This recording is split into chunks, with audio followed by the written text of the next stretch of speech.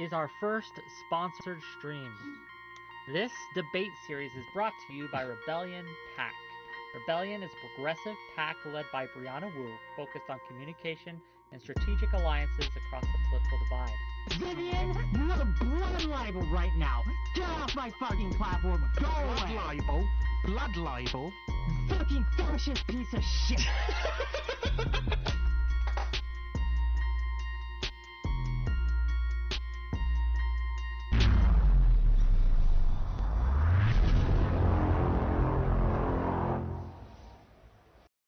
Let's check in with our boy Wick, King of the Jews. Some could say he's just trying to raise awareness for an important cause. Well, let's see how often he's been raising awareness. So this one, right? Welcome. This was on October 10th. Israeli-Palestine has exposed many as monsters. Who do we think he's talking about? He's probably just being neutral. He's like realizing on 10/7 anti-Semitism had been born. And he's like, whoa, anti-Semitism? Let me put my coat on. This is bad. And then since 10/7, we've had 1, 2, 3. Oh, lefty anti-Semitism. So monsters, and now left's anti-Semitism. When is that? What was the date of that one? Oh, the 13th of October. So we got 10, 13. So he went 3 out of 4 days. Israel. We have another one. So this is what, 4, 5, 6, 7, 8, 9, 10, 11, 12. So 12. 1 for every 3 Israeli babies that were killed. Is he trying to dedicate an episode per dead 10/7 baby? Is that the goal of the advocacy? The goal? I mean, we're not worried about the Nazis that are out here. We're not worried about Charlie Kirk saying that the Jews control the blacks to come against the whites. We're not worried about Candace and Tucker doing white genocide rhetoric where the Jews control the blacks. No, we're not doing any of that. None about all the Nazis. He really needs to focus on Israel.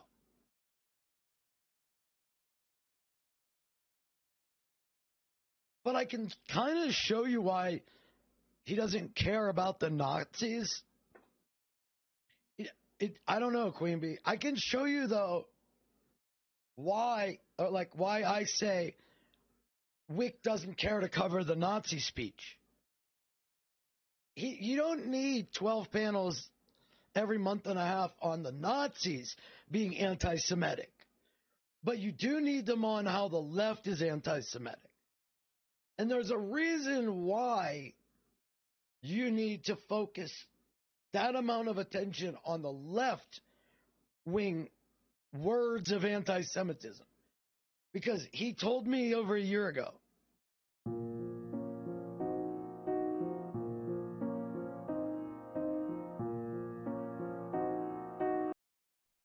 Apologies. No Carry worries, no worries. Okay, so the judge in Florida that approved the search warrant for Mar-a-Lago, Yeah. they had to cancel Shabbat services the next day out of fear. And a little bit of insight and background. I grew up in Squirrel Hill in Pittsburgh, which is where Tree of Life is. I spent a lot of my childhood in Tree of Life. I was heavily involved in my temple youth group at another local temple. My ex-wife's family was less than a quarter mile from there. So that really hit me personally. And the question is, if Nazis got a permit to march around my temple and they're legally allowed to do it with their long guns, do I have any rights to keep my temple safe and open? Sure, wait, keep my temple safe. Like, that's such a loaded kind of question because what constitutes safe, like, uh, you have the rights to like everyone in your temple, right? And has the right to be safe. As in if the Nazis or the Proud Boys or whatever group is outside with guns protesting in front of your place, they do not have the right to actually go in your place, for example, or break in because as I understand it, it's a private building, Yeah, like it's not a public thing. yeah. It's not a government state house or something. Um, you also have the right, I believe, to ingress and egress, right? To go in and out unimpeded. Um, but the yeah, that's where it is. Like the problem here, right? The problem here is if we try to limit the rights of those odious individuals to do these kinds of protests, right, where they go in front of the Tree of Life or they go in front of these other temples and they protest. What are they protesting, Wick? Wick, Wick. Can you help me? The Nazis that are outside the temple protesting. What is it that they're advocating for? What are they protesting against? Can you tell me? Ops us. An odious idea? What is the odious idea? What is it, buddy? Buddy? What is it that they are advocating for? Us from going to the Supreme Court's house, right? The Supreme Court Kavanaugh's house, and when they overturn Roe v. Wade and protesting in front of their house. It keeps us from going to the drag queen to kind of show our support and protest there. It keeps us from being able to protest. Now, I don't think Nazis, permit or not permit, should have a right to march out your temple because what they're marching for is your death. And that doesn't seem like a cause. That seems like genocide. So, free speech advocating to kill you isn't free speech. But that's not Wick's take here. My line, I could just tell you my line. Yeah. Right? Like, it's about expressing ideas. If you said, if you want to express an idea, you should, no matter how terrible the idea, in gang, if you want to chip clip me, you can, but you're gonna look silly. If you said I don't want any trans people, right? I think trans people are wrong, and I think that they shouldn't exist. Right. You should be able to express that idea and that belief. You should be able to advocate for it. As odious as I find it, right? You should be able to have that idea and express it. Just as I should be able to express to them what would be an odious idea of no, trans women, trans men are men, and they should be afforded the same rights, privileges, and in fact, they should have access. Government should give them access to the medical treatments that they need when they need it. What are we talking about here, bro? They would stop express their odious idea again. Us allowing them to express their odious ideas allows us to express our ideas because again, while like there's no such thing as absolute free speech that exists in this earth. Like Right. no government, no institution, no group has and allows absolute free speech.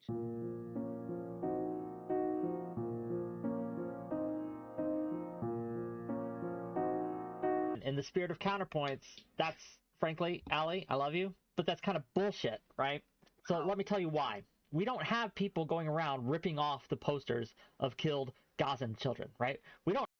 I said to Wick, this is me to Wick, dude, I'm personally asking you to stop. You've labeled Sam Cedar, David Packman, and my whole Jewish family anti-Semitic.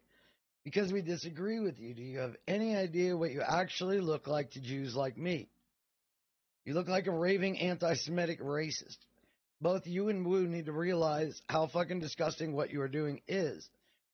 You told me we don't know what's in someone's heart wearing a Nazi uniform around my temple, but now you insist ripping a poster could only be anti-Semitic. Fucking disgusting. You say I should fight for the free speech rights of Nazis, but look how you are behaving when you don't approve. So Nazis get free speech, but Jews like me should shut the fuck up. Holy fuck, log off. And then I got a response, believe it or not. What was that response? What was that? Fuck off. People are getting beaten to death for being Jewish, and you don't say shit. Go away. Free speech. Free speech Wick out here doing the Lord's work, right? Doing the Lord's work. People in the United States. I mean, people just forget about the Bush years and the aftermath of 9/11. There's, just in this country without even getting into the history of that region, right? I think that's really fair. And I would hope in my public statements I have not minimized that, because it's not something I would want to do. I do see my Jewish friends hurting, though, and I do want to speak up about that. In the he probably does. Again, in the spirit of counterpoints, that's frankly, Allie, I love you, but that's kind of bullshit, right?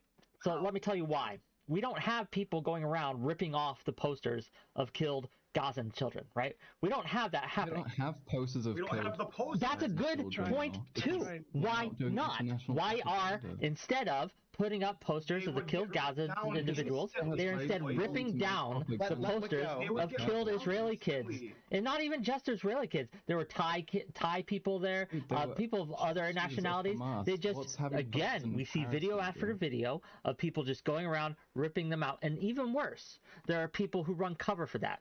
Very, again, big streamers, Remlo. Are actually bringing hostages to London or something? Do you think that they're actually bringing the hostages to those places? Because it's not what would the what do you think the purpose of this posters are? For a reason, right? It's so they can barter with them. The purpose of posters is to spur sympathy for the Jewish people that are being affected by this war and conflict. That's what those posters are for. Yeah. Again, and why rip them down? What possible non-anti-Semitic reason could you have for ripping those down? What I would point you to is what possible non-anti-Semitic reason can I have for Nazis around my temple, you fuckface? This is why I was shut the fuck up. You look terrible. And why it was coming from me to tell him to shut up. I said it to him privately. I was like, dude, you need to shut the fuck up. You look like a fucking idiot. You look like a fucking idiot because I have tape of you advocating all this free speech for Nazis bullshit.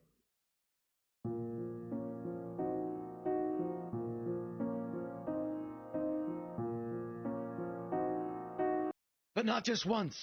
For us to by the failure of the left to protect Jews, to protect and make there be space for us to have an ability to talk about our problems. Well, I'll give you an example from my chat. Unfortunately, the Rustic Fool is saying shit like 12,000 dead Palestinians, and we were having our third panel talking about the feelings of Jewish people in America, not even specifically Israelis, right? So he's not saying Zionists. He's saying Jewish, Jewish people, Jewish people's feelings being discussed. How dare we?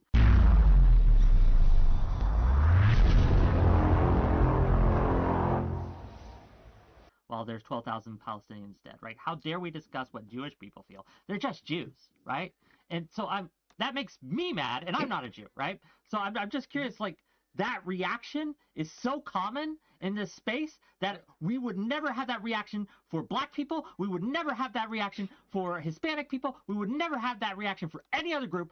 But because it's Jews, no Jews, no news. Unless Jews are doing it, it doesn't count, right? And if it affects Jews, fuck them. And that is disgusting to me. So Rustic Fool, fuck you. Anyway, carry on.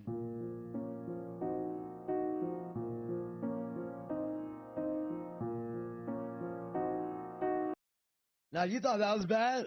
You thought that was bad? You thought that was bad? It got better. It fucking got better.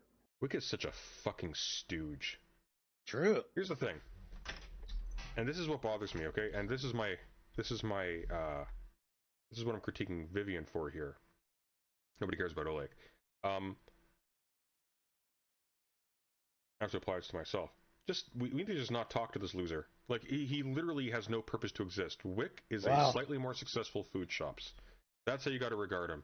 He doesn't stand for anything. What up, Mayor? He Best streamer on He's Twitch. He's not going anywhere. He exists to do exactly one thing, and that is wear people out. And that's it. His value is purely negative. You was crazy saying they kill hundreds of journalists. Except for me, because I make money laughing at him. Did you not hear about the AP strike in this building? And then we look into it, and no one fucking died? You understand how that's blood libel? What? Blood libel? Fuck you, is it blood libel? Fuck you you, little Vivian. shit. Fuck you. Dirty little fucking shit. You are the one who accused and lied on my platform. You fucking lied. Caught red-handed. You lied and said that Israel killed hundreds of journalists in a fucking AP building bombing. And then when we look into it, it was a fucking lie. Vivian, you are blood libel right now. Get off my fucking platform. Go away. Blood libel. Blood libel. You fucking fascist piece of shit. You watched him say, I should support the right of Nazis to have disgusting free speech. And then we look into it, and no one fucking died? You understand how that's blood libel? What? Blood libel?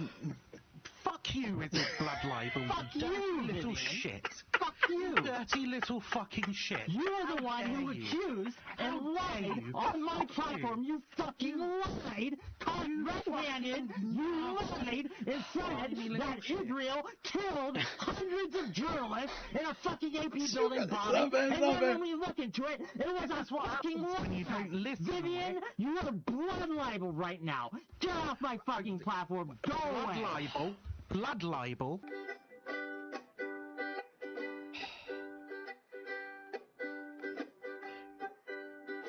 Hello, hello, hello, and welcome to yet another episode of Wick TV, a cross-ideological space where we come together to discuss issues both political and cultural, from the silly to the serious. Gang, we got a good one for you today. This debate series is the second in a two-part series sponsored by Rebellion PAC. Rebellion is a progressive PAC led by Brianna Wu, focused on communication and strategic alliances across the political divide. Rebellion believes that we can't solve problems without talking to each other about them, and we strongly support the mission, Wick.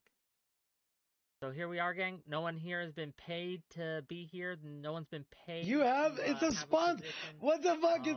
This is a stream sponsored by Brianna Wu, but also nobody's been paid to be here for this sponsored stream. No, nobody's been paid to be here for the sponsored stream.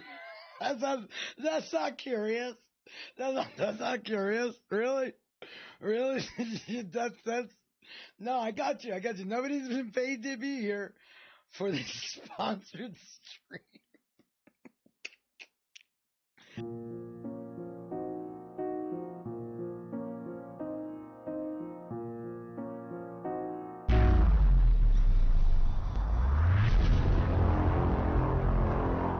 All right. I think I finally got the dual streaming down. It looks like the YouTube stream is actually up. It only took me a month to figure it out. Which is great. That it only took a month. But now I can stream on both sides. And yeah. It makes me feel better. What up, Esho? What up, Joseph? What up, Lee? Anybody else that might be hanging around either on YouTube or elsewhere? I hope everybody is having an amazing day. What up, Missy? I need to figure out how to get. Oh, look, it actually puts the YouTube chat up there. Nice. That's new. That's new. I'm a douchebag. Okay, so what are we doing today? Special stream. Not going to be a full length stream. We'll start with some memes just to kill some time. I'm hoping that the little fake iPad thing that I use will turn itself on. It's there it goes. It's about a month old. It works when it wants to. But it was like $80 to be able to have the like dedicated thing for the what you call it, the soundboard. So yeah, that's where we stand. I don't know if anybody else streams, but there's a software called Touch Portal. It's like $20 for life, and you can do like it's free, but if you want to actually use it. It's like $20. It's easy as hell to use, and you can set up like almost anything you want. Soundboards, scene changes, all kinds of stuff. Yeah. So here's what we're gonna do. We're gonna do some memes, like I said, and then I have a video that I meant to play a while back. It's called Touch Portal. Like here, see if I can show you real quick. The soundboard thing. This is how I have it set up.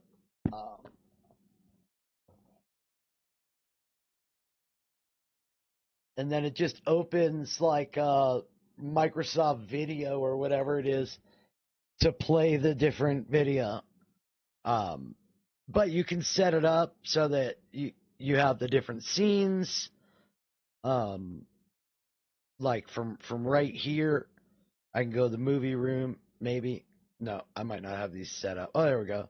Poker room, movie room, news room, funky room, all these things, yeah. So, right. What up, T-minus? So, yeah, it's pretty cool. It allows you to do like... If that's the case, we need to be more homophobic. We need to take it up a notch. Right, I didn't think about that.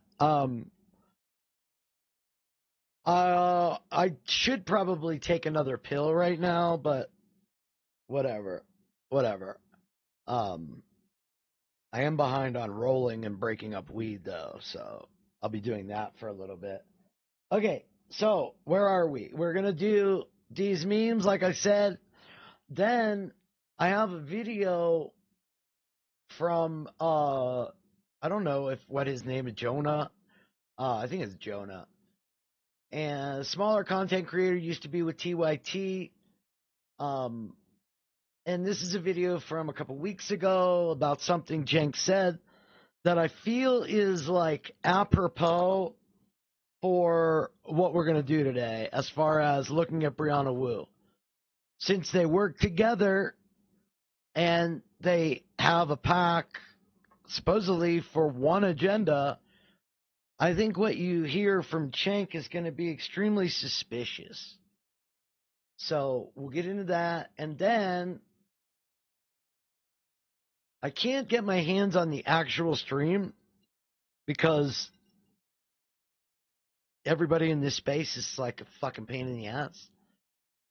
When they want something, but like never in a hurry to do something.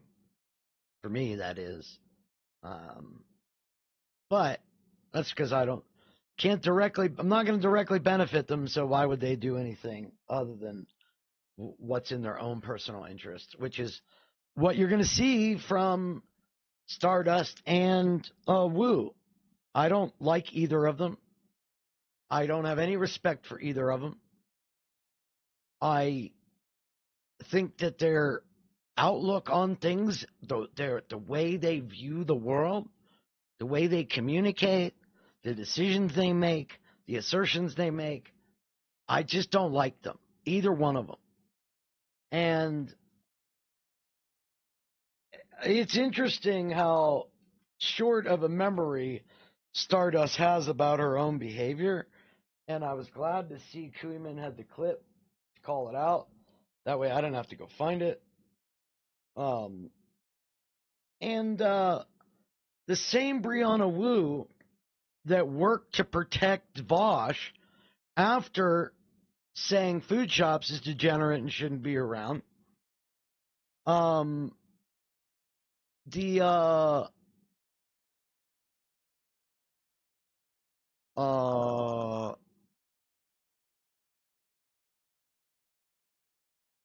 Okay. The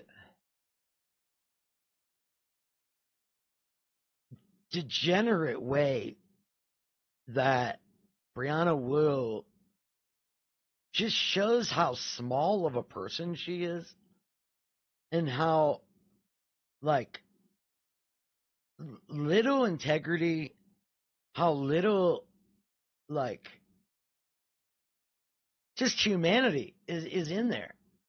How selfish, how narcissistic, sociopathic, whatever fucking words you want to assign to it. And so we're going to go through that. Chank videos, I think, like 17 minutes. I think there's about an hour of that stream from Koeman. And that'll probably wrap it up unless something pops up that I want to talk about. So let's just fuck around with some memes. I got to grab something real quick, and I'll be right back. You have African-American rappers saying N-word this and N-word that, but a Caucasian say it. can't. Just so say it. Say what? Say the word you want to say. I'm not saying that I want to say it. I'm just saying that I can't. Sure you can. Say it. Say it right now.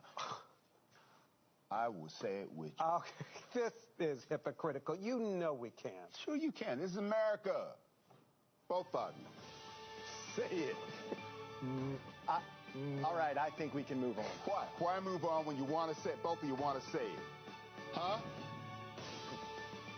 All together, everybody. Didn't expect her to go nuts.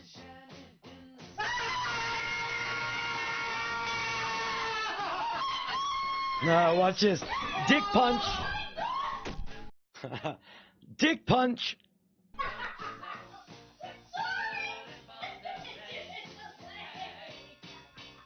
So funny.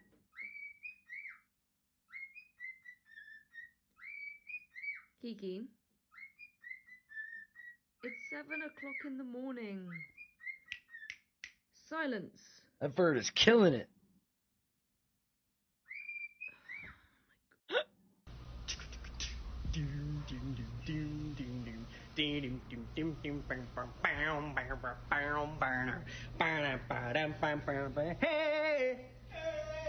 Hey Siri, my dad died. I'm so sorry. Can I cheer you up? Sure. Tell me a joke. Knock knock. Who's there? Not your Not dad. your dad, Mayo. Let me make this clear. I want to make it super clear. So, tell me what God is interfering with. Take that out of my... Oh, okay. Whoa.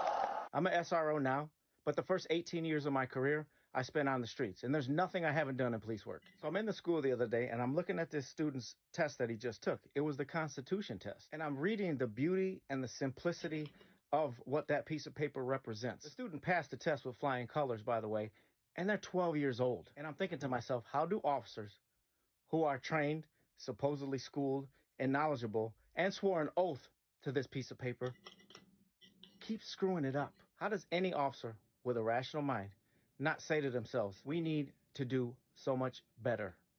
I wasn't close to my father when he died, which was lucky. He died to a landmine. A lot of things changed since I got my girlfriend pregnant. Like what? My name, my address, my phone number. What do you call it in a wheelchair? What? An RCXD.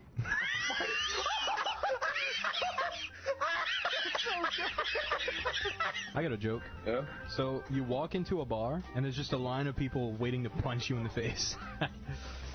Oh my god. Yeah, that's the punchline. Boo! Oh! Punchline. Boo! I found a white girl.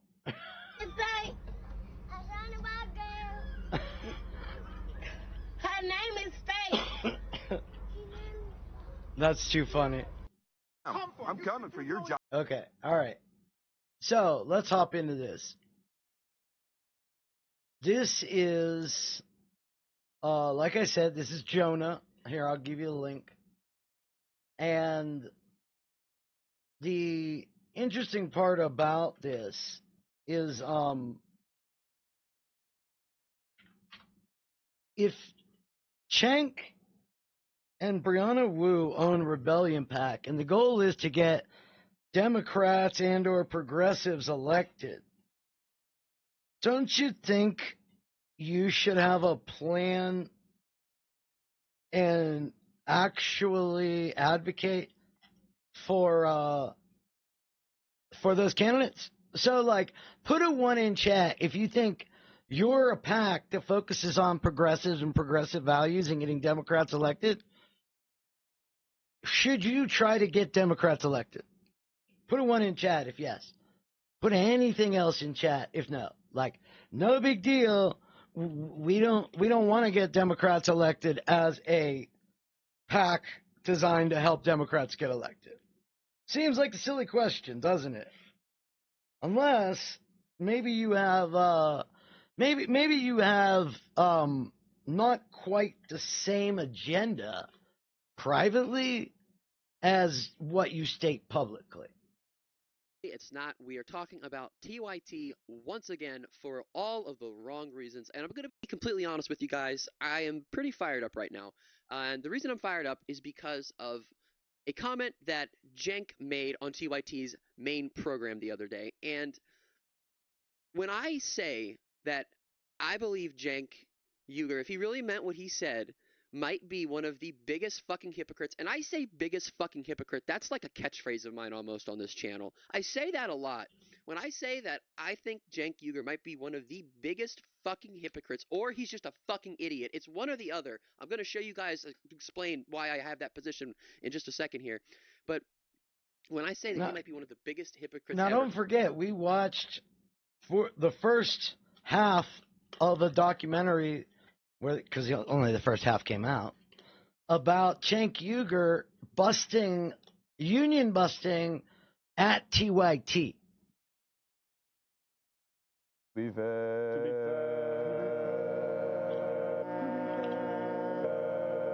Maybe.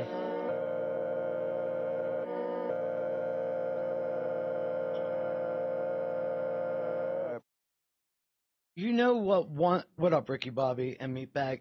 I will give TYT credit insofar as the people that work with TYT disclose that they work with TYT. Just like Midas Touch, because I had somebody ask me what's the difference between being a part of Midas Touch and being a part of Progressive Victory. And I was shocked that that was even a question, because everybody knows who works for Midas Touch, because they disclose it. In fact, one of the people that I found out has something to do with Progressive Victory, don't know if they're paid, don't know the relationship, but they were on a panel with a bunch of other people that are getting paid. And somehow in their bio, they disclose their relationship with Midas Touch. So if you have a relationship with two organizations and you promote them both, but you only disclose you're paid by one of them, why? And if you don't have a fucking question about that, you're the moron. Like, it's just that simple. Well, I wonder why all these people are so proud of Progressive Victory, and they work for them, and they get paid, and they promote it, and they say how great it is, but they're hiding that they're part of the organization. I wonder why. I'm sure there's no reason. You must be wanting to do drama. Stop doing drama and start talking about rapes. I mean, God fucking damn, this clip, I You're hiding thought it something. was an April.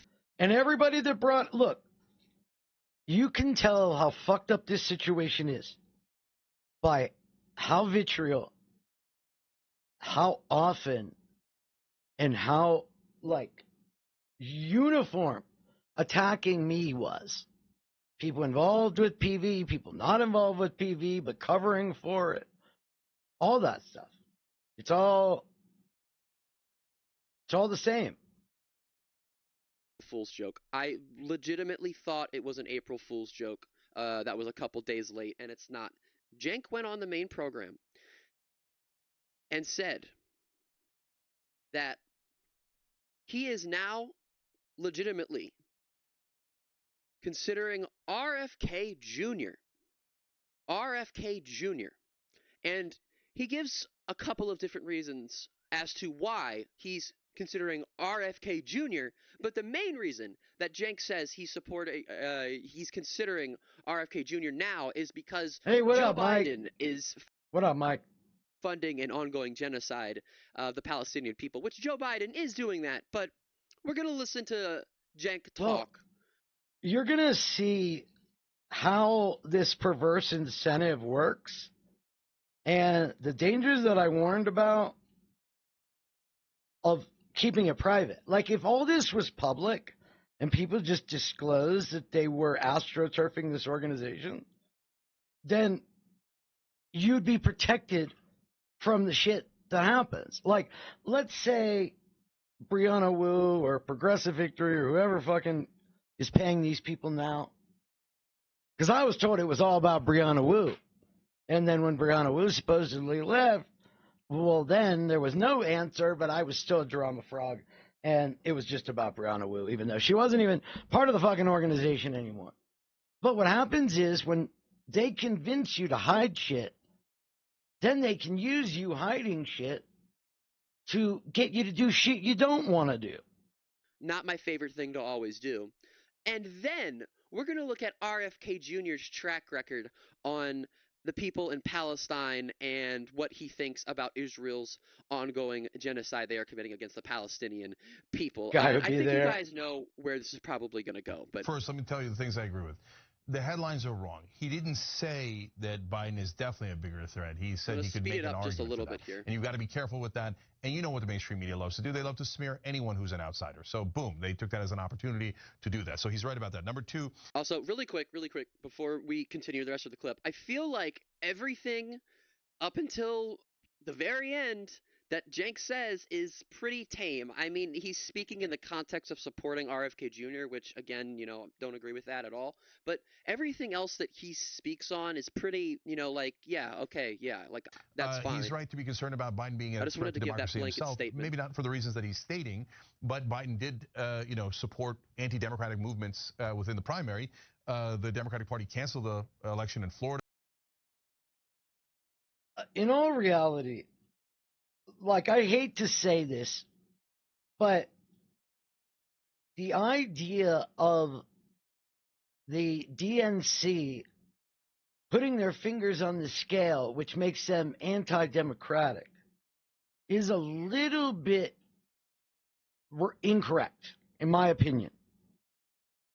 The DNC is not designed, neither is the RNC, is not designed to create an altruistic contest without putting its finger on the scale. The DNC's job is to run the Democratic Party, not create the perfect democracy for the party. Like, they are a corporation that is a nonprofit corporation that is the organizing and funding wing of the Democratic Party. They're not set up to just let's collect money and have no agenda and just see how things shake out. So did they screw Bernie over? Yeah. But that was their agenda. That's what they're paid to do. That's how they raise money. They're a corporation. Expecting a corporation to somehow be altruistic, I mean, that's just misguided in itself. Florida, they try to keep out every candidate in North Carolina, Tennessee, etc. So they love to rig elections. Yes, I use the word rigged, okay? So you can go cry about it if you're... So here he is attacking the Democratic Party. Now, if you want to point out issues you have with the Democratic Party, great. It is a little odd to raise money in an organization designed to help Democrats while using your organization to attack the Democrats that you say you're there to help. After running a fake presidential campaign, claiming Biden can't win, he's incapable of winning, and somebody has to step in. And that was going to be you big giant failure. And now, after wanting Democrats to be in power, supposedly, then running an anti-Democrat campaign, then doing this.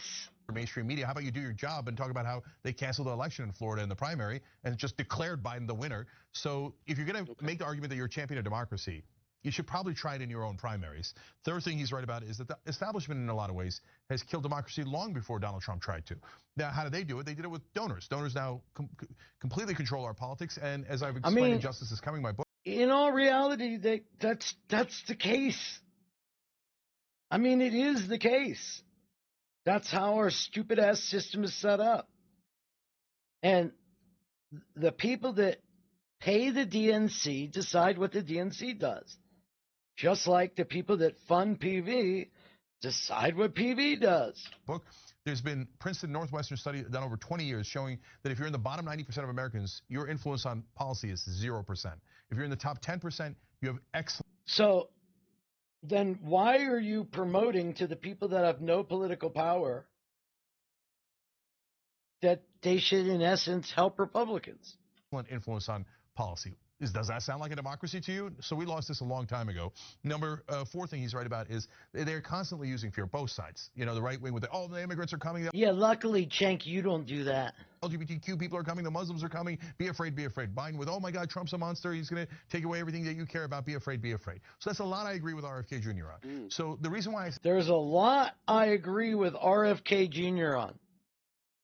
Can anybody else say that? Anybody? Anybody here? Anybody here say they agree with like a lot of what RFK believes? You know, 13 people that don't agree with RFK? His family, who all came out, got together, and supported Biden. So RFK's own family says RFK's an asshole, and you are like, he's better than Biden. I say it's a trick, though, is yeah, so you guys heard what he said. You know, there's a lot he agrees with RFK Jr. Trying to have it both ways because he's trying to get Republican and Democratic voters. So he wants to say something that'll appeal to Republican voters. Or maybe Biden's a bigger threat to democracy. Come Republicans, vote for me. Then when people get okay, so what you're saying is RFK is a liar. Got it. Mad at him and yell at him, and he thinks he's going to lose Democratic voters. He comes out and goes, no. I meant this, and this. So that's the old plausible deniability trick, right? Where you say something to get votes from one side. And then when you're caught, you say, well, technically, I didn't say that. But, brother, why did you frame it that way? You know, when I say it, I'm very clear about what I'm saying. There's something RFK Jr. is he's very, very clear and explicit about something, Cenk, that he's not doing any both-sided shit when it comes to one very specific issue, Cenk. Whereas he's now become a little bit of a politician and hence plays these games. So, but the most surprising thing is, for the first time today, I'm now considering RFK Jr. Now, what? I know. So I run a PAC to help Democrats, but also I'm actively working to discourage Democrats getting elected. Got it. You're a fraud. You're a fucking fraud. You're a fraud. No, shocking, right? And no, you're a fraud. No, hold on. Let me tell you why. Because you're a fraud. That's why. Because you're a fraud. Just like Brianna Wu, your business partner, you're a fraud. You're both frauds. You're both full of shit. You'll say whatever you want publicly to get what you want, and then you'll take no responsibility for what you did and said. Pretty simple. You guys are two peas of a pod. Is it because I think, oh, maybe he's right about vaccines? No, he's cuckoo for Cocoa Puffs on vaccines. And on several other things where he believes in conspiratorial... Right. And he believes climate change is like kind of real, but also we should solve it with free markets. Right. Theories that I don't believe in at all. So why on God's green earth would I consider RFK Jr.? Well, until now I hadn't because of those crazy things that I don't. Yeah, big room. I got the dual streaming worked out So even though the YouTube numbers are going to be ridiculously low for a little bit, at least now I can stream on both at once.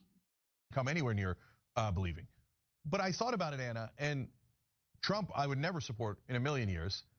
Biden is now funding a genocide and... All right, so RFK, if you look at the whole thing, it makes sense. Yeah, I'll vote for RFK because he'll protect Palestinians, because unlike Biden, RFK really has a grip on this Middle East conflict and really cares about the Palestinian people.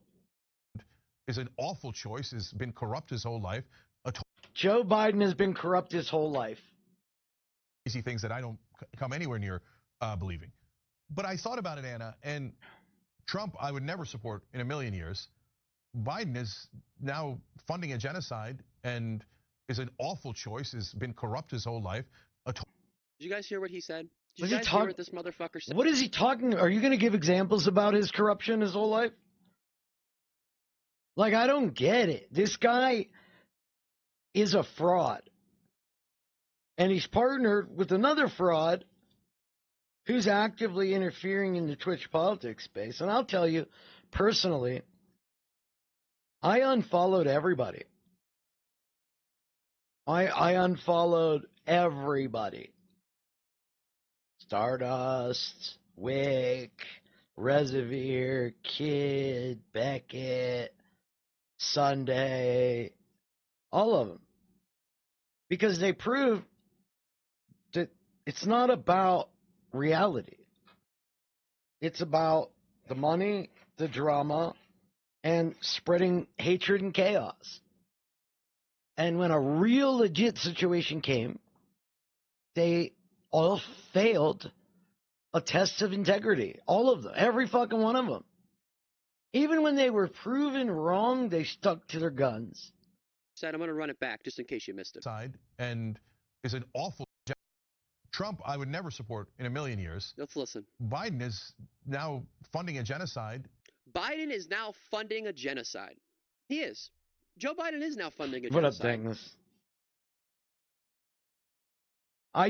I unfollowed Lonerbox, actually, and Pondering Politics, and yeah, every one of them, because I find it gross. And I find the idea, and what's up, Dangus? I find the idea that people will sit there and argue that hiding your political affiliations with organizations that are paying you is the same as not hiding it. It's the same. And that somehow I haven't made it extremely clear that's the problem. That I haven't over and over again said I don't have a problem with the mechanisms. It's fine when TYT does it. It's fine when Midas does it. It's fine when fucking... there's a couple others. I can't think of them right now. It's fine. It's fine that Daily Wire does it. Because we know who works for who. But when Trump goes to the bodega and they start chanting 4 more years, and then you find out they're all political operatives. Yeah, almost. When you find out they're all political operatives, does that bother you? Does it bother you when the media looks at a event and says, look, people actually are like coming out for Trump, but really they're just Republican operatives being paid to be there? Are you good with that? Or do you think they should tell us? Obviously, they should tell us. But if you think that they should disclose it, but, you know, it's fine that you don't disclose things, then that's no different than junglers saying, basically, we should be able to get away with January 6th because the summer of 2020 happened. It's nonsensical to say I should be able to get away with a crime because other people got away with a crime, but that's the mentality of people around here. But God fucking damn it, RFK Jr. I'm about to show you guys the fucking clips. I'm just going to play them instead of sitting here rambling. This motherfucker, this is breaking points. And then there's also a Reuters interview. He literally just straight up says, yeah, fuck them. He literally says, fuck the Palestinians. He says that in this clip. The Palestinian people are arguably the most pampered people by internet. The Palestinians are the most pampered people. Also, anybody supporting Palestinians on campus is getting arrested. National aid organizations. Are you kidding me? The Palestinian people are the most pampered people by international aid organizations in the entire world. That's the person that Cenk just said he... Don't we give Israel like $3 billion? How much do we give Palestine? He is now considering. Cenk, the person who goes on Piers Morgan's show. This who gets is on a the guy main by TYT the name of Jonah. He used to be with TYT, but left after the Anna stuff. Who goes any chance he gets. He even fights with his own co-hosts about how Israel is an apartheid regime. The Palestinian people are living under an apartheid regime, and they are committing a genocide against them. That's Cenk, but he's considering this guy. This guy. Even before this war, 78% of people in Gaza said they had, not enough food to eat. Right. And why is that? Why are you blaming Israel? In part, it's Hamas, and in part... Why are you blaming Israel, who cut off all their food and stole their land? It's the fact that Israel imposed a blockade and talked about putting them on a diet. If your neighbor, first of all, Israel has no obligation. It's not Israel's fault that Gaza is poverty-stricken. Ladies and gentlemen, the candidate Cenk is now considering. You see what I'm saying? Okay. This is why Cenk is a fraud. Because he can't seriously be saying this. He can't, it's funny, meatbag. He can't seriously be saying this. Other than his agenda is to keep Democrats from getting elected. Like, what's the other explanation? I have been actively promoting to not vote for Biden for 6+ months now, even though I own a PAC to help Democrats get elected. You're a fraud. Okay. It should be one of the wealthiest states on the Mediterranean. They have no control over their own territory. Of course, if you go to war, everything that comes in and goes out. If you go to war, no, Crystal, why are you blaming? Why do you insist on blaming Israel? I'm not a big fan of breaking points. And Republicans will call this anti-Semitic. Israel cut off their food supply and controls the flow of goods. Why are you being anti-Semitic and supporting Hamas? Myself, but thank God Crystal Ball was pushing back on this absolute fucking disgusting dumb shitbag here, RFK Jr. But again, we have something else we're going to look at. Cenk, you cannot seriously go on your show and say, I am now considering RFK Jr. If you actually believe that the Palestinians are being genocided and Israel is an apartheid regime, because this man doesn't think that.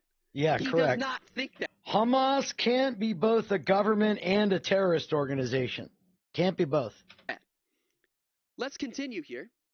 I mean, technically, the GOP does it, but, like, fundamentally, you're either the government or you're not the government.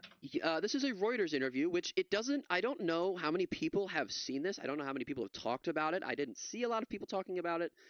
This Reuters interview is from March 20th. It was posted on March 20th. It only has 11,000 views, so not a lot. Reuters is a pretty big outlet. And the title of this interview is RFK Jr. says Hamas must be destroyed. And you remember, Joe Biden he's the one who he is funding a genocide, and that's one of the biggest reasons. Cenk says that he is now supporting, or considering, I should say, because he didn't say supporting, he said considering RFK Jr. And what's also funny to me is in the clip, you guys heard it, Cenk literally told mainstream media to do your fucking job. TYT is the equivalent of mainstream media when they do shit like that. Cenk is either completely 100 million% uninformed about RFK Jr.'s rhetoric on this. And if that is the case, then that's completely fucking irresponsible. They have millions of subscribers and also are one of the main outlets, news outlets, at least supposed alternative media. Yep.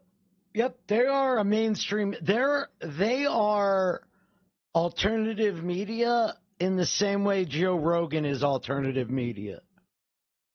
That routinely always covers the ongoing genocide of Palestine. You can't get on the fucking show and say, I'm considering RFK Jr. now. You can't do it. You can't have it both ways. And the second part is, Cenk's a fucking hypocrite. I like to try to give the people the benefit of the doubt. I really do. It may not seem like that the way I talk and say shit on this channel, but he was sitting there, you know, he was talking about how irresponsible and how shitty mainstream media is, and then he was talking about I'm blanking on it now. He's talking about something else, and he was sitting there saying, well, you know, these things are this, but then he turns around and says this dumb shit. I don't know. It doesn't match up with what he said before. It just doesn't make any sense. Nope. And again. Because he's a fraud. If he didn't know that RFK Jr. thought like this, and this is his position on Israel-Palestine, then that's just completely irresponsible, and it makes TYT not trustworthy. Wait, TYT was trustworthy? Been having opinions that have changed on TYT as of late, but this is just a whole nother level of garbage, man. In Los Angeles, independent U.S. presidential candidate Robert F. Kennedy Jr. offered staunch support for Israel, calling it a, quote, moral nation that was justified in responding to the Hamas militant group in Gaza. Justified in the response to the Hamas militant group in Gaza. He literally thinks that it's justified. And he says it. He openly, proudly says, I support the Palestinian genocide. And Cenk said he's considering him. Again, I thought it was a fucking April Fool's joke. You can't make this shit up. This type of shit right here, I don't like saying stuff like this. I really don't. And again, I probably should have said this at the beginning of the fucking video. I don't think that talking about other progressives all the time and always shitting on them for maybe a shitty take they had is always the most productive thing. Agreed. But there's a difference between, you know... You know who you should shit on, though, is fake progressives who lie about being progressive. And then when they get caught doing that lying, they lash out. Just talking about someone or whatever and actually holding someone accountable for something that's extremely irresponsible. And I hope that that's what people are taking away from this video right now. I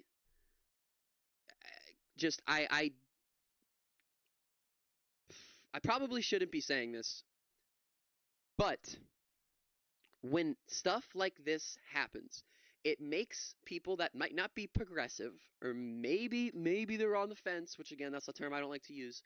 When you see Cenk be this much of a fucking idiot, it makes people that use just the most dumb shit to weaponize not supporting progressive things. When you see someone like Cenk be this fucking stupid, especially when you're supposed to be the progressive voice, it's just going to make other people that might look at something like this and be like, oh, you know, maybe I think like this. It's going to just drive them away. It's going to make people, I probably worded that really fucking badly. I know I did. But this is going to make, I guess, people that might not be so progressive look at this and be like, well, what the fuck? The world community has isolated Israel and said, you're on your own. And I think as long as the world community has isolated Israel. Poor Israel. No support around the world. Israel is in that position. Its only choice is to destroy Hamas.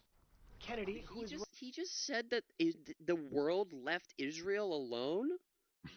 This is the guy that Cenk said he's considering? Brother, this is... Running against both I don't know what timeline we're in now, but... candidate Donald Trump is facing the steep uphill battle of an American third-party candidate.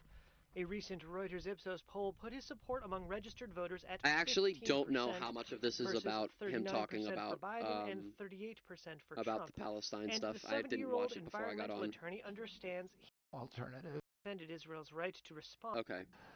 for hope, for faith in the future, for somebody who inspires them, for somebody they like. Biden has defended Israel's right to respond to the October 7th attack by Hamas, but the president has stepped up pressure on the Middle East ally to reach a 6-week ceasefire in the conflict.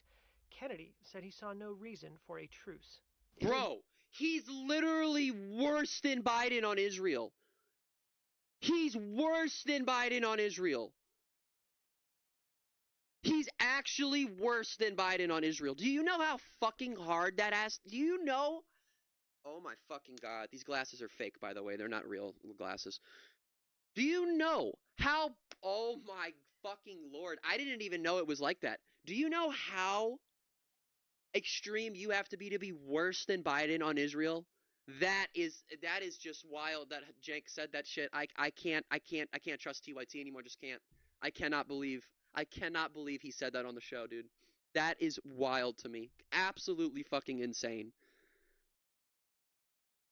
That's crazy. I gotta go back. Maybe my brain tricked me. I feel like did my brain trick me? We're rewinding it here. Let's see. But I thought about it, Anna, and Trump I would never support in a million years. Biden is now funding a genocide. I don't know, man. I don't know. That's fucking bullshit. That is just some bullshit, man. Israel was in a ceasefire on October 7th. So what would be different this time?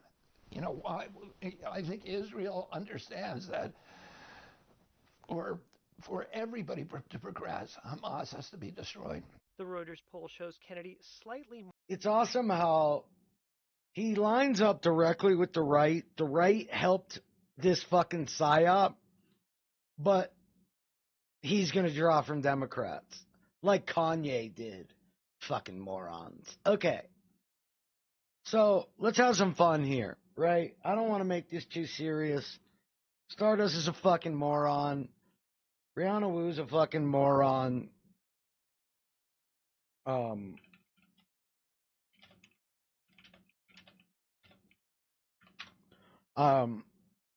Okay. Stardust is a fucking moron. One of the biggest funny, timeline of her being a fucking idiot. While I said Elon Musk is a genius at extorting governments and making himself valuable to governments, he bought Twitter for that reason. He didn't buy Twitter to make a profit. He bought Twitter to make himself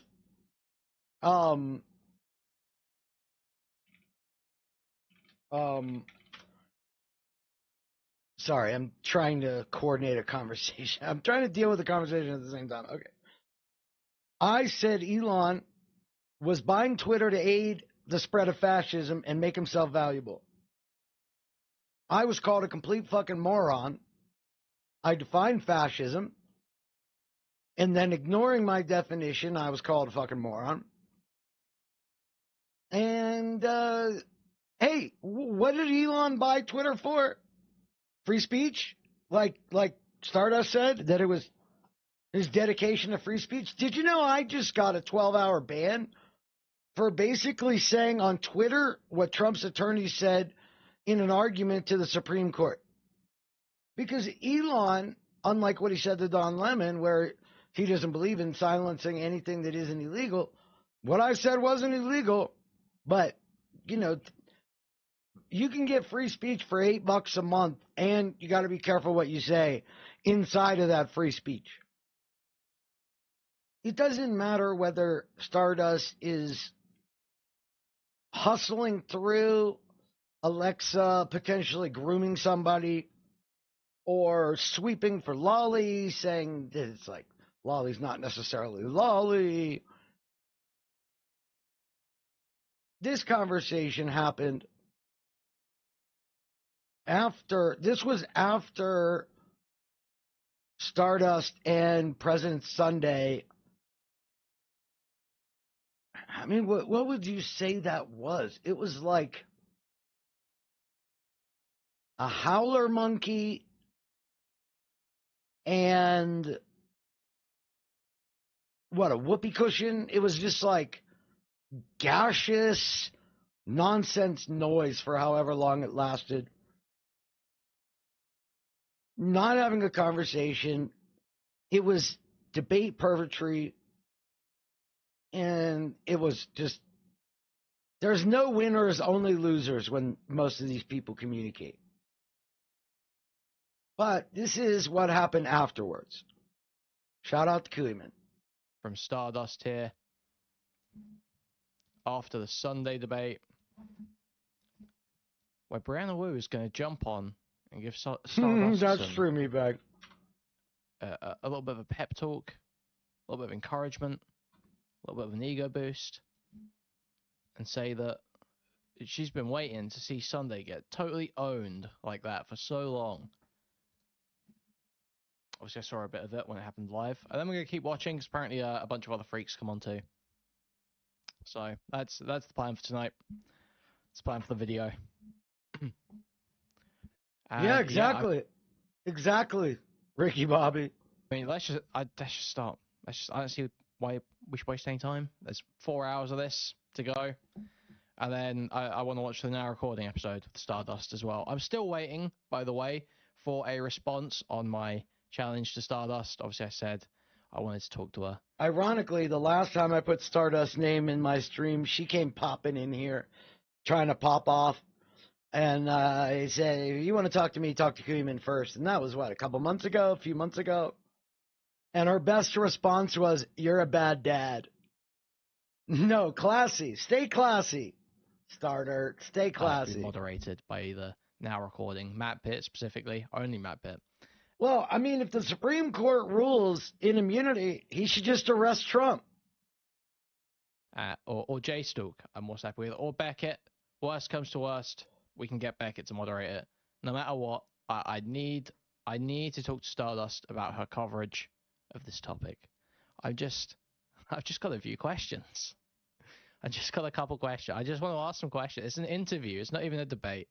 It's more like an interview. Okay? I just want to know her opinion. All right?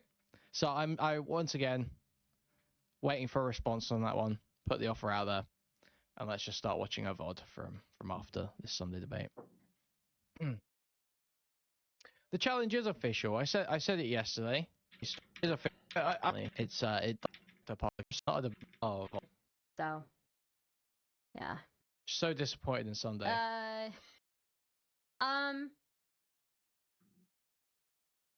What's up, lovers of alcoholic pseudo-intellectuals? Jesus Do people Christ, actually believe she won?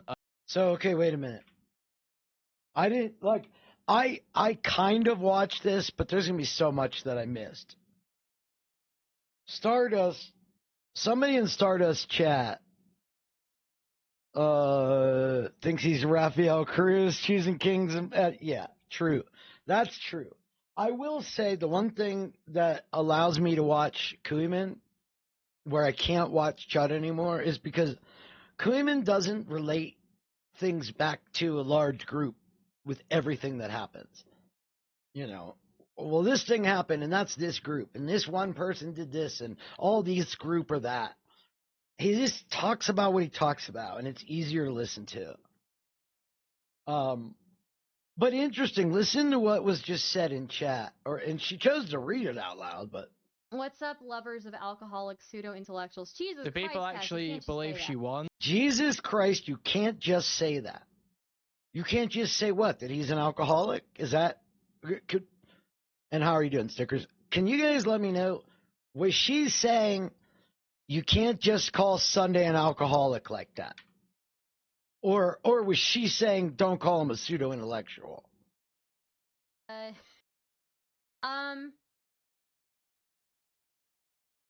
What's up, lovers of alcoholic pseudo-intellectuals? Jesus Christ. Do people actually believe she won? Yeah, I never know what people actually believe. But there are certainly people saying that, yeah. Yeah. Okay. I mean no ill will. But I feel like Koeman's hair looks like what Donald Trump's hair would look like if he had more hair.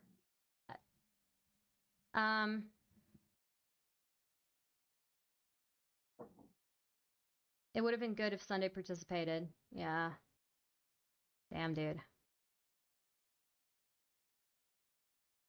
4 more years. Wow. Stardust, one day you should check out the Pred catching drama community. It's insane and well worth a look. I think they're so fucking cringe, you know? Fucking wild. Man. Yes. Other people other than Stardust are cringe. Yes. Fucking wild. 4 more years. Did you guys see that that Pearl Davis went to India? And there's like a picture of her in a sari and stuff. Who's Pearl Davis? Just pearly things?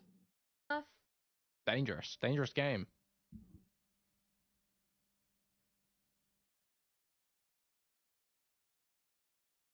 People like Leroy think Stardust won. That's unfortunate. Most of the online locales, the only two I find serious are Dylan Burns and Lonerbox. I don't think so. I mean, I think there's some good people out there, but I heard Brianna Wu say something about Dylan going through something.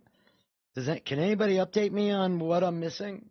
But I just think that I'm disappointed.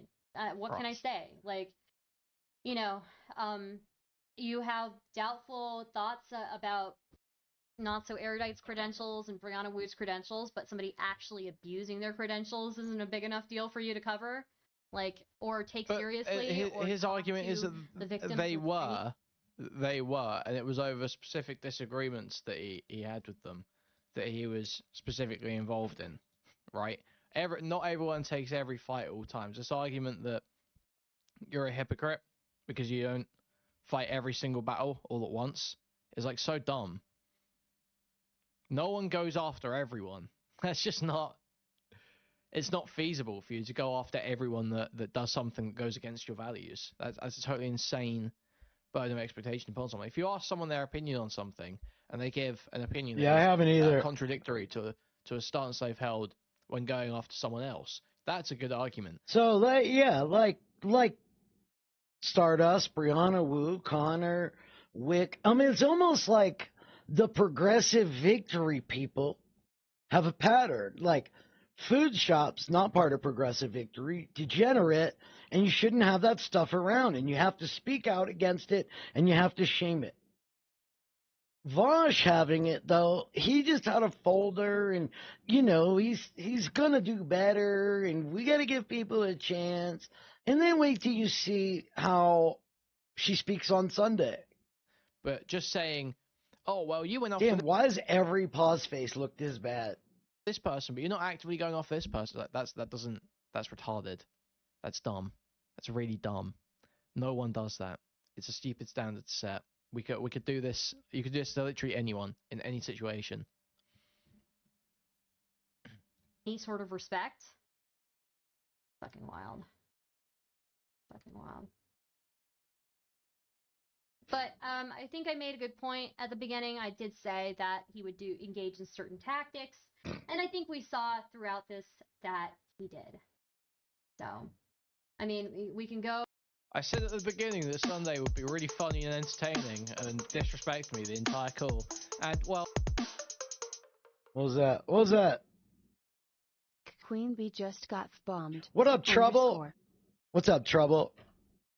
I didn't respond because I didn't have time yet. I didn't see your message till I was streaming, and obviously I want to have a longer conversation than like 2 words. So, yeah, time does fly, right? Rumble resubbed, and yesterday I think it was 17 months. Jesus Christ. Well, welcome. He did. So, it's like going on to if she was going on to Cozy again, like she used to. Oh wait, what did I miss? Beginning, I did say that he would engage in certain tactics, and I think we saw throughout this that he did. So. Wow. How hard would it be to predict? Sunday is going to talk over you. He's going to be snarky, and he's going to act like an asshole. Look, I predicted it. I predicted it. Look how brilliant I am. You know what is brilliant? Predicting what's going to happen 4 months in advance while pulling off the op yourself. So, I mean... But no, you're amazing. You're fucking amazing. I said at the beginning that Sunday would be really funny and entertaining, and disrespect me the entire call. And, well, he did, so... It's like going on to if she was going on to Cozy. Oh, and when she was going on Killstream with Ethan Ralph. You know, it's funny when you feel like you guys should police a specific area, but you also, like, are totally cool with Nazis. We did the same thing. We need to ban the lefties and take away their platform. Also, I'll gladly have Nazis on. I believe in free speech. Again, like she used to, you know. She was going on to cozy.tv to talk to racist teenagers, and she opened the debate by saying, well, they're gonna call me a Pajit, and they're gonna make racially stereotyped jokes about me. They're gonna say I'm a street shitter. Wow, brilliant. Like, yeah, no shit. Yeah, that's what their audience want them to do. That's what they're there for. Over it one more time if you want, but part of the reason why I put together that PowerPoint is because I took a sneak peek at what he was doing right before. PowerPoints. You know, like Windows 97. Before this, and I saw he was already trying to do the whole, like, oh, you're clout sharking thing. So I was like, all right, I may as well, like, respond to that. So, yeah. Did Pearl get the attention she wanted in India? I don't know. What do you mean by that? What do you mean by that? What does that mean? What else? Whole lot of nope. What does that mean? LOL, I was on the phone for the last 2 hours with a friend. I missed the whole thing. We'll play back stream after. Please leave up for a couple of hours at least. I will. Oh, will you? Will you? At least for a couple hours. Why did you take the stream down? Why? Why did you take the stream down? I find it so telling when people stand by their work so much that they hide it. Origin says, if you had to debate, that's yeah, why true. not invite me as a moderator? I would have muted him every second he interrupted. What? Nobody wants you as a moderator, retard. You're just insufferable. You're an insufferable, annoying Discord sped with no charisma, nothing going for you. You're so deeply unlikable and uninteresting. It's horrendous. It's horrendous. It's horrendous, and it's crazy that you would sit in chat taking shots at Sunday, donating to Stardust. I guess birds of a feather. Well, Xylee asked for it, and I'm friendly with Xylee, so yeah. I'm looking ready to abuse her stepdaughter in every Disney movie ever. But I will tell victims what legal avenue they should take, even if they never asked. Yeah. Good stuff.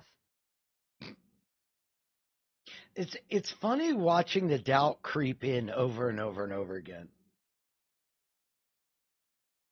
TBH, he was never going to be halfway to good faith with you, Stardust. You're a woman, which is the cardinal sin. So now he hates women. So Stardust Chad is awesome. He's an alcoholic and he hates women. No, we're good. We're good. This is good stuff. This is good stuff. That is true. That is true. He is a woman hater. You're right. I will sign right on to that. Well, what is this Sundays and misogynist bullshit, man? It's so dumb. Yeah. It's really, so lame. I wanted to like him a long time ago. I wanted to like him, but he made lumpy mashed potatoes, you know? So. I've just been disappointed. It's just like he's the only person they fight with who they can use that against. Because he's a lefty. They thought they can get away with going for the misogyny. These people aren't lefties, though. Angle. So they just abuse it, even when it just doesn't make sense. He wasn't being misogynistic towards her in that call. Maybe the joke's about her weight. You could argue. No, not in stream. I don't think. Really, and him. Addie is funny. Really upsetting, you know. Well, I wanted him to be better. Yeah, being impolite. I wanted him to be better.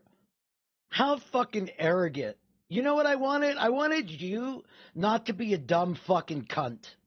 Like, we just don't get what we want. I tried to give you a chance when you talked to all the fucking white nationalist racist pieces of shit and everybody was yelling at you. I tried to say, well, why don't we at least, like, find out what we're getting out of it?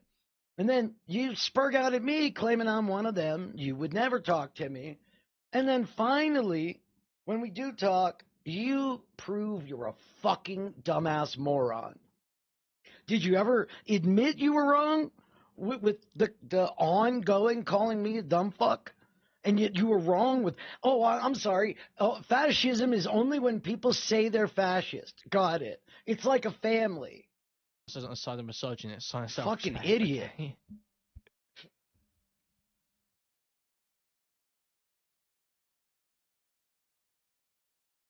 Oh, shit. Oh, hey, look, you win now. Thanks for standing up for us. Holy shit. Thank you for the $300. Yay.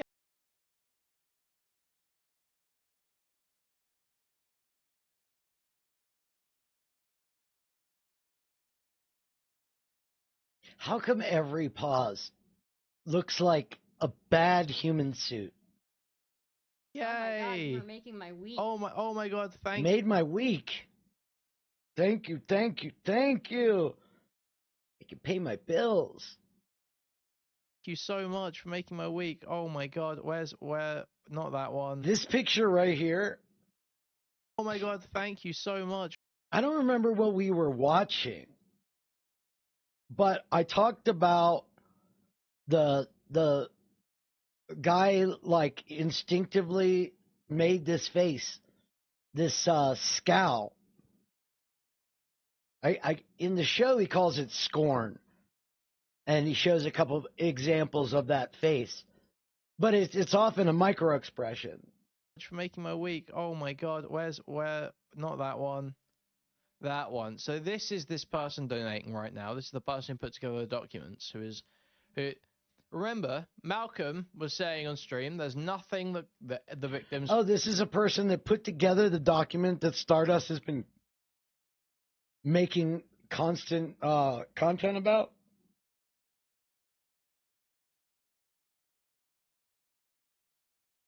So...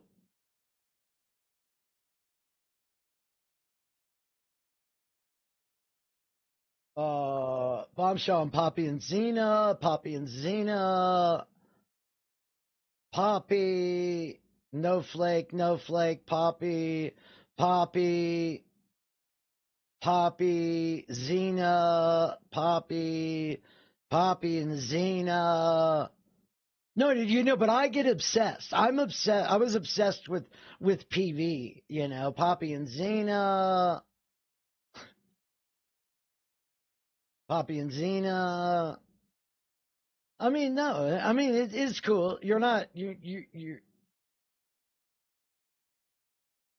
Could say, nothing that anyone involved could say that could undermine a defamation case against Poppy. Okay? Now, the person who put together the documents and is donating $300 to Stardust right now tweeted this. Now, whatever you do, never donate $300 to me or any other motherfucking streamer unless you know exactly what you're getting in return. Now, the only thing stopping me from cutting off your path to recovering your career is my own principles. Your license renewal is coming up at the end of May, isn't it, love? Wouldn't it be poetic if you lost your license exactly That's 1 year fucked. after you let Xena attack me? That's fucked. I guess canceling and taking away people's income is just cool now. I'm sure that, you know, this could only have a positive impact in court. This could only have a positive impact in court if you've got the main person. Oh my god, my mouth! I should have taken a pill before stream. My mouth hurts like hell. Gathering info, because a lot of the some of the info here, right? This person apparently went. Well, I think it's this person. It's either this person or someone in the little group, because there's a little group that are putting together a lot of stuff, I think. Went into like deep cover, pretended to be friends with Poppy for like a year or something, and then leaked a bunch of logs. And then this is also the person who put together the documents with the victims behind the scenes. So they are intricately involved in the whole public release of the information. So, while I'm not sure, I can't make any firm statements whether this would have any impact in court or how the case would go. But the idea that Malcolm is out here saying, oh, there's nothing anyone could say that would undermine the defamation case, while this person is tweeting this shit and donating $300 to Stardust to push their side. It seems... Yeah, no, I mean neutral, but also I made the document and here, thanks for doing 18 videos on this thing for me. It seems a little bit rough. It seems like they're being a little bit irresponsible. You know, it's almost like you do content that somebody helped put together. You do the content, that person pays you, but nobody knows you guys were associated. Responsible with Weird. how they engage with this topic. Just a little bit. It's just the norm now, I guess. Okay. Just a little bit. Especially if they are now talking to lawyers and seeking legal action. I feel like they would be saying, shut the fuck up. I feel like that's the only thing they would be saying what? Shut the fuck up. You don't say a fucking word. You know what you do? You shut the fuck up. Could be saying to them. No, I had heard the name before, Lady Raincloud, but I don't remember who it is. Yeah, I remember the name. Damn, thank you. I guess I do win now. Thank you. Very kind of you. Maybe if I saw them and heard them, I might remember. 385. Wow, thank you so much. I haven't looked at any. I don't know anything about Poppy and Xena or the drama. Like, I don't know any facts at all. I really appreciate it. That's very, very kind of you. Take the chat message off the screen. Whoops. She thought she made 15, but she got way more she won. Sunday bragging about $300. It's crazy, Lamau. Look, I don't like to brag about money. Like, because you're better than him.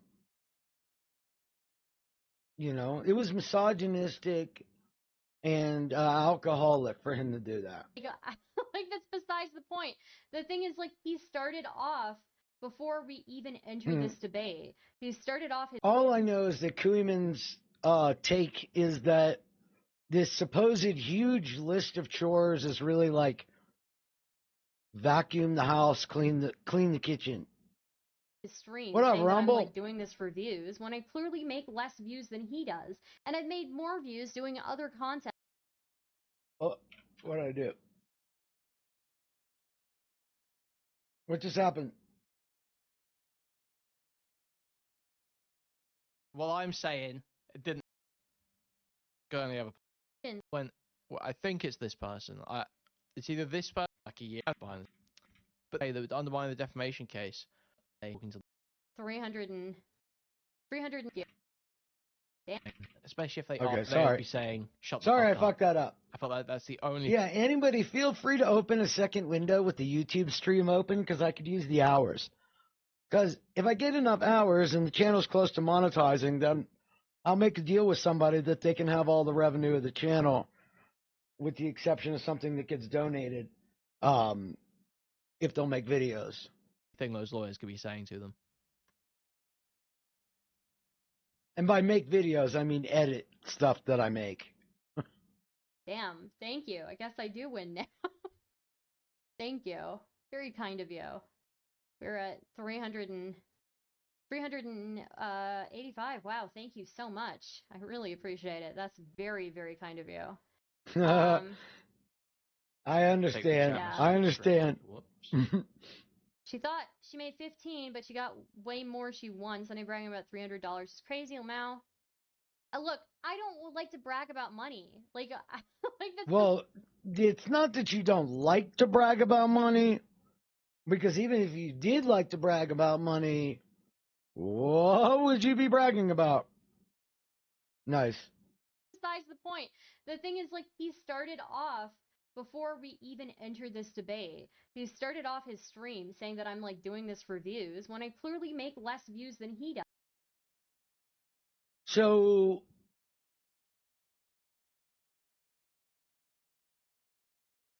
I mean, you're not doing it for views. You're doing it for, well, not the views. You're doing it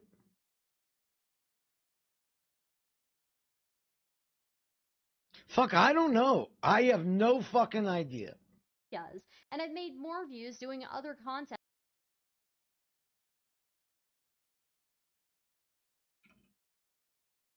Wait, is that his stream?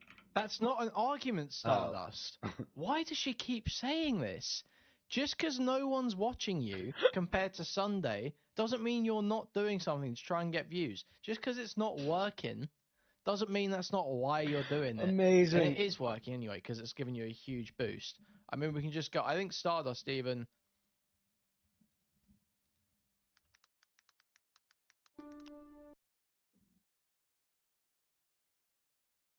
Yeah, look, see, she's tried to go onto a different drama, and it is not. This is not going to hit the same as the others did. And even then, this is like Artcom stuff, so this should be.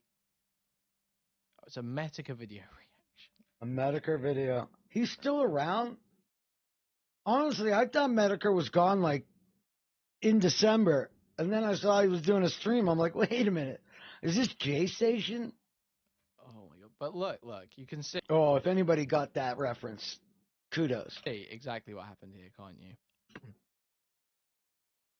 So she's going through the motions. Month ago. Hey Rumble, I have about 2 hours left. Go 800, 2K, of your video. 700, 200, 600, 2.5, 800, 600, 700, 4.5, 1.4, 1.1, 200. And then she hits Poppy and Xena. 3.3, 1.8, 1.5, 2.9, 3.2, 3.5, 3.1, 3.1, 1.9, 2.6. Like, it's obvious what's happening here. We know what's happening. We can see what's happening here, Stardust. You were in the shitter.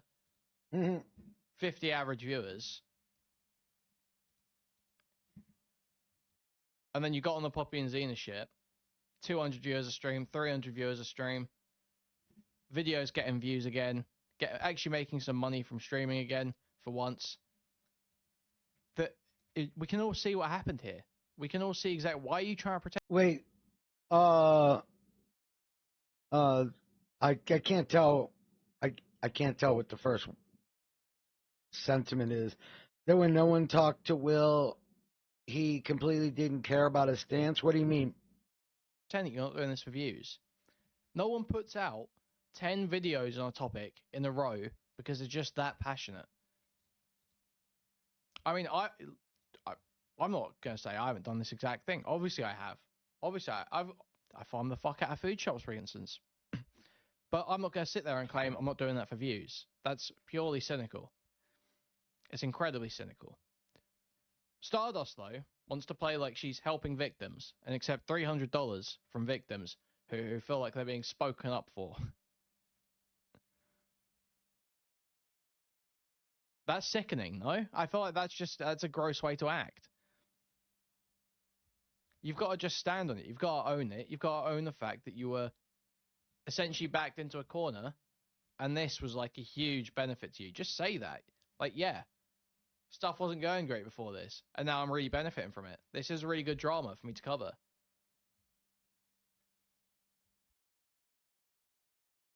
Just own it. It was a lifeline for a dead channel. We've seen it before, how many reports exist about fake electors, and some people still believe the election was stolen. I almost lost my mind last night. It took everything I had to not, like, argue with Jungler more than I was. Yes, Wonderland, Aiken, yes. Channel, exactly. And she's having to, and the funny thing is that this whole time she's like walking on eggshells because there's so much shit that if this new little audience that she's courted find out about, they will lose their mind.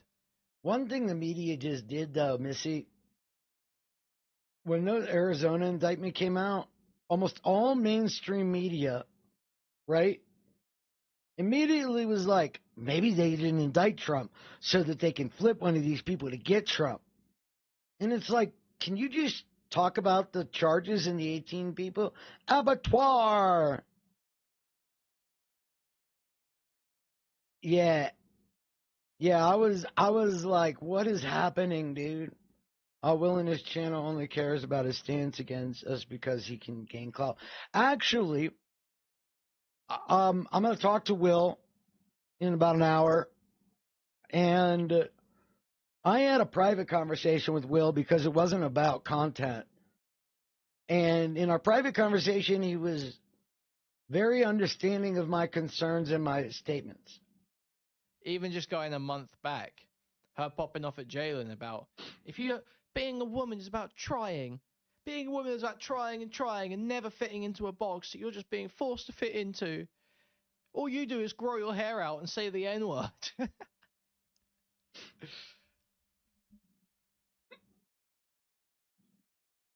It's brilliant, man. Honestly, and they imagine if they saw that. Who do you think the ex Poppy and Xena fans, the Poppy and Xena Polly? Been making like more views, you know. But I can't go chasing after views. I won't like doing this. I won't like streaming. So you only made all those videos because it was. I have to chase after views all the time, you know. So how are you going to accuse me of doing this for views, and then by the end of this debate, brag about how much money you're making? So what you're saying is nobody goes on Chud or Destiny that's smaller than them to get views. No, that's sound reasoning. Why were you on Cozy? And he pointed out how little views you made too, frequently. Yeah. Were you on Cozy to get views or because it was fun? I mean, I can't believe he thinks that I'm friends with Richard Spencer. Like, I have what is she not getting? What did she not get? Okay, finally, I think I had this playing in the background while I'm getting good at Fortnite. I'm so lame. But this was the whole reason I wanted to listen to the Stardust portion was that she rewrites history. I mean, I can't believe he thinks that I'm friends with Richard Spencer. And the fact that she rewrites history in the way that she does, and then is completely okay with, like, lobbying for targeted harassment against the streamer. She's fine with that. Like, seems like. What is she not getting? What did she not get? Just because you're not doing particularly well at it doesn't mean you're not doing it for the views. What the fuck? How does she not understand this? This is so insane. She does understand it, I think. I feel like I do this every time I watch Stardust content. Every time I correct myself. I think she's being dishonest. I don't think she's that dumb. I can't see that she's that dumb. Beckett tells me she's actually very smart. Okay? Yeah, he's impartial. I trust Becky. Becky tells me she's actually very smart. And he's very proud of her. Okay? So, I think she's being dishonest. I think she's a wretched, dishonest snake. So that's the only thing I can take from. I mean, either that or like a total moron, dipshit. From what Becky's told me about being smart. Space is because I've been able to dunk on them, like you know, the whole Ollie Alexander stuff. You know, who else in the progressive space was reporting on Ollie Alexander? Yeah, Aiken, agreed. And I tried to address it early, and now the funny thing is, what I was trying to stand up against with anti-Semitism coming from Progressive Victory was you see the exact same words coming out of Mike Johnson's mouth.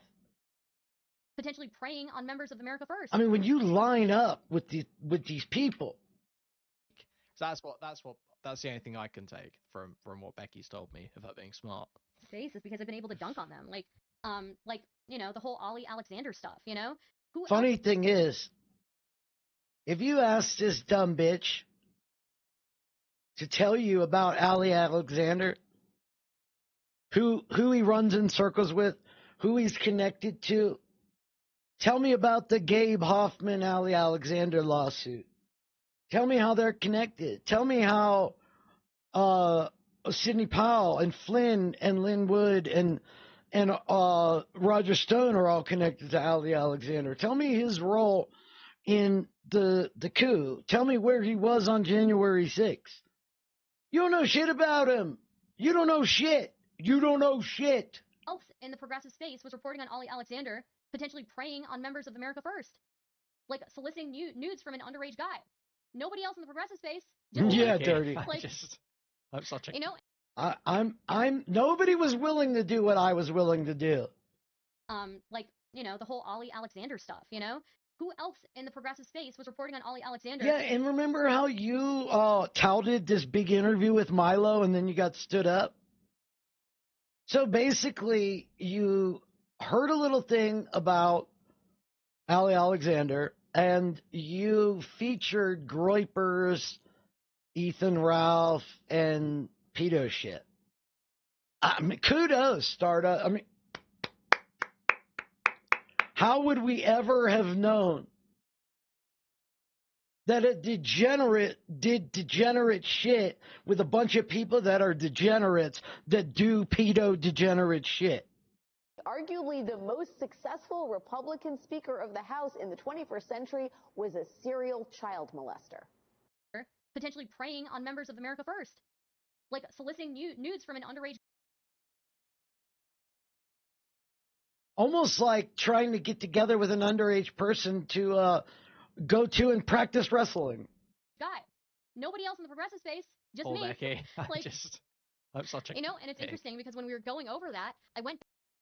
Ollie Alexander, how come did Ollie spend a fair bit of his time sleeping on Fabe's couch? You mean Gabe's? Is that next to the F? Yeah. The lawyers that signed up Stop the Steal was Schoenberger's lawyer against Hoffman originally. Yeah, they don't know anything about these people.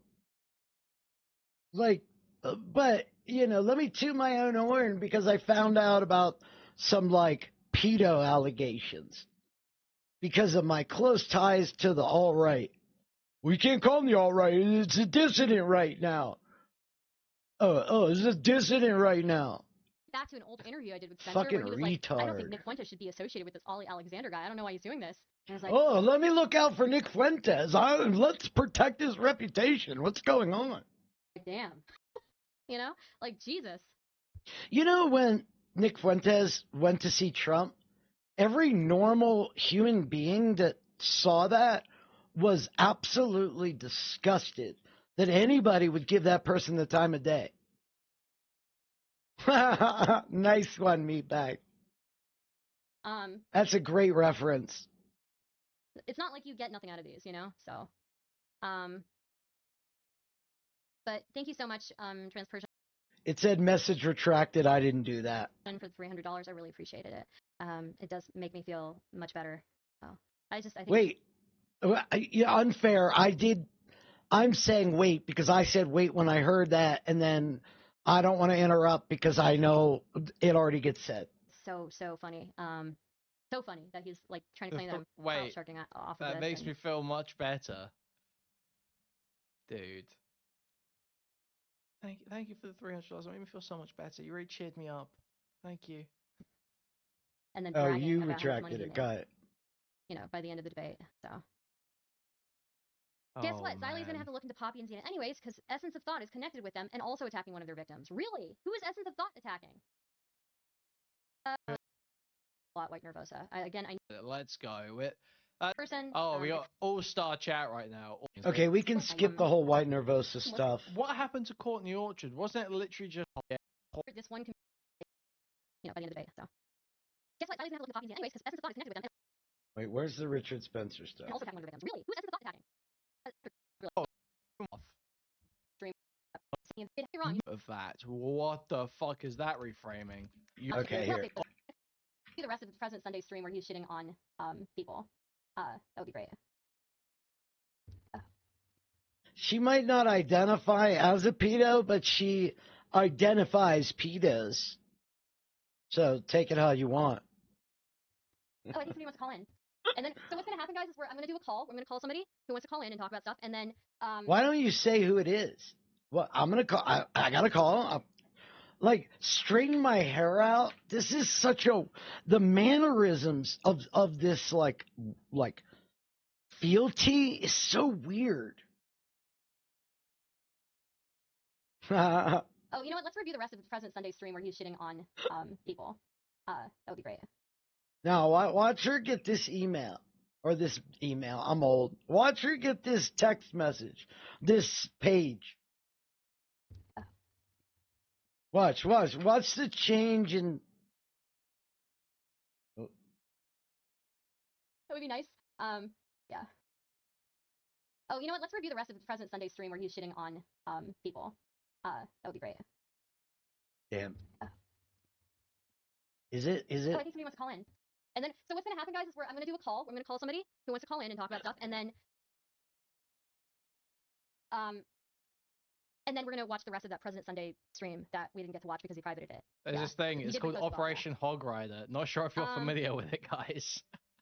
The idea that people can't conversate with people with opposing views, morals, etc. is insane. It's Might have heard of it. Educate yourself and vice versa. Hatred never made someone change their view. Well, look, again, I'm not saying that any of these people are like good people, okay? And one of the things I will admit is that when I did my interview with Spencer, is that I did have to remind my chat, like, guys, this guy has not changed. He still has all the same views. So don't get me wrong. He's very, he knows how to.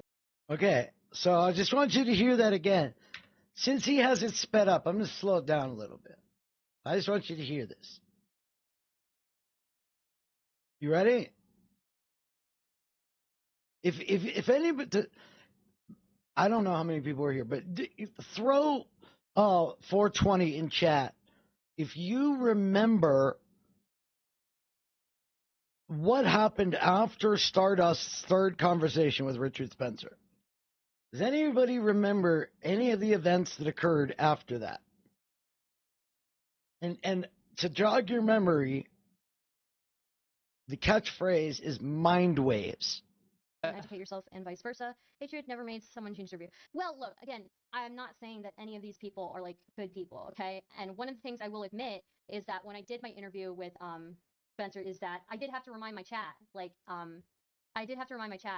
guys, this guy has not changed. He still has all the same views. So don't get me wrong. He's very, he knows how to talk. What? That is not what happened. Your chat had to remind you of that. What the fuck is that reframing?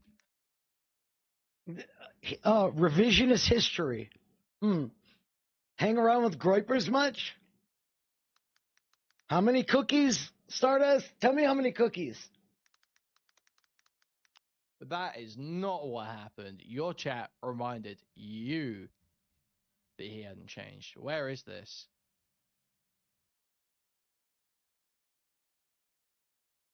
Interviewed him 3 times, by the way.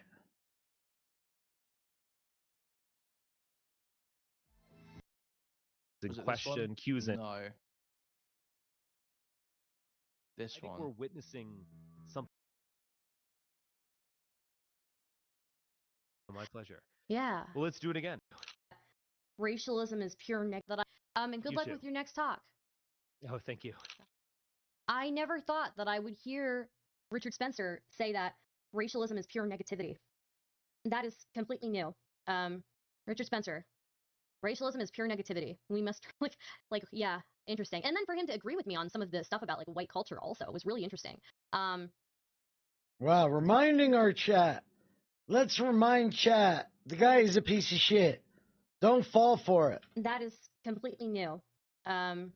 Richard Spencer, racialism is pure negativity. We must yeah, interesting. And then for him to agree with me on some of the stuff about like white culture also was really interesting.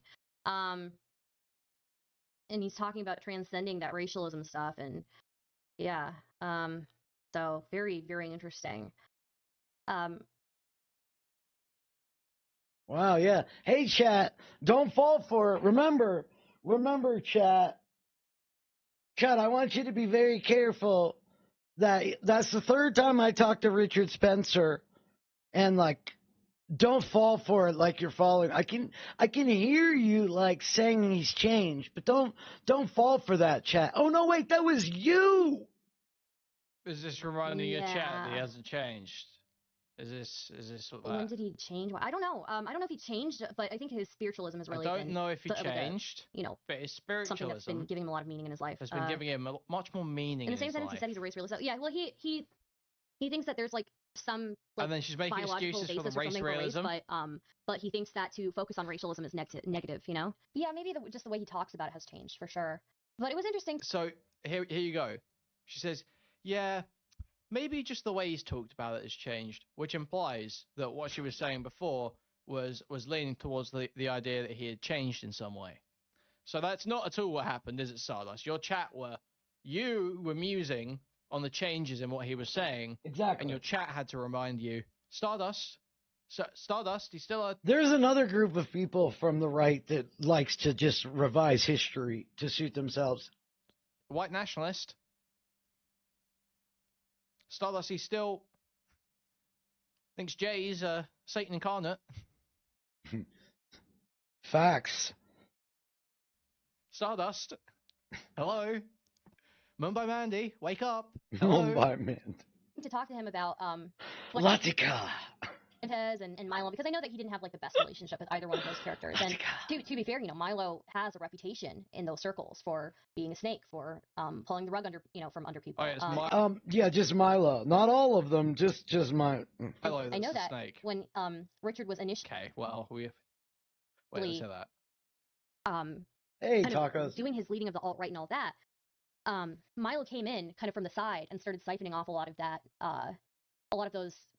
support, right? And he kind of like took. Did he come in from the side or did he take it in the back? On some of that alt-right and kind of. Richard Spencer would have turned the alt-right into beautiful. I mean, did he come in the back? I mean, did he came in his back? Beautiful thing if it weren't for that Milo Yiannopoulos, man. Adopted it for his own. And I don't know how. No. This has nothing. This got nothing to do with Gamergate. This has to do with lying about the alt-right and your role in what you did and how you perceive the events, which is completely backwards. Also, we're going to look at Brianna Wu advocating for targeted harassment and I don't know, what do you call it when you go after somebody's income and want to get their livelihood taken away all at the same time? I don't think he particularly liked that. I'm pretty sure Milo leaked the Richard Spencer tapes, if I recall correctly, where he said all that racist stuff. Interesting. Yeah, no, I know that they don't. It's fucked up when people leak your private behavior while proving that your private behavior is completely incongruent with your public behavior. Have a very friendly. I win, they lose. That's how the world fucking works. Yeah, like what people don't realize that have been around this space for a long time, this like Twitch politics space. People forget Roger Stone used to be part of the politics Discord and would do like roundtable calls and shit. Milo, Fuentes, Spencer, all directly involved in some way, shape, or form in this community. And these are like the biggest neo-Nazis in the country. But yeah. Yeah. So, thank you, White Nervosa, for being in the chat. I really appreciate it. And I also appreciate you taking a stand against Poppy. I think that's super important. So, and I appreciate everybody for the support. Thank you for dropping the website, White Nervosa. Yep. Thank you for your service, White Nervosa. Okay.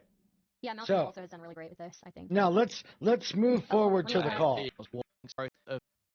Minutes think that through. It's just like, okay, well, no, in this. God damn it. I think we gotta lay low for a bit.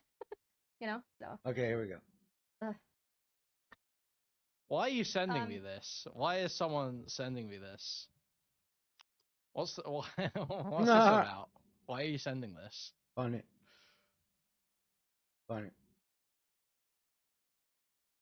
Wait, my camera's in the way. There we go.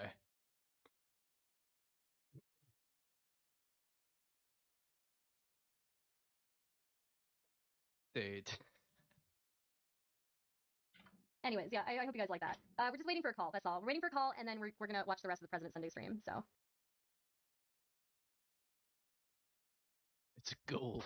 Oh, let me call her. Actually, I'll call her privately. Yeah, sounds good. Calling Bree. Hello? Hey, just 1 second. I got Bree on speed dial. Let's go. I can hear you. Chat, can you hear? Can you hear Bree? Give me a second. Can you hear Bree? Discord capture. I was going to jump over to your server. I can do that if you need me to. No, I think this is good. Just 1 second. Hello, how's it going? I am so psyched. That is the President Sunday SmackDown. Okay, calm down. Calm down. Bitch, calm down. Bitch, calm the fuck down. You are a five-star whack job. I've been fantasizing about for like literally 6 months. So thank you. Wait, what? Discord capture. Oh, whoop, wrong one. I was going to jump over to your server. I can do that if you need me to. No, I think this is good. Just 1 second. Hello, how's it going? I am so psyched. That is the President Sunday SmackDown. I have been fantasizing about for like literally 6 months. So thank you. Okay, first of all, it wasn't a SmackDown. It was two fucking retarded / autistic morons spurting at each other, getting nowhere, proving that they're completely incapable of communicating. That was it. It wasn't a SmackDown. Everybody that watches Sunday feels Sunday destroyed you. The 19 people that were watching you think you destroyed Sunday. The idea that you come in here like this, blah, blah, blah, blah, blah, blah, blah, blah, blah, blah. Like you heard he fucked an ostrich, right? You what? Yeah. He fucked an ostrich. Allegedly. Thank you so much. That was amazing. Poggers, President Sunday SmackDown. Stardust, you totally owned him by saying, people seeking defamation cases should talk publicly in extensive documents. Okay. That was so good. Oh my god. I'm glad you liked it. I don't know if it was a SmackDown. I did get kind of like caught up on. I can't help it sometimes. Okay, so I don't know if it was a SmackDown. Now I'll tell you. A lot of the times I have a conversation, which in about 40 minutes or so, hopefully I'm going to have a conversation with Will. And hopefully it doesn't go this way, but I feel like the majority of conversations I have with people around here, I get off the conversation and I feel like I must have been speaking a different language or I was retarded. And then I watch it back with people and other people say what I was thinking. But while you're in a live conversation, when somebody who says there's no free rides, if it's free, you're the product, and says that on a video, and a week later, when you bring that up, they take the opposite stance. You're like, is this really happening? Am I getting am I just stoned? Like, I couldn't help, like, comparing him to Napoleon Dynamite, but, you know. That was my favorite line. Oh, you fucking got him, Napoleon Dynamite. Like in my car. So, no, this is the thing about Sunday, is it's not an honest debate. You can bring legitimate points. Okay. Brianna Woos is everything that MAGA is. She's a female Trump, and she follows the rules to a T. Everything that comes out of her mouth is projection. She also tends to admit the projection at another point in these conversations. That's typically her modus operandi. Sunday does this. He does this. Also, I'm going to advocate for this thing I just said he does.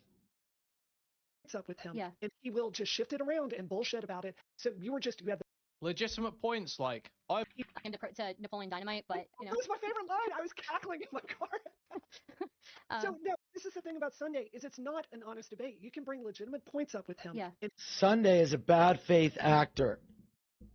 He will just shift it around and bullshit about it. So you had the legitimate points like I'm not a clout chaser because my views are lower than yours. You're a Mack truck. You didn't get shaken by him. It was so good, and you were serving him. You are a fucking queen, Stardust. You're amazing. I'm not pumping you up because I have an agenda. I truly believe all this stuff. I, as somebody who has always been the victim of everything, I got to tell you, so much attitude. Oh yeah, Stardust a Mack truck. It's totally serving him. Kind of looks like a Mack truck, though. I mean, to be fair, right? Be fair.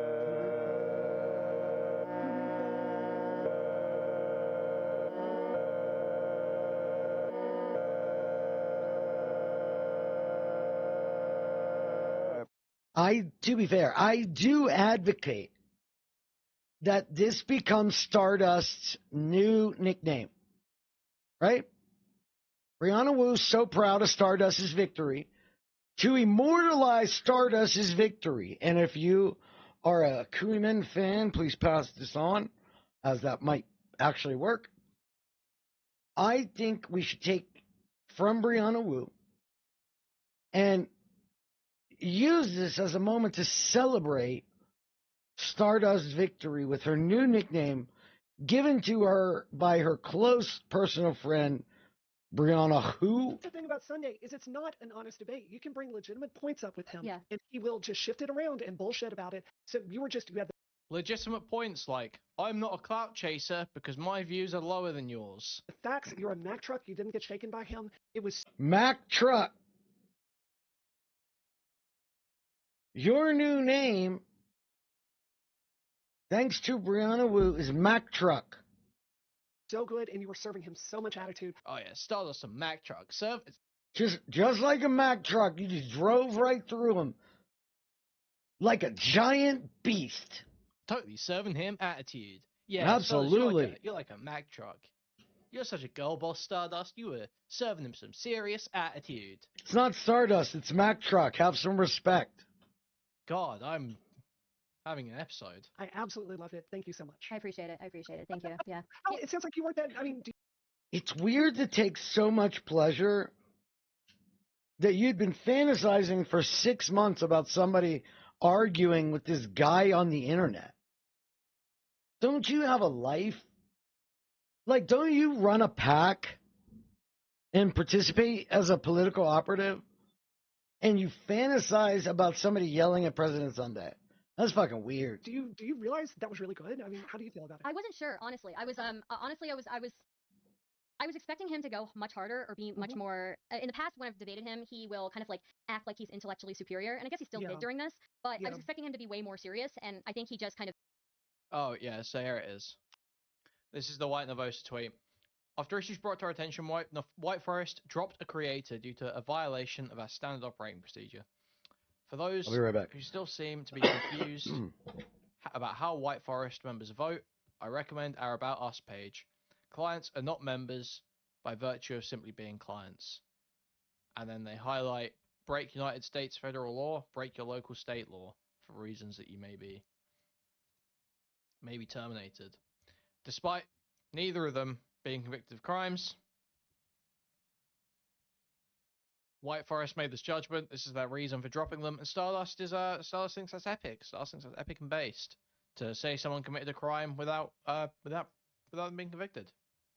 Cool.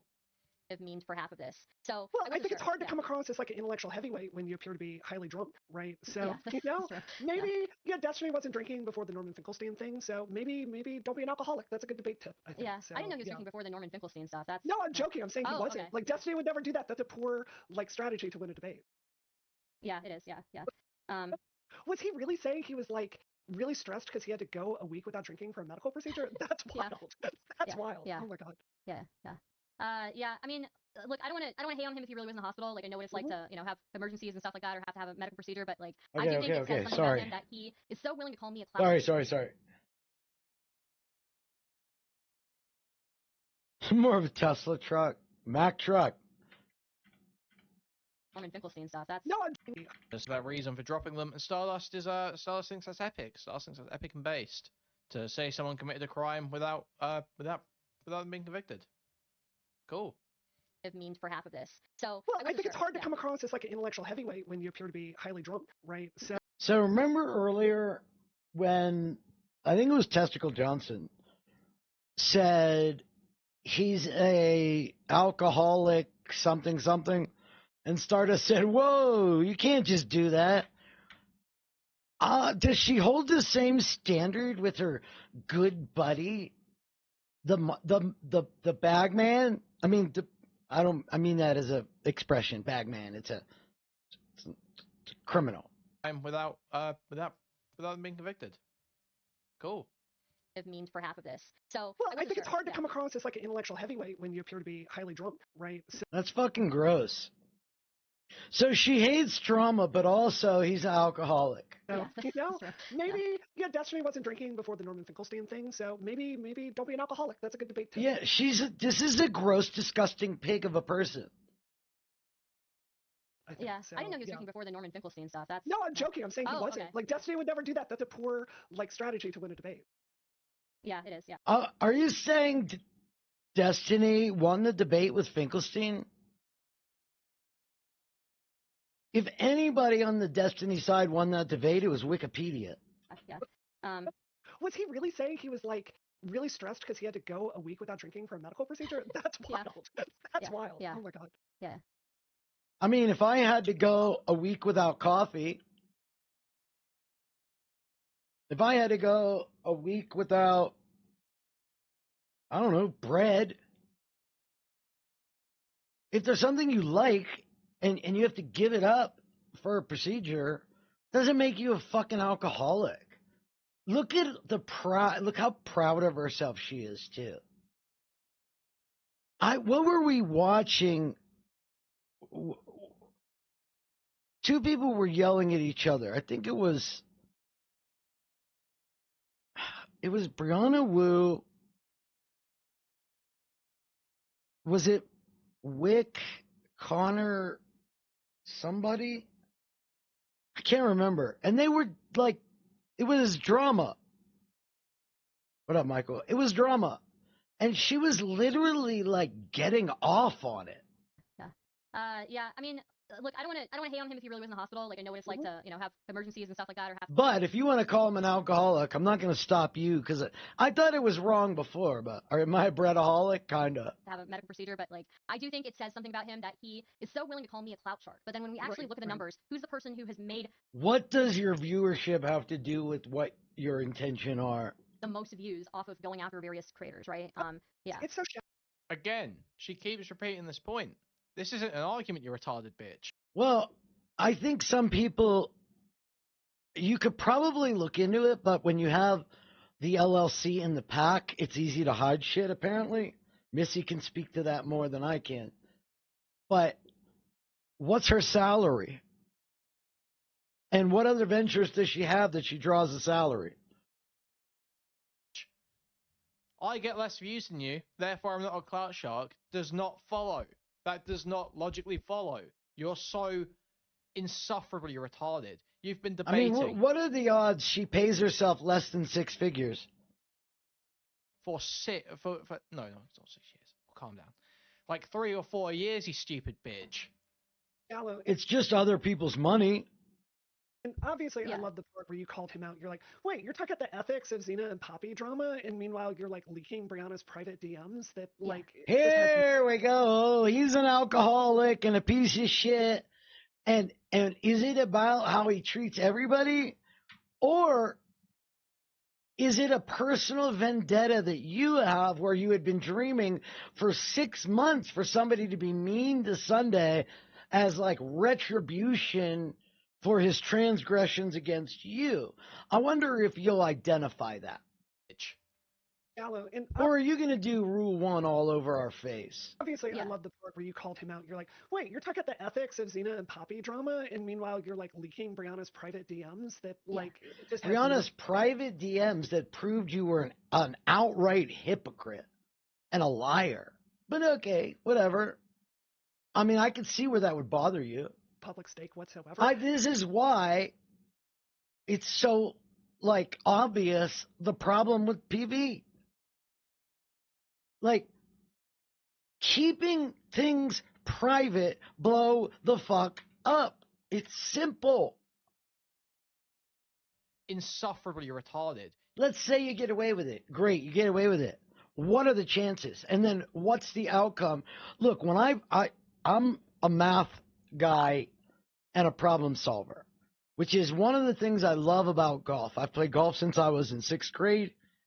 I played on the team all through high school. And I'm at a point now where I just enjoy the game. I don't even keep score. And when you're looking at how to play a hole, you're looking at a risk-reward ratio, a cost-benefit analysis, if you would. Where is the most advantageous place I can go with the least amount of potential problem? So if the pin's all the way on one side, but the green's real narrow there, and there's a lot of room on the other side, do I want to aim at the pin and have like a 15% chance of pulling it off? And if I don't pull it off, I'm looking at 3 more strokes. Or do I want a 60% chance of pulling it off and then a 2-putt most max? Which one do I want? I want the fucking least. It's a cost-benefit analysis. And when you look at what they're doing, the benefit outcome is so low potential. You've been debating for no, it's not 6 years. Calm down. Like 3 or 4 years, you stupid bitch. Downhill putts are rough. Obviously, I love the part where you called him out. You're like, wait, you're talking about the ethics of Xena and Poppy drama, and meanwhile, you're like leaking. Stickers, to me, everybody that starts a foundation or like a nonprofit or whatever, they need to be looked at. I had a guy that we called Uncle Jim when I was growing up, and the way he made his buku money was he ran a call center that would call and solicit donations for Chief of Police Association, Firefighters Association. These were money-making scams. For every dollar they raised, they kept 87 cents. 12.5% of the money raised went to the charity. They got 87.5 out of every 100 grand they raised. So it's a call center, and they say, we'll send you out that sticker, and you think that sticker is going to get you out of a fucking ticket, and like PCPA has nothing to do with it. I know somebody started a liver foundation because the liver foundation they were working at, they thought they could do better, but also make a shit ton more money. The lady that was running the race for the cure was paying herself an ungodly sum of money. Back then, it would be the equivalent of like 1.3 mil. Brianna's private DMs that her private DMs? These are fucking group DMs. You know, private DMs? You're a fucking arrogant prick. And obviously, I love the part where you called him out. You're like, wait, you're talking about the ethics of Xena and Poppy drama, and meanwhile, you're like leaking Brianna's private DMs that it just had no public stake whatsoever. And what does this have to do with any of it? Oh, in case of being able to produce logical sentences and stay on the topic and speak clearly is for sure impressive. If he's an alcoholic and drunk on stream, look. I think I do relatively well presenting topics and sticking to topics, and I smoke weed the whole stream. But whatever. I mean, if you can't judge the performance, attack the person. And caught a bunch of people that aren't. And he's not. He says he's not an alcoholic. Who are you to accuse him of being one? Aren't public figures in the crossfire, and it's just hypocrisy. He doesn't have. Yeah, I think one thing to remember about how mad she is, she tried to go get ahead of these leaks. And that's when she went on Chud's stream to try to get ahead of the drama because she said she was up all night with back channel attacks or whatever the fuck garbage she says. My bullshit in private was about to be exposed, and it was going to expose me as a fucking fraud. And that really makes me angry because nothing about me is a fraud. I am everything I say I am. I am what I say I am. If I wasn't, why would I say I am? The news, the papers, every day I am. Oh. Damaging to her career. Good, get fucked. It sucks when the lies you're trying to keep private become public. Now, think about all the people that tie themselves to this dumb bitch. Like Mac Truck here. All these people that are willing to, like, it's not okay for Testicle Johnson to call him an alcoholic, but you won't stand up against Brianna Wu when she does it. You know why? Because you're a chicken shit, moralist Mac Truck. Of a strong moral center. It's just whatever he feels rage at.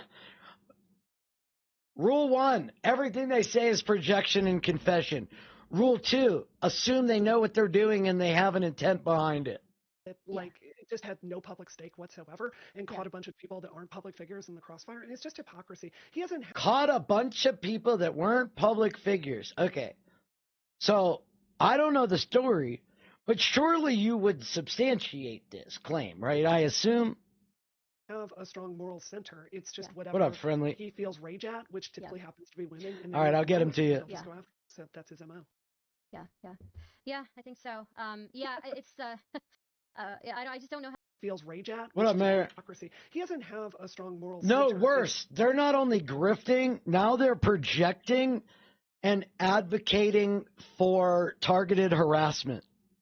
Just whatever he feels rage at, which typically happens to be women in any moment, and he'll just go after. Okay, so now he is a misogynist. He hates women. He's an alcoholic who hates women. Luckily, you're not just trying to impugn his character. You're discussing the merits. You know, like you said, it's a shame he can't discuss the merits like what you're doing right now. Like you would never, like, accuse him of doing something that you would then do a moment later. It's just hypocrisy. He doesn't have a strong moral center. Right, he doesn't have a strong moral center. Also, I'm being attacked for my support of Israel and the Jews. I'm not Jewish, but my Jewish friends. But I'm being attacked. It's just whatever. In fact, this whole October 7th thing really is unfair to me. He feels rage at, which typically happens to be women in any moment, and he'll just go after. So that's his MO. Yeah, I think so. I just don't know what to make of him. I really did want to like him when I first came. I really did want to like him. Shut the fuck up. Awesome. Like I thought he was like just some dork, really, you know. And I thought like he's one of these dorks that I can like engage with and have like an ongoing bit where I'm just like this crazy person who pops in and bothers him. But then after like being exposed to him more, what up, Orc? Brianna Bree still crying about this fucking GC getting leaked. Yep. Yeah, because this person lives a secret life. They walk around hiding their true identity. They masquerade in public as one thing. And then as Sunday exposed in private, they are something completely that they're not. I mean, it's almost like a metaphor for something where you present completely different to the public than motherfuck. When she absolutely does try to play fucking both sides progressive in public and then was talking mad shit on non-binary people in the group chat. While it may not be some direct contradiction, something she said publicly, the fact is that she obviously plays a fucking game of being a total reptile. Let me ask you a question. If my DMs got leaked, it wouldn't change the perception of me. Like, I'm in my DMs the way I'm here. I might have to address a few things, but I am who I am. Imagine when your private comms get exposed, it hurts your reputation because it shows you're a fraud. In public, where she will just mold into the situation that she needs to. Plus feedback. Try and be friends with whoever she's seeking clout and validation from at the time. So I've got absolutely no sympathy for your group chat getting leaked that shows you're like a total snake. He really is inconsistent, and he really just, No, unlike us who are extremely consistent. where I earlier said I told my chat don't trust Richard Spencer, when actually that was me, like the alt-right, rewriting history. The theory, he genuinely is in the theory, but if he's willing to just go in on people and go after credentials and claim that people are like, oh, so it's really about Erudite now. Okay, don't go after somebody's credentials and don't try to hurt their career. frauds, No, very dubious funny. reasons. Like I can't get behind that. I can't engage with. Yeah, they'd want to know why, at my small stature, how come it's so big, and I would have to say camera tricks. Somebody like that, and you know, he says that he didn't accuse Not So Erudite of embezzling money, but he absolutely did. I mean, come on, yeah. He the way that he does it is like he in one of his streams was saying like or not stream, it was a video. He said, I'm not saying that she took money from the Canadian government and used it for personal stuff, but I think it's pretty curious that she has new streaming equipment. And I'm like, you know what you're. Well, that's okay, because you, like, Brianna Wu just came out and accused him of being a misogynist alcoholic. I mean, that's what we do, though, right? We just make accusations. We don't have to back them up. I mean, you're letting it happen on your stream with your fantastic guest. You're implying there. Like, you can't claim that you didn't do that, you know? So, yeah. No, that's exactly right. Yeah. It's a Texas two-step. He's trying to obscure the issue. Texas two-step. He hides his positions. And look, He hides his positions. Sorry, I have to say this, okay? You're mad that your DMs got leaked of you hiding your positions, but it's Sunday that hides his positions. You got busted being a bad faith actor, but it's Sunday that can't be trusted to be good faith. No, this isn't like Donald Trump or MAGA at all. I just celebrated last year 20 years of sobriety. Who gives a fuck, you pious ass bitch?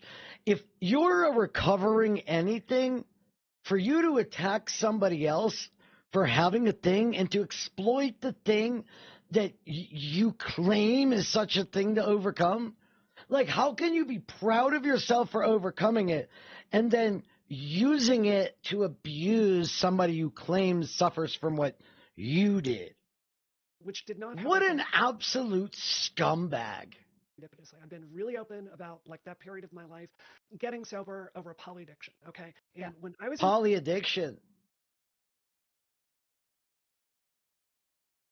in rehab, you know, this was really hardcore, live at the hospital, $30,000 a month rehab. This was a really, really intense experience. Yeah, I mean, it's just weak. These people are weak-ass people who can't make arguments, exist on their feelings, and they have money, and so they think they're fucking better.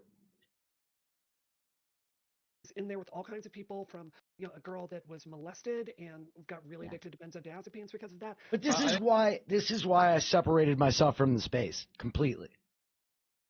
Because whether you're in PV and you acquiesce and do this bullshit, or you're not in PV and you cover up for what they're doing, then you see more people you can never believe or never trust who's involved with what, and because they're subversive and they hide it, then it's nefarious, because why are you hiding something that you believe in? Imagine if I was like, I really like the Pirates, but they suck, so, like, I'm never going to tell anybody. Porsches are overrated. I'll take my ride over any of them. I think she was on, like, painkillers or some shit, right? When she was. I got a picture. At uni. Just people that would, they were closeted and doing every drug they could find, right?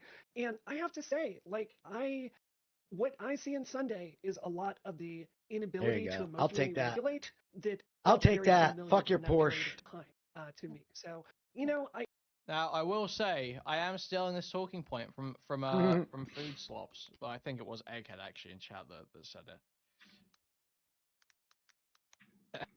That was just to cover, but proving some, like, sort of. Oh, here's a classy Brianna Wu. Yeah, I love that car. Just a complete. I may take it out actually soon. Like, you're not trans. Maybe I'll go hit some golf balls in a little bit. Insurance to cover, but proving some, like, sort of quality of life boost from the treatment probably makes sense. But to be fair, if you want to pay for it yourself, I mean, that should just be freely available. That's all. I want it so, like, if you have that's really interesting. I just want to real quick, guys. Brianna just dropped in here for a couple of minutes, so she just wanted to talk before. I wish I could have been on this panel tonight. I'm still recovering from COVID. Sorry. Oh, you sound worse than I thought. Yeah. Let me give Brianna Wu special treatment. Hold on. I feel terrible. Oh my god.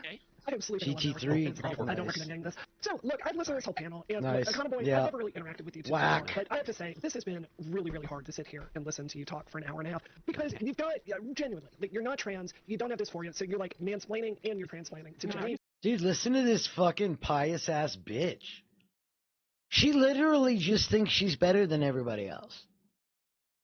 Serious? Is this like a genuine statement you're making? How did you shut the fuck up? I cannot believe that you're coming to What the hell? Okay, I didn't expect this. Blows my mind. I'm gonna finish saying what I'm gonna Yeah, go for it. Nice. What is wrong with her? Is she like on something? But I'm older. So it is so fucking smarmy. Jenny is talking about some serious stuff here. Oh, Jesus Christ. She's coming in to defend Jenny Matrix. She's actually going out of her way to still do run interference for you. It's absolutely insane. This is not just you derailing it into stupid bullshit about words you're using. We're ultimately talking about public policy here. Jenny is ultimately talking about... Oh, no, I'm a serious political activist who came in here to yell at you because you're not trans and you should shut the fuck up. You know, I'm a serious political operative. Seriously, I don't mess with drama. Directionally. She has less of a voice in public policy, and that makes it difficult. And how she has less of a voice in public policy because people without dysphoria... Sunday, finish your fucking food. Yeah, I can't stand it. For people that have diagnosable dysphoria even. Like, that's like a... I was trying to listen to the Jaguar Wright interview, and she is smacking on an orange for like 30 minutes. I missed the whole thing. I'm like, I can't. I'll rip my hair out. Exist and also want gender affirming treatment. Like, that's literally what this amounts to. Boo's crazy. She's actually just nuts. Like, her and Keffel's both lost, I think, 1,000 followers because of this. This caused problems. No, I'm sure it wasn't her fault. It was actually a back channel attack. You're talking to her about the trans community. Here we are, days later. Shut the fuck up! Okay? I didn't bring up the and let me finish what I'm saying. You're talking about the group chat with a bunch of stupid bullshit. You're talking to her about the trans community. You're literally Googling groups online. Do you really think, compared to Jenny, you've done more research than her, pulling it out of your ass here on stream? So, you're sitting here explaining a whole bunch of makes you appreciate it, Sean. Hassan share streams. You know what? I actually watched Hassan spurg out on Pierce Morgan. And I watched a Vosh segment. This is the first time I watched a Vosh segment, probably since right around the Japanese animated child horsecock porn time. I'm going to finish my point. And then that somehow that action and behavior by Vosh is less problematic than President Sunday, by the way. Respond like an adult. Oh, this is actually difficult to listen to. Jesus Christ, what's wrong with her? Is she insane? Yes. Yes. Okay. Yes. I'm not the one screaming. Can you mute me? Yes, mute me. I'm the one deranged. I'm so sorry. Can we please, everybody be quiet? I don't want Co-host. Okay, I don't want to mute anybody. No, please mute me. Cope and see.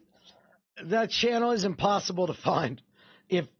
Why do people name things that are like a common phrase? Search Stardust. Stardust doesn't come up. Okay. You're acting like an asshole talking over me. So it has really been difficult to... It's like people just don't understand branding in any way, shape, or form. Listen to you talk over Jenny. Hit piece on Demon Mom. I mean, of course, you attack people. That's all that you exist for. Brianna's tonight. And I want to have been polite enough to not push back on you, but you've more than deserved it. And that's all I want to say. Thank you. Jesus Christ. Okay. This person is a fucking liability. Like, she's actually going to just torpedo all of Progressive Victory's efforts. I mean, she's going to torpedo all of Progressive Victory's efforts. Pretty close to being torpedoed anyways. What a nutball. What a lunatic. I agree, Sunday. So, yeah, Brianna was sitting there saying, oh, I think Sunday's behavior is a characteristic of someone with substance abuse issues, because he's having spurg outs and going wild at people on panels and shit. It's like, okay, Brianna. Whatever you say, Brianna. I have to think that some of this stuff is just related. Maybe say Bree. Like he can't make friends in this space. It seems like he burns bridges. It got worse when she started doing anti-Semitism. Seems like he is unable to remember the things that he's accusing people of. It's just some really, really unhealthy behavior that feels very familiar to me from that part of my life. Yeah. I mean, look, I don't want to accuse him of having a drinking problem, but I think the fact that every time I've seen him in I don't want to accuse. We can't call Chris Christie fat. That's wrong to do. We're not going to call Chris Christie fat. We wouldn't do that. We wouldn't say Chris Christie is a giant fat Mack truck, right, Mack truck? People of. It's just some really, really unhealthy. What a piece of shit. Earlier, when it wasn't Brianna, she said, no, don't do that. Now that it's Brianna, we're just going to jump on board and do it. Behavior that feels fucking chameleon. Very familiar to me from that part of my life. Yeah, yeah. I mean, look, I don't want to accuse him of like having a drinking problem, but I think the fact that every time I've seen him in a debate, he's been drinking doesn't really bode well for me. I feel like if I'm about to go into a debate, accusations needed using substances, but maybe that's just me. I don't know. Well, one of the things is when you drink too much. I haven't seen it. Is it a drinking problem or a drinking solution? I fail out today is there was permanent damage to my speech centers, and I have timestamps of Brianna Wu saying like black people commit crime not because of their circumstances. All kinds of shit. She's a piece of shit. If I really concentrate. Her and Jank. That's why we started with Jank. I don't know if it's like they're so bad at what they do it hurts, or they're LARPing as claiming they're trying to do something while actively working to do the opposite. Like the LARP, a lot of us have been worried about. On it, I can do it. But yeah, it's not the now, excuse. Like, I literally have not had a drink in 20 years. There's still damage from that. So, like I said, there's stuff that feels familiar. Yeah, definitely. Yeah. So, how do you feel about the Zinni Poppy stuff? Wait, wait, I missed the part. In that part of my life. Yeah, yeah. I mean, look, I have to think that some of this stuff is just related. Let me it say seems like he can't make friends in this space. It seems like he burns bridges. It seems like he is unable to remember the things that he's accusing people of. It's just some really, really unhealthy behavior that feels very familiar to me from that part of my life. Yeah, yeah. I mean, look, I don't want to. Did she say the $30,000 therapy part? That's true. Did she say the $30,000 therapy part? Because everybody should just be able to throw up $30,000 a month for fucking therapy. It's so hard to cure that I needed $30,000 a month. But I recognize the signs, and I've diagnosed him as a alcoholic misogynist. Accuse him of like having a drinking problem, but I think the fact that every time I've seen him in a debate, he's been drinking doesn't really bode well for me. I feel like if I'm about to go into a debate, accusations needed using substances, but maybe that's just me. I don't know. Well, one of the things is when you drink too much, you slur your words. Is it a drinking problem or a drinking solution? I fail out today is there was permanent damage. Yeah, she gets to the person out. This is what Wick did to me, and everybody let it happen. I'm a harasser, stalker of multiple people. I'm psychotic. I'm deranged. All I care about is power. I'm so mentally ill. I'm dangerous. This is what they do. And then what happens? Everybody's afraid to, defend somebody that they have no stake in against somebody that, if they go against, they might lose their money. So like when Stardust's money wasn't at stake, she said, don't do that. And then when the money bitch comes around, she does it. And I have trouble pronouncing this. They're just weak people. I can do it. But yeah, it's not the now, excuse. I literally have not had a drink in 20 years. There's still damage from that. So, like I said, there's stuff that feels familiar. Yeah, definitely. Yeah. Well, I've done a lot of research, Orc, that I have reasons to believe differently. What up, Larkin? So how do you feel about the Zinni Poppy stuff? Because I think you've covered this from what I've seen. Really, it's clear to me you've done your homework, and that was the other thing. No, she hasn't. No, she hasn't. She keeps citing this fucking chores list. Keep citing this chores list as though it proves anything. Yeah, true. How many people are like in the communities don't have mental illness? Detailed set of instructions for cleaning down a kitchen and vacuuming a floor. It really felt like you were coming in there as someone who was hyper knowledgeable and someone that frankly had read nothing and is trying to read you like the Riot Act about ethics and who said what, and that was really embarrassing in my view. Yeah, true. As a grifter, that's true. Is, like, I can't say that I have a huge therapeutic background. I have someone. Also, now is a great time to remind you guys. Please like the stream, subscribe to the channel, donate, buy a membership, kitchen and vacuuming a floor. It really felt like you were coming in there as someone who was hyper knowledgeable. And someone that frankly had read nothing and is trying to read you like the Riot Act about ethics and who said what, and that was really embarrassing in my view. Yeah. So. I love how many examples of all their fucking claims they make. I guess the thing for me is like I can't say that I have a huge therapeutic background. No, I get it. Also, now is a great time to remind you guys. Please like the stream, subscribe to the channel, donate, buy a membership, buy a super chat if you can. Thank you very much. What up? Another /Queeman, twitter.com/Queeman. Is there anything else? No, I think that's all of it. It is remarkable. Agreed. Like a medical background, but I don't have a law background. I don't have like a therapeutic background. But what I can say is the things that I've seen in this, the way that Poppy and Xena have run their community, there are certain tactics that seem very cult-like to me, and then just the way that they treated their child. Some of the tactics I saw there were very cult-like. So, for example, writing daily logs about chores that you do, requiring paragraphs upon paragraphs on chores that they're doing or apartments that they're looking up. This is just unnecessary. It wasn't paragraphs upon paragraphs about apartments. I don't care about this. In the so bailing. Stuff that has been outed. That's literally less profitable. I've had so much pressure from my chat at various points. Honestly, it really upsets me. And while yes, I'm not going to deny that it is, it's content for me, and so. Sorry. Okay, here we go. Okay, let's get back into this one. Information, and it's just a task to fill time, and that's what a lot of like, for example, troubled youth centers will do. Now they're diagnosing that this is abuse and troubled. You know, I've made 100 fucking videos on this. Here's my content. Poppy and Zena, Poppy Zena, Poppy Zena, Poppy Zena, Poppy Zena, Poppy Zena, Poppy Zena, Poppy Zena, Poppy Zena, Poppy Zena. Like it. No, I'm just generally I care. I'm not doing it just for content.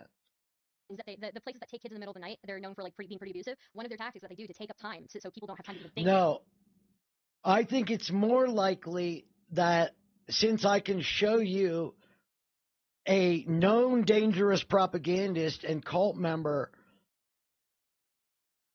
on TYT in 2014 with Anna, where the entire segment is straight Russian propaganda, that should raise some alarm bells. Is to require people, including Lisa Clappier saying, I spoke to my friends in Russia, and here's what I have to say. Blogs on each other. And so, yeah, even that was like a huge red flag to me. It could be the case that, like, you know, that they're more normal than they seem, but I don't know. If this is the stuff that has been outed publicly, and we don't even know what the private stuff is. It doesn't bode well to me. And so, yeah, true.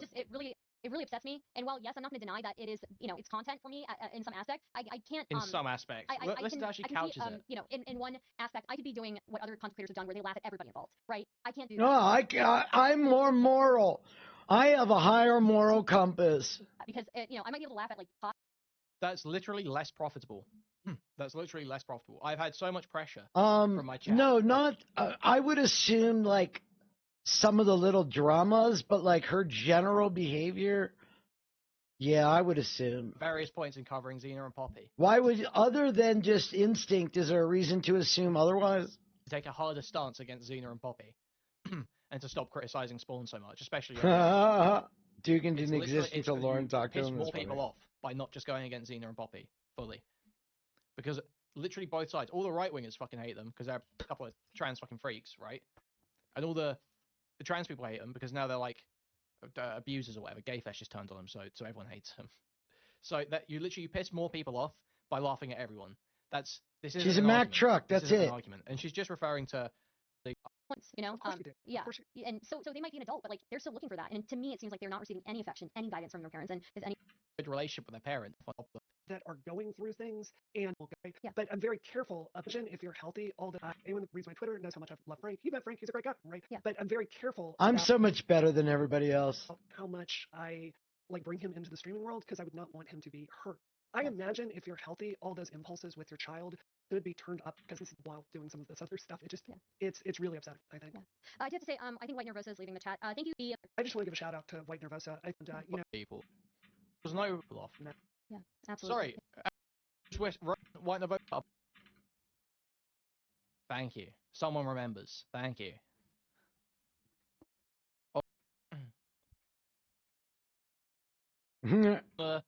a bit. I hope you really hear. We appreciated you going back after. I was emotionally exhausted just watching it, so I can only imagine how you. I was emotionally exhausted just watching it. I'm not Jewish, but my Jewish friends feel. But I hope for all the people that have been on the receiving end of Sunday's personality disorder. I hope. Here we go. Let's get back to attacking Sunday. It's wrong to just do attacks on people, right? Yeah, I don't know her very well, but yeah, it seems like she does, definitely. So. Yeah. Horsecock. I hope you could. I know you're probably tired. Like I was emotionally exhausted just watching it, so I can only imagine how you feel. But I hope for all the people that have been on the receiving end of Sunday's personality disorder. I hope you really hear. We appreciated you going back after him like you did. You are our champion, Mack Truck. The way you Mad Maxed your way through the dangerous fields of Sunday. You are our champion, our hero, our light. Thank you. You have vindicated all of Sunday's victims. You did. Yeah. It was very cathartic for me, so thank you for that. Yeah, of course. Yeah, I appreciate that. Yeah. Didn't she threaten Vosh for having got trans internet people? I thought she had to go at Vosh for some religion thing. I thought when Vosh was going anti-theist, she spoke the fuck out. But yeah, I mean, I think other people want to call in. I'm trying. coverage of this. So I definitely want to talk to Malcolm. You know what? I think for Malcolm wants to like yell at you. So I don't know if you want to do that right now. If you want to yell at me, jump on. I don't want to turn it away from any. Was there anything else that you wanted to talk about? Or? I'm good to go. Just thank you so much for doing this, Stardust. To go into specific. I wish I could have defended Brianna. I could have done that. Stand. It's fucking right. And she's just collateral damage, right? So it's what I couldn't get past watching this tonight was, you know, he's sitting there daring to lecture you. Okay, hold on. Here's it. And you look at what he's done to Kyla and what he's done to me and what he's done going after people's credentials. You know, when he was doing that to Kyla, the day it happened, I was having lunch uptown with a really good friend of mine who has she has a master's degree. And, you know, she was telling me, she's like, Bree, I would rather someone try to kill me than go after my education because, like, if that reputation is damaged, I can't get that back, right? That's really out of bounds to do for essentially drama coverage. So, and it's you've dedicated years of your life. Okay, sorry. Let me slow this down. Oh, it is on normal. Oh, Jesus. The day it happened, I was having lunch uptown with a really good friend of mine who has she has a master's degree. And, you know, she was telling me, she's like, Bree, I would rather someone try to kill me than go. Okay. I just want you to hear how dumb this is. This is like the dumbest thing I've ever heard. Let's logic our way through this one. Ready? He really made her spiral. And she's just collateral damage, right? Yeah. So it's what I couldn't get past watching this tonight was, you know, he's sitting there daring to lecture you. He's daring to lecture you. And you look at what he's done to Kyla and what he's look at what he's done to Kyla.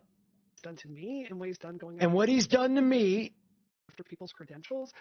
That's Kyla still. You know, when he was doing that to Kyla, the day it happened, I was having lunch uptown with a really good friend of mine who has she has a master's degree. And, you know, she was telling me, she's like, Bree, I would rather someone try to kill me than go after my education. I would rather somebody try to kill me than try to discredit me.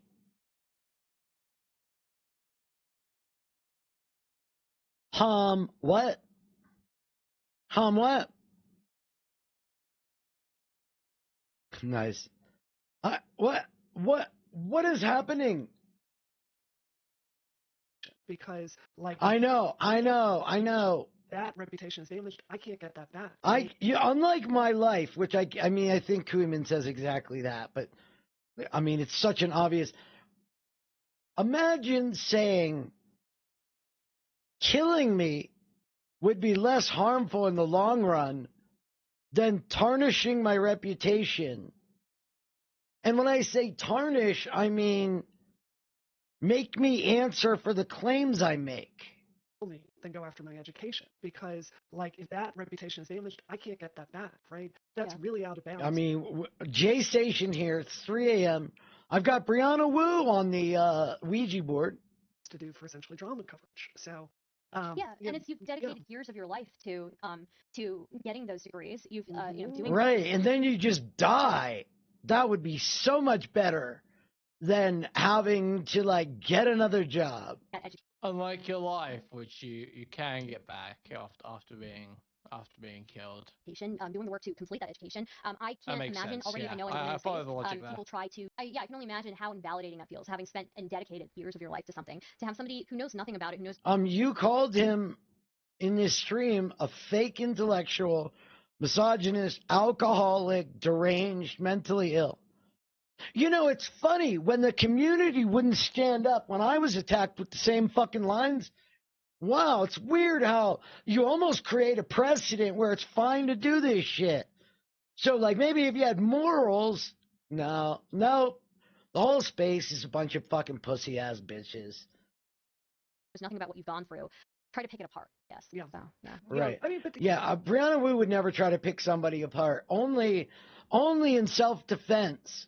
Yeah, with what he did to me, it was, you know, I'm a real victim. What happened is I used some language with friends privately, and maybe I should or should not have used that language. Yeah. It got blown up beyond any kind of proportion at hand. You know, see, why not? This guy came up to me, tears in his eyes, big, huge guy bigger than you've ever seen. Never cried in his life. He's got tears in his eyes. He says, "Sir, F-bombs." Why are you doing this bullshit of, maybe I should or should not use that language? I say the N-word in private. A wretched conversation to do or the internet.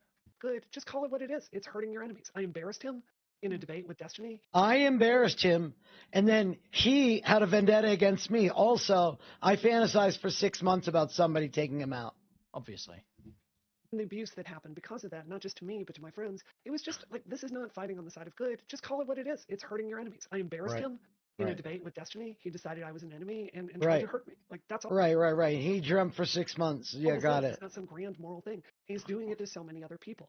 There's really something deeply wrong with this person. I mean, this is so gross that you allow this to happen. Stardust, you're a piece of shit. You're actually a piece of shit just letting this occur. Like, what a piece of trash. Mac Truck over here is a true garbage human being. It's wrong to go after people's reputations while I go and support my friend and go after her reputation. Yeah. And, you know, I think that communities need a mechanism to clean house. Like, I think you can't have people this toxic in space because he is hurting people in ways that go beyond the drama coverage that we all sign up for. Yeah, definitely. I'm just glad that definitely. He's definitely worse than just drama. He's bad. Like any of my education out there, because I feel like, I mean, I know that there's a lot of people in the space who don't put their education out there for the very reason that they know that it's going to be picked apart by people like Sunday. And you know, it's a shame because we should be valuing people who have put that work in to, you know, really dedicate themselves to a subject. But instead they feel like they have to like hide it, and then we can't get more nuanced thoughts and critiques of certain things pertaining to the subjects that they've dedicated all that time to. So yeah, I definitely think that there's a problem there. And I think you've really hit on something here, if I could say, because for me, I've never. Okay, if anybody has any questions they want me to ask Will, type them in chat. Tried to hide who I am in this space, right? Like, I don't have another like handle. Like, my path to doing this has been very different, and I feel like this culture in the long run, stronger soldier. That's true. Other opportunities that you can have down the line, right? I mean, it just, I don't know how to say this. It lessens the credibility of what you do if it's not your name, it's Stardust or some alias rat, right? Even with Destiny, it's so silly seeing him on Fox News, and it's like, I down the line. Like that. So, yeah, it's one of those things. Yes, you should only show your true identity. Do not hide. Then that's why I haven't got a job. Like being myself, it feels really weird to hide behind a mask. Yeah, it was always so weird to me. I've always been like this. Weird to me. So you did use alts during game. Lies network. I think it would come around a lot sooner, but chat. Brolos wants to chat. I'm not going to name any names, but like definitely there's very specific people that like now we know for sure. Not all of them, right? Right from the Pro GG side, but there were just very specific people, and so yeah. I think it's someone for sports car. It's board. There's a thing. It's got way to have the way too often. Like, look at what's happening with Dylan Burns. Mississippi. Hey, Brianna. What's that about? Will in his channel. Yeah. Mississippi. Probably like Discord stepping in or YouTube stepping in and like parting ways with the creator. I think this gets used way too often. Like, look at what's happening with Dylan Burns. Obviously super problematic, but at the same time, it's not like the community has a really good mechanism to like get rid of what up for Walton, right? Like someone who like Sunday, who I think is a bad actor. In about 10 minutes, and that's good. And you can make the audience realize he's a liar and is not on intellectually sound ground, and you did that. But I mean, how does a community like the stream? Okay, listen, this is the real disgusting part, because she's not just asking questions. Confront him, and that's good. I think this gets used way too often. Like, look at what's happening with Dylan Burns. Obviously super problematic, but at the same time, what is happening with Dylan Burns? It's not like the community has a really good mechanism to like get rid of bad actors, right? Like someone who like Sunday, who I think is a bad actor. I mean, you can go on there and confront Sunday's a bad actor. He's deranged. He's an alcoholic, misogynist. Him, and that's good. And you can make the audience realize he's a liar and is not on intellectually sound ground, and you did that. But I mean, how does a community like the streaming community like? Brianna, we've tried to kill the Eagle Nation. Wait, how does it what? Yeah, I mean, personally, like I'm somebody who's not pro deplatforming. But I mean, how does a community like the streaming community like? Brianna, we've tried to kill the Eagle Nation. How do we police the community of people like this? Yeah, I mean, personally, like I'm somebody who's not pro deplatforming, but I do think But I do think we should do something. Sabotage his Prius. Look, I'm not gonna call him an alcoholic, but every time I see him, he has a drink. I don't believe in deplatforming, but you don't even have the balls to say your own fucking idea. He sabotaged Jay Striker's Prius. This cannot be overlooked.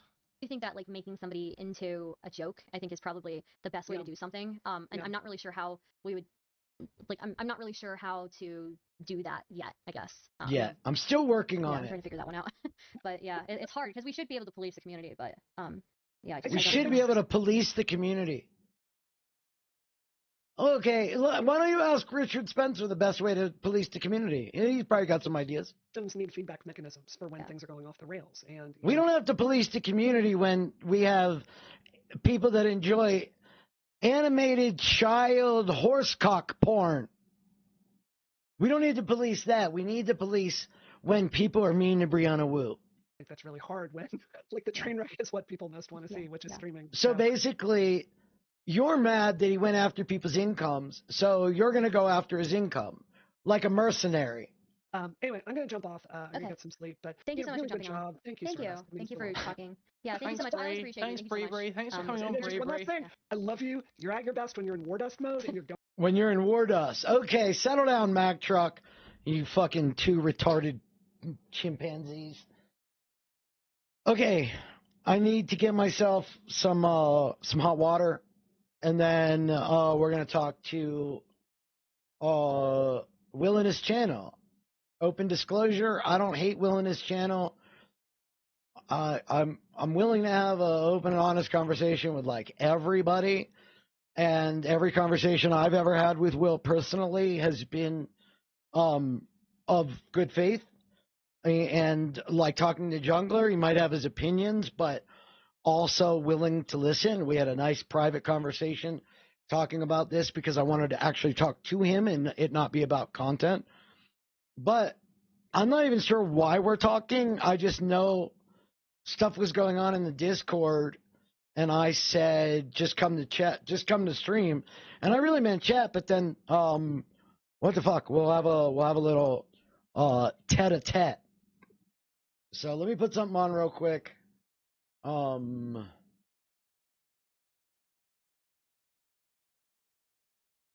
don't know, okay. Chad. Something I appreciate about I'll be your right stream is I feel like you're as done looking at jobs on the left as yeah, correct, Missy. Who the fuck? It's part of my job, to be honest with you.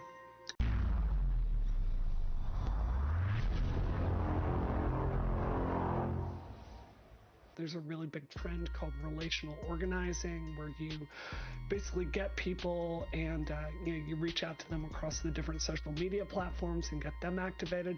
I think it makes more sense for the party to invest in Twitch and YouTube and all this content, and that's something I'm working on. My job is political organizing, right?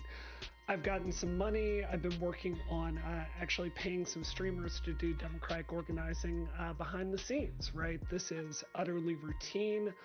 All kinds of people are paid for stuff. I believe streamers should be paid for organizing, right? I'm trying to bring some new revenue streams into the space. He's going after me about that one stuff. Yeah, isn't that against the rules? Isn't that against, wait, no, isn't that against TOS? I don't think you could do political organizing on these platforms, can you? It's not sponsorship necessarily to, like I don't go and say, hey, please make this video, please do X, please do Y. It's more like, paying people to come, like, organize on issues, to talk about the content that we think is effective, to put that out, that kind of thing. I don't think, I would never... Maybe we would at some point. It's just like paying someone, say, we will give you X dollars to do Y video. That's just not something that makes sense to me. This is something I've been talking about behind the scenes. When I worked the Nina Turner race, there was one television ad that we did. And, this was for one television station, one time, a 20-second ad, in that market, and it cost like $27,000. So you look at the effects of that, and then you think about the cost of actually, organizing streamers in the context of a political campaign. I think it's money that makes more sense to spend there, right? Yeah, I just think we need to do more organizing in this space. The thing about the party is the higher-ups are so conservative in the sense that they really have a 90s playbook about how elections should work. This is going to be over $1 billion election, and I bet you a lot of money, over half of that $1 billion, is going to go to TV ads this cycle. So it's just a real struggle to get new techniques introduced, if that makes sense. It's just so, I don't know, Chud. Something I appreciate about your stream is I feel like you're as done with the nut jobs on the left as I am, and it's just it's a really goddamned unpleasant part of my job, to be honest with you.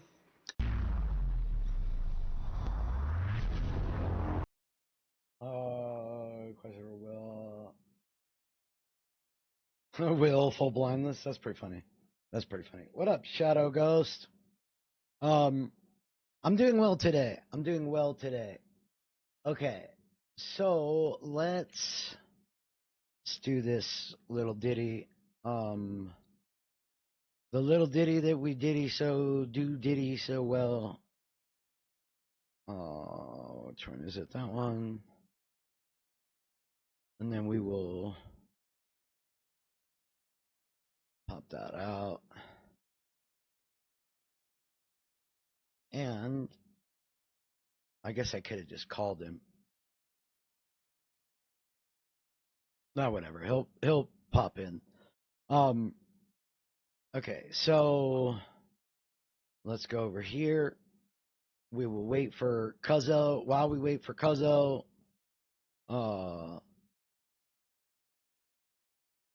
where is it? Why don't we make use of our time? Computer spazzing out.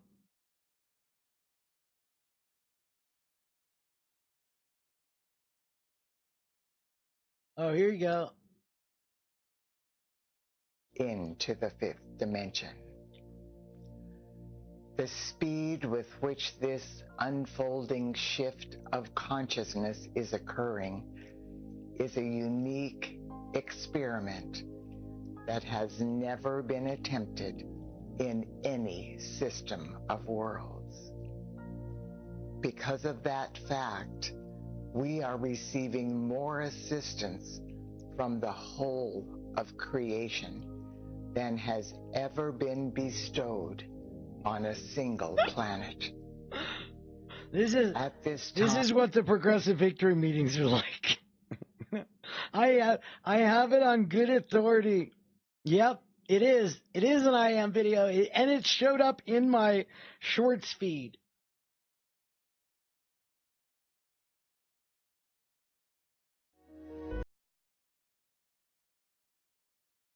Into the fifth dimension. The speed with which this unfolding shift of consciousness is occurring is a unique experiment that has never been attempted in inflicted separation, not only from our I Am presence, but also from our Father, Mother, God. Well, this is the I Am cult. What's her name? Lisa Clapier. Oh, fuck, there's a storm. What's with the storm, stickers? Ask him what exactly happened that he recently came back to DGD and even filmed doc of her canvassing. We got paid. He got paid to do the filming. Did you know that? He didn't just go for the fun of it. Unholy bleach in your eye. This is the shit that I spend my time learning about so you guys don't have to. The beings of light are informing us that it is appropriate for us to take some time to just breathe and to focus That's funny. On the side of my car, it says breathe. Being. Are you? This nice. Respite will give I was rewatching that podcast again today. Humanity, the elemental kingdom, and Mother Earth the opportunity to recuperate inflicted separation, not only from our I Am presence, but also from our Father, Mother, God. The beings of light are informing us that it is appropriate for us to take some time. I'll rehash it when he gets on. Where the fuck is he? Oh, you're in. Okay. And I just said, where the fuck is he? And he's right here. Let me make sure my audios are on. Hello. Hey, how are you? Hello. Yeah, how are you? What's new and exciting? I'm good. Oh, I'm sorry. I'm gonna put you on speaker. My phone in my car. Give me 1 sec. Gotcha. Oh, well, that worked. I don't know what I did, but I did it. Okay, cool. How's it going? It's going well. What you're out and about? Yeah, I'm out on the job site currently, but I'm just peeled off for about a half hour or so. Okay, so yeah, we'll try to keep this to 30 minutes max. So, it's 4:20, just so you know. 4:20 somewhere. I have alarms that go off at 4:20. So to kind of make public what you and I talked about, so that I don't want there to be any misconceptions from them, and if I'm wrong, you correct me. We Go for it. We spoke for a while, and the TLDR of it was, after explaining to you what I'm fine with, which is the entire concept I'm fine with. People getting paid, working with political, like it exists, so I'm fine with it. What I'm not fine with is when you have Midas Touch, Daily Wire, TYT, they all disclose their relationships and they're working together. So when they praise TYT or somebody else from TYT, you can properly evaluate their statements.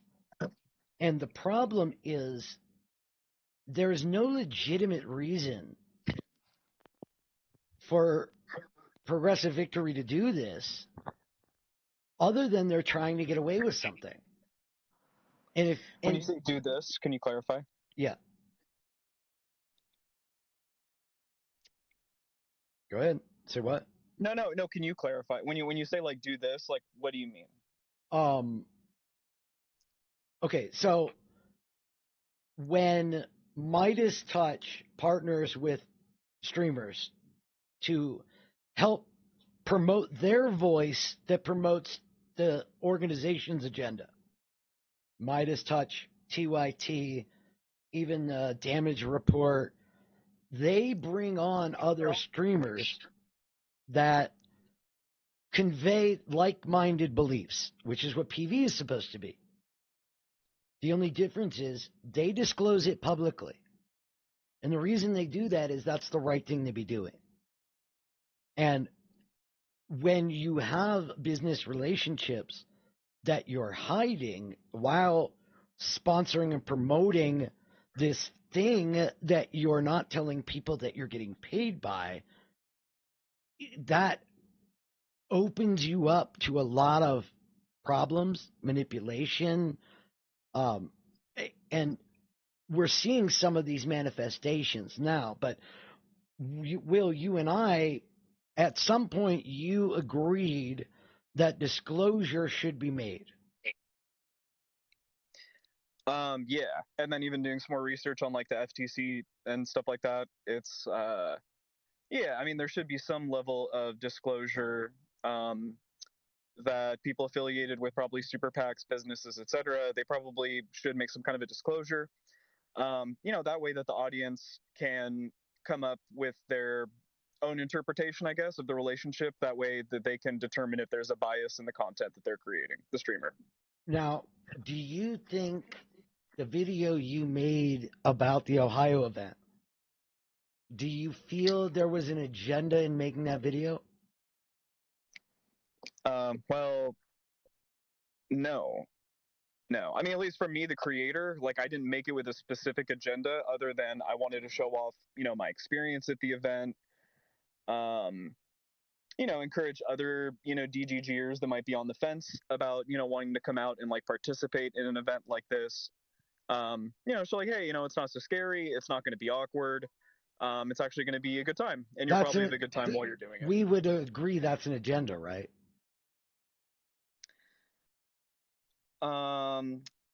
Yeah, but it's not really for, but it's not for PV.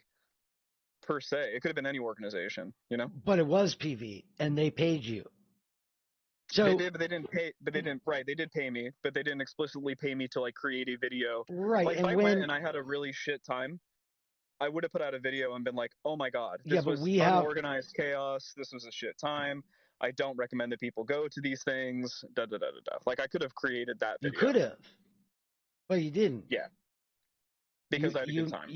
You did, in essence, create a marketing piece that its goal, I think, as you said, and the desired outcome was to help grow the organization and get people out participating with these streamers in this process.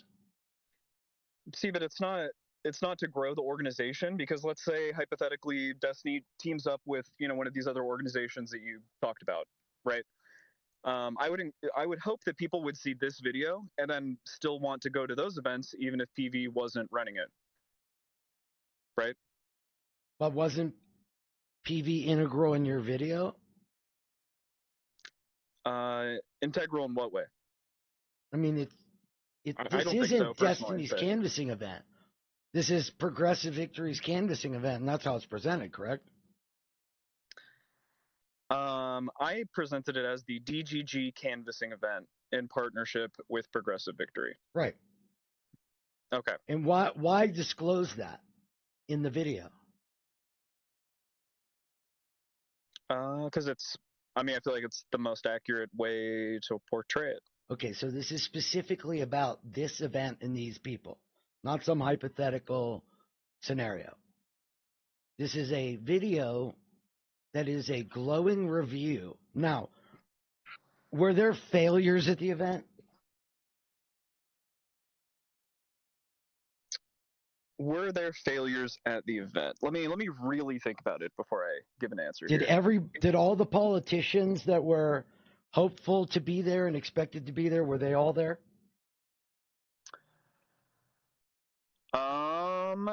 So I would say that,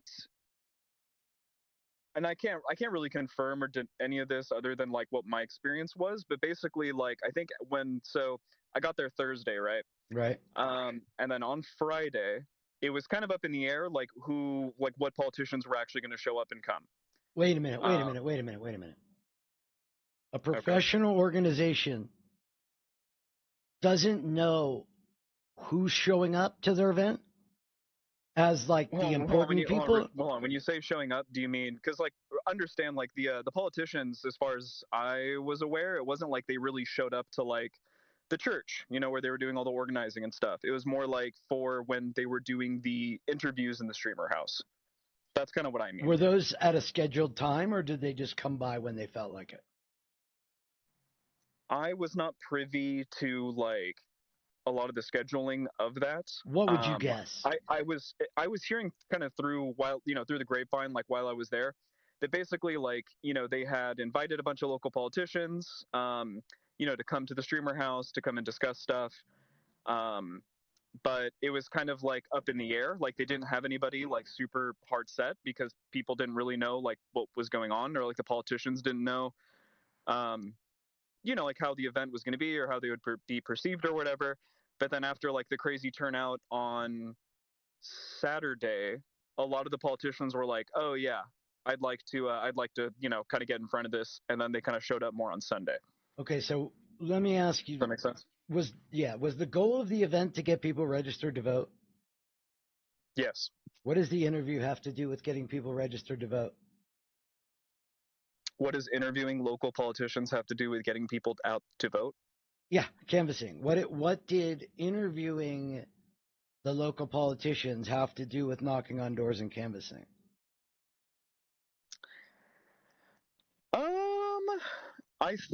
I mean, I don't really think it has anything necessarily directly to do with that.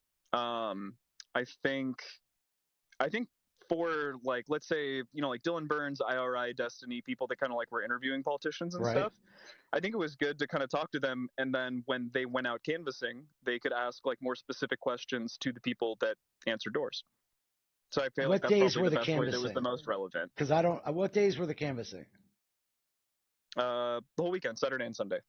Okay, and then they came and talked to you on Saturday. but only because of the turnout, not because they had previously agreed to come be part of it. But this is your guess. I'm not holding you to it. Yeah, I'm not 100% sure. Yeah, I'm not holding you to it. That's just kind of the way that Yeah, no, it's fine. I understand. This is at least how I read the situation, was that it was kind of up in the air until they saw, oh wow, there's like actually a big turnout here, and this is kind of like a big thing. And then the politicians were more wanting to come on stream. Okay.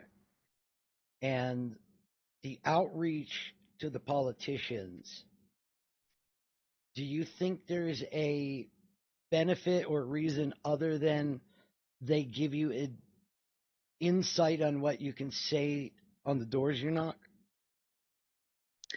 I mean, I'm not ignorant enough to think that there isn't some kind of like, politicians think they're going to get clout from this. PV thinks they're going to get clout from this. Right. I mean, so if you think about what math equation you put forward, right?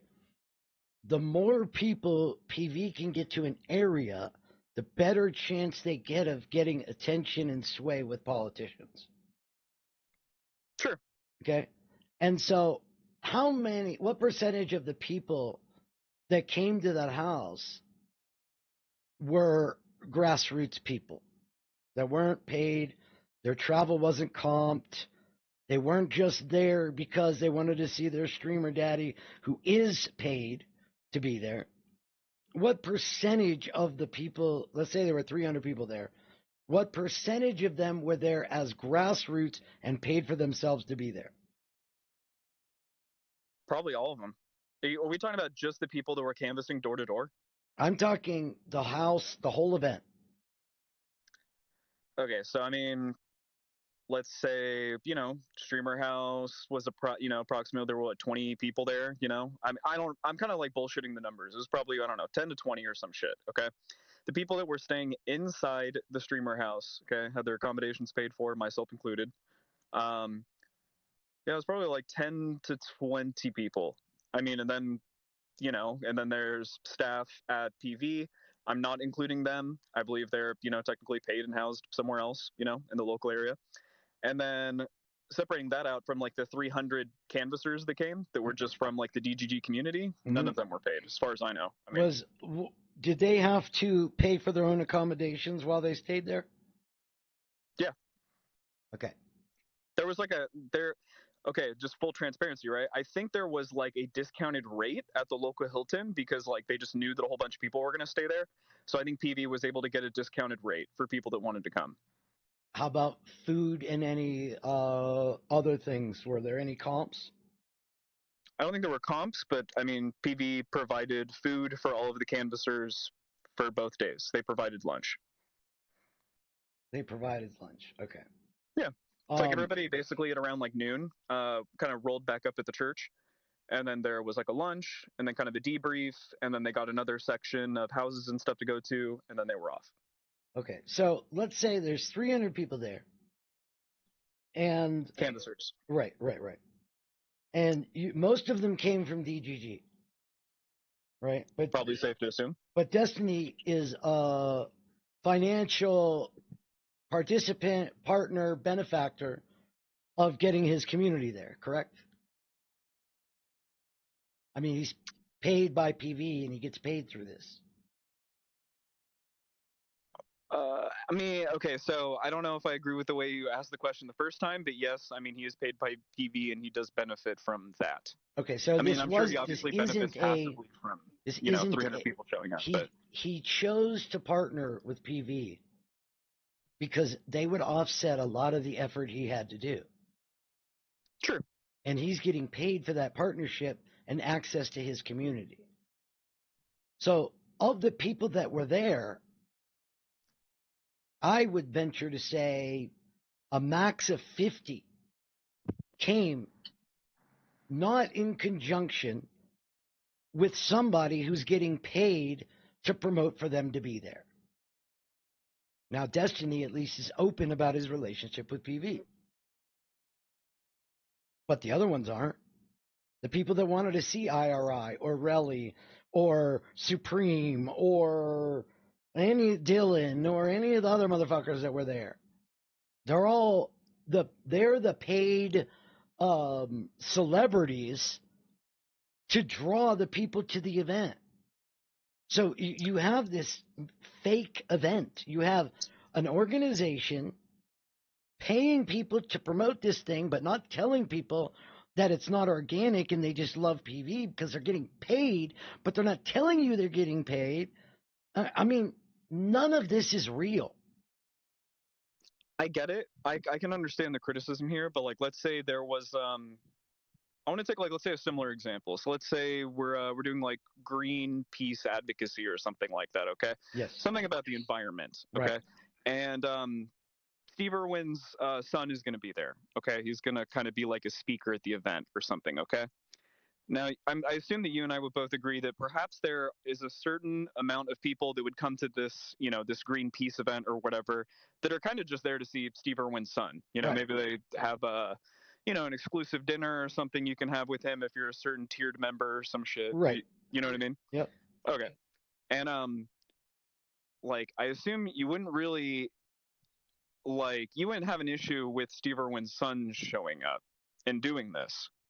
Is Steve Irwin secretly getting paid to claim he just does this out of the kindness of his heart?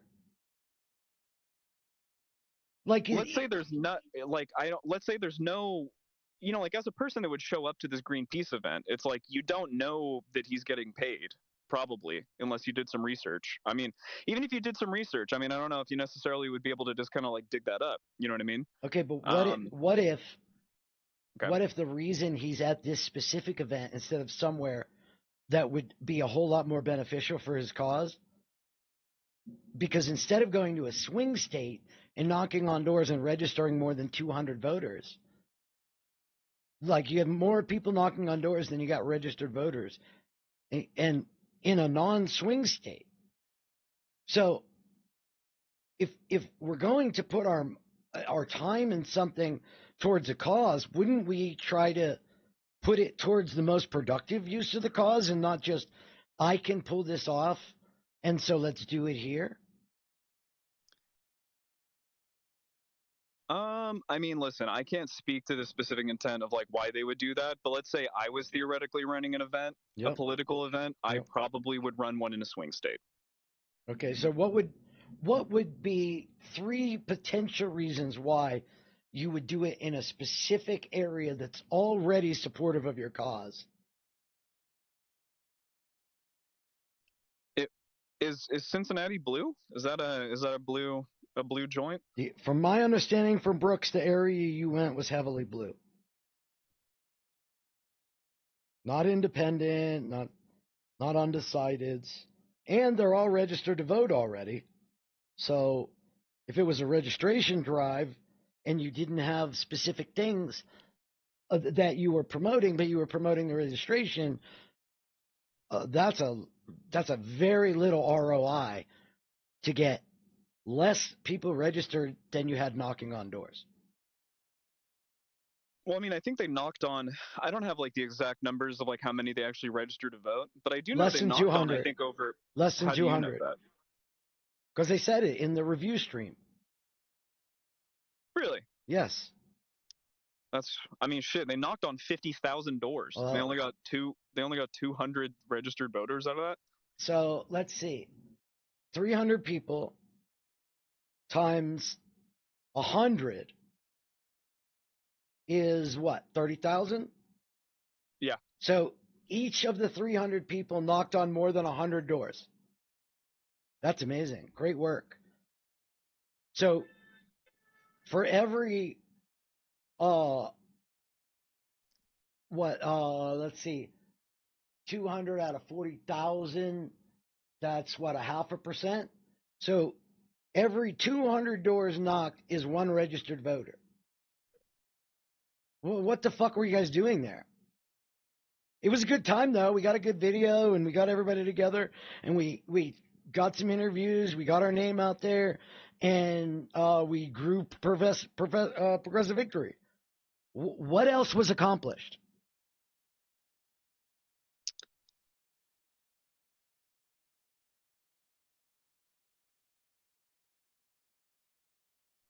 Exactly. Well, okay. I'm not gonna listen. The thing is that I don't really I don't disagree necessarily with any of this.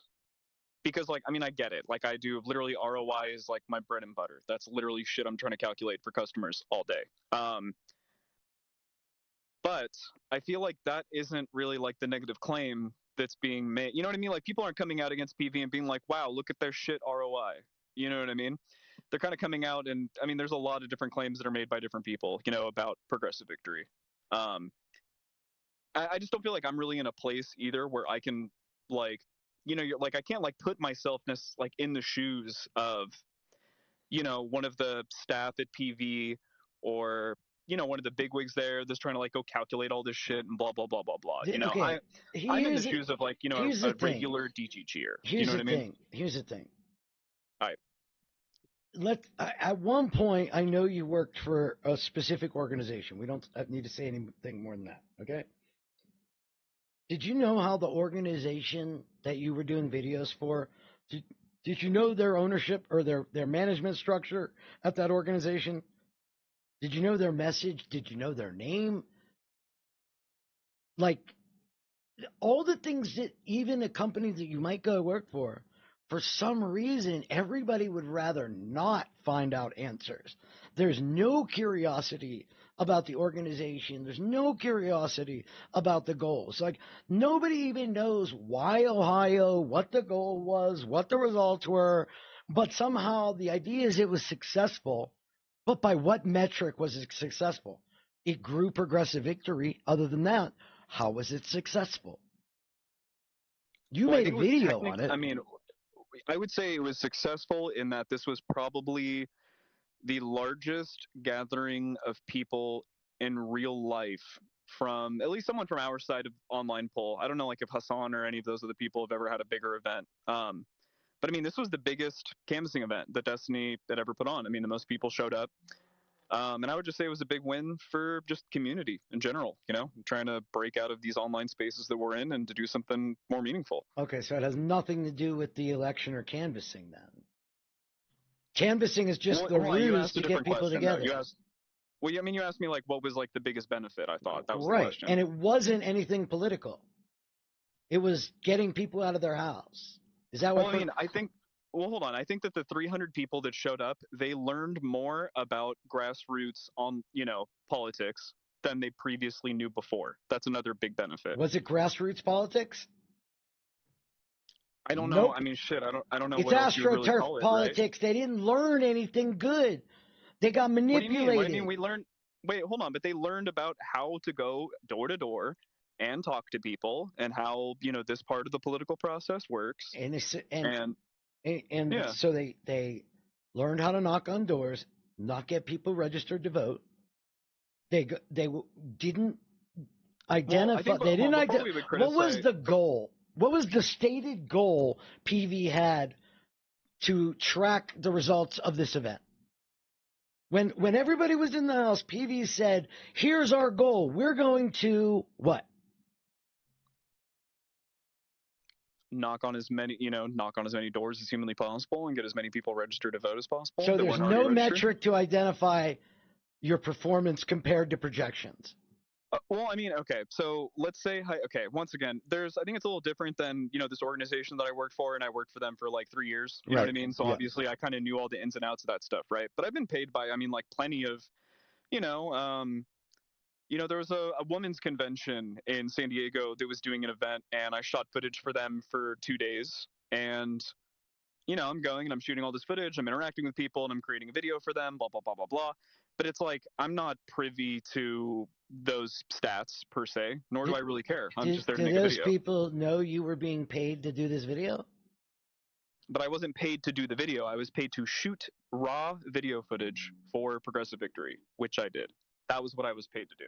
Did people know you were being paid to shoot the video? What percentage of people there knew you were being paid to shoot the video? Exactly. If any of them had asked, I would have told them. Yeah, this is AstroTurfing. Wait, but hold on. But am I supposed to walk up to people and be like, "Hey, I'm recording you for a video"? The entire organization is supposed to publicly disclose these 20 streamers who have promoted for you to be here are actually paid contributors. like Midas Touch would do, like anybody else would do with any legit, above board, honorable organization. Why are people so excited to keep their business arrangement and payment secret from the people they're promoting the organization to? What is the reason? Are they not proud of Progressive Victory? Are they afraid they're violating something?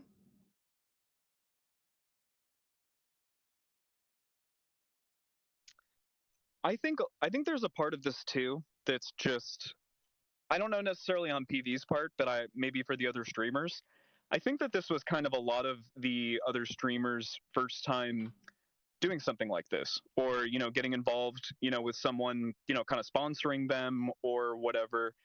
And I think there's a part of this that's like just ignorance instead of malice. Is Dylan Burns openly part of other organizations that he discloses his relationship with? Idea. My understanding is yes. Okay. Like, we can make excuses and find maybe this and maybe that and maybe this and maybe that.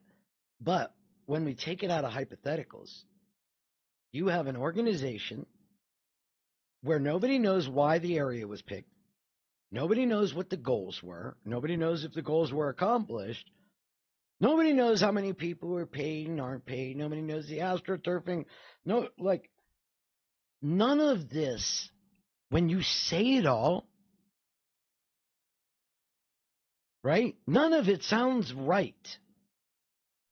Well, maybe they did this one thing for this reason, and they did this one thing for this reason, and maybe, they didn't quite properly schedule and have know exactly who was going to be where, and then that way they could arrange the timing. It was all kind of ad hoc. Dude, this is madness if anybody thinks this is normal. Imagine a wedding where you didn't put a time down and if people saw it was busy, they show up.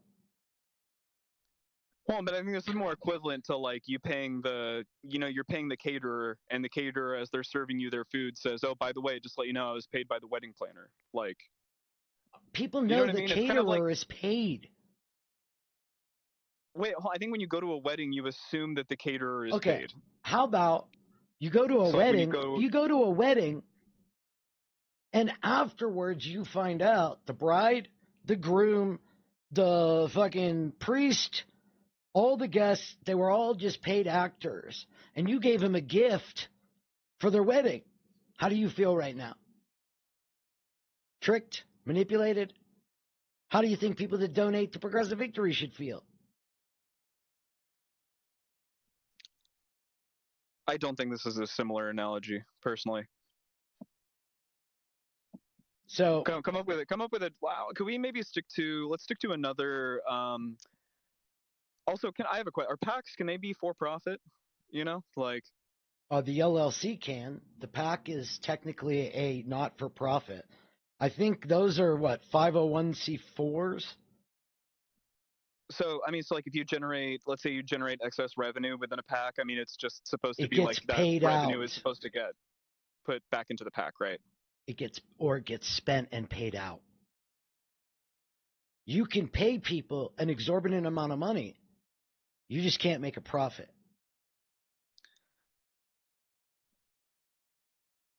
Okay, I feel that. So let's compare. When we do the analogy on this, I would really prefer, let's compare to a nonprofit organization, okay, that is doing a let's say a fundraiser. I got one for you. Okay. Yeah, let's do it. How about the wedding analogy? I'm just getting lost in. How about the hydroxychloroquine pushing demon sperm and vaccine group of doctors that was promoted by Trump, DeSantis, and other right wingers, who they're funded to push fake science? Now, do people buy into that and think it's real? Do they know these doctors are part of an organization that's funded to do this for money? Or do they just believe the people they're listening to who are paid to promote a specific agenda? If you're hearing somebody promote something, I think it's safe to say that It's safe to say they probably got paid to do it, honestly. So then everybody promoting Progressive Victory got paid. Safe to assume then. Possibly, yeah.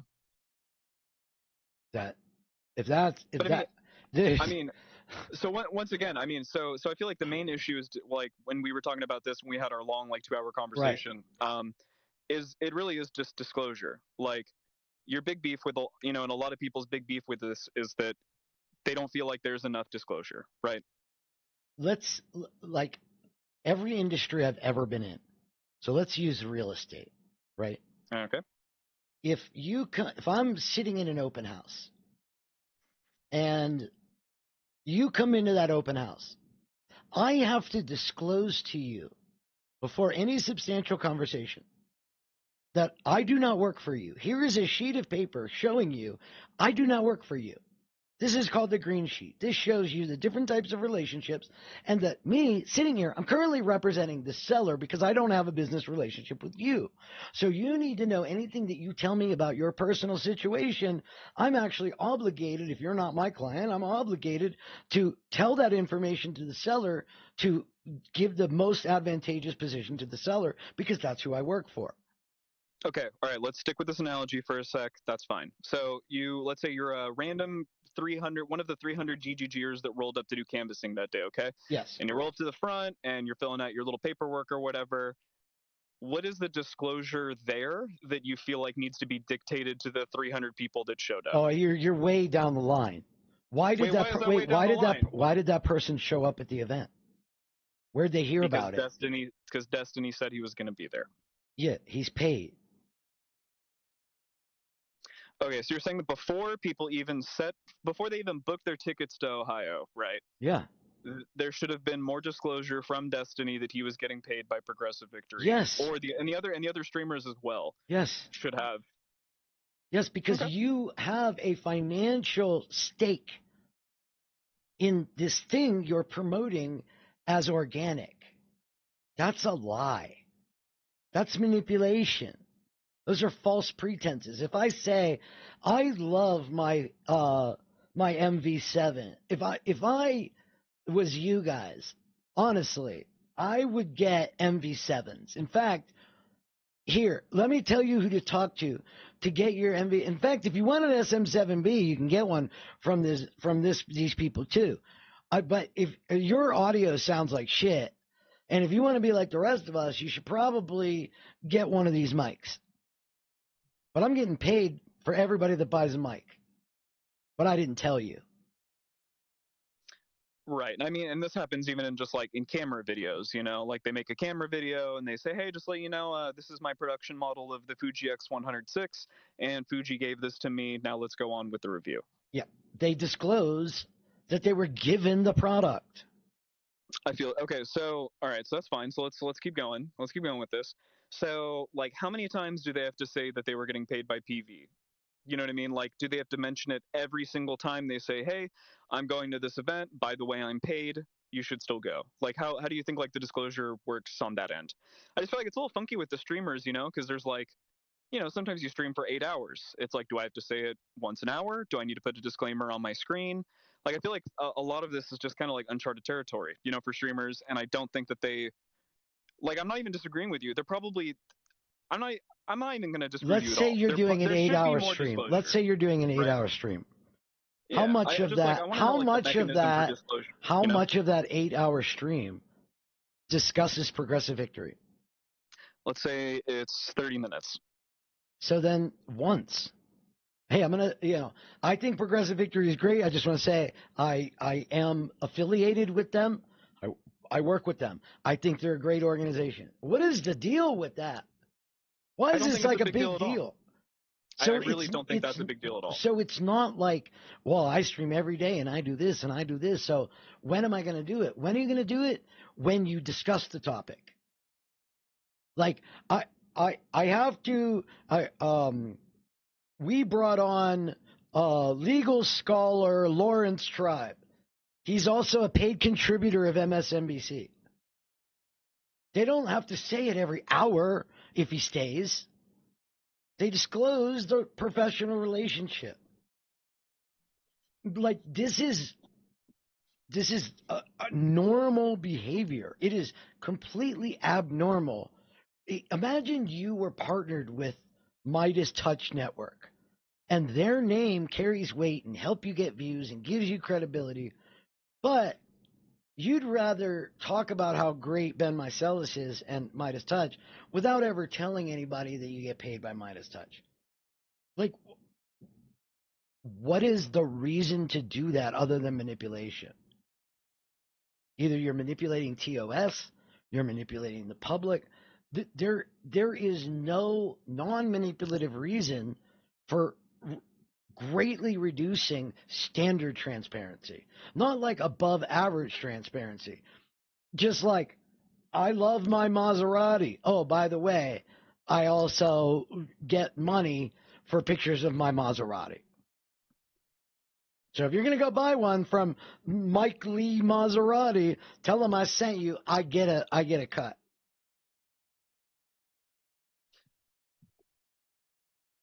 In fact, if you just say, make sure I told him to send you, most people know what that means.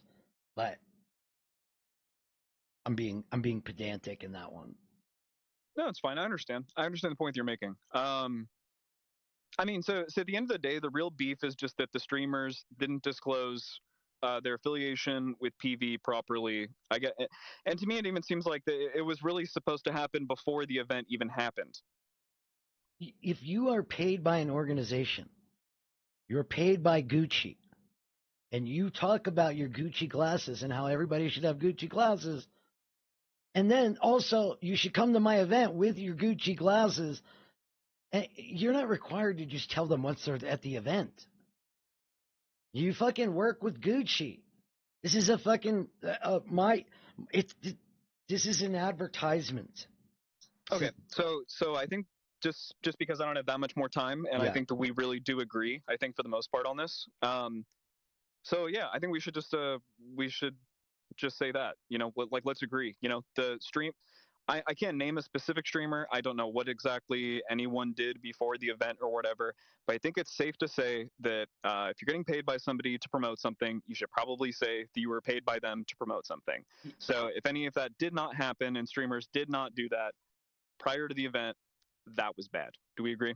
Yeah, all right, perfect. All right, so I just want to move on really quick. Yeah. So, like, let's say, so now we're at the event, okay?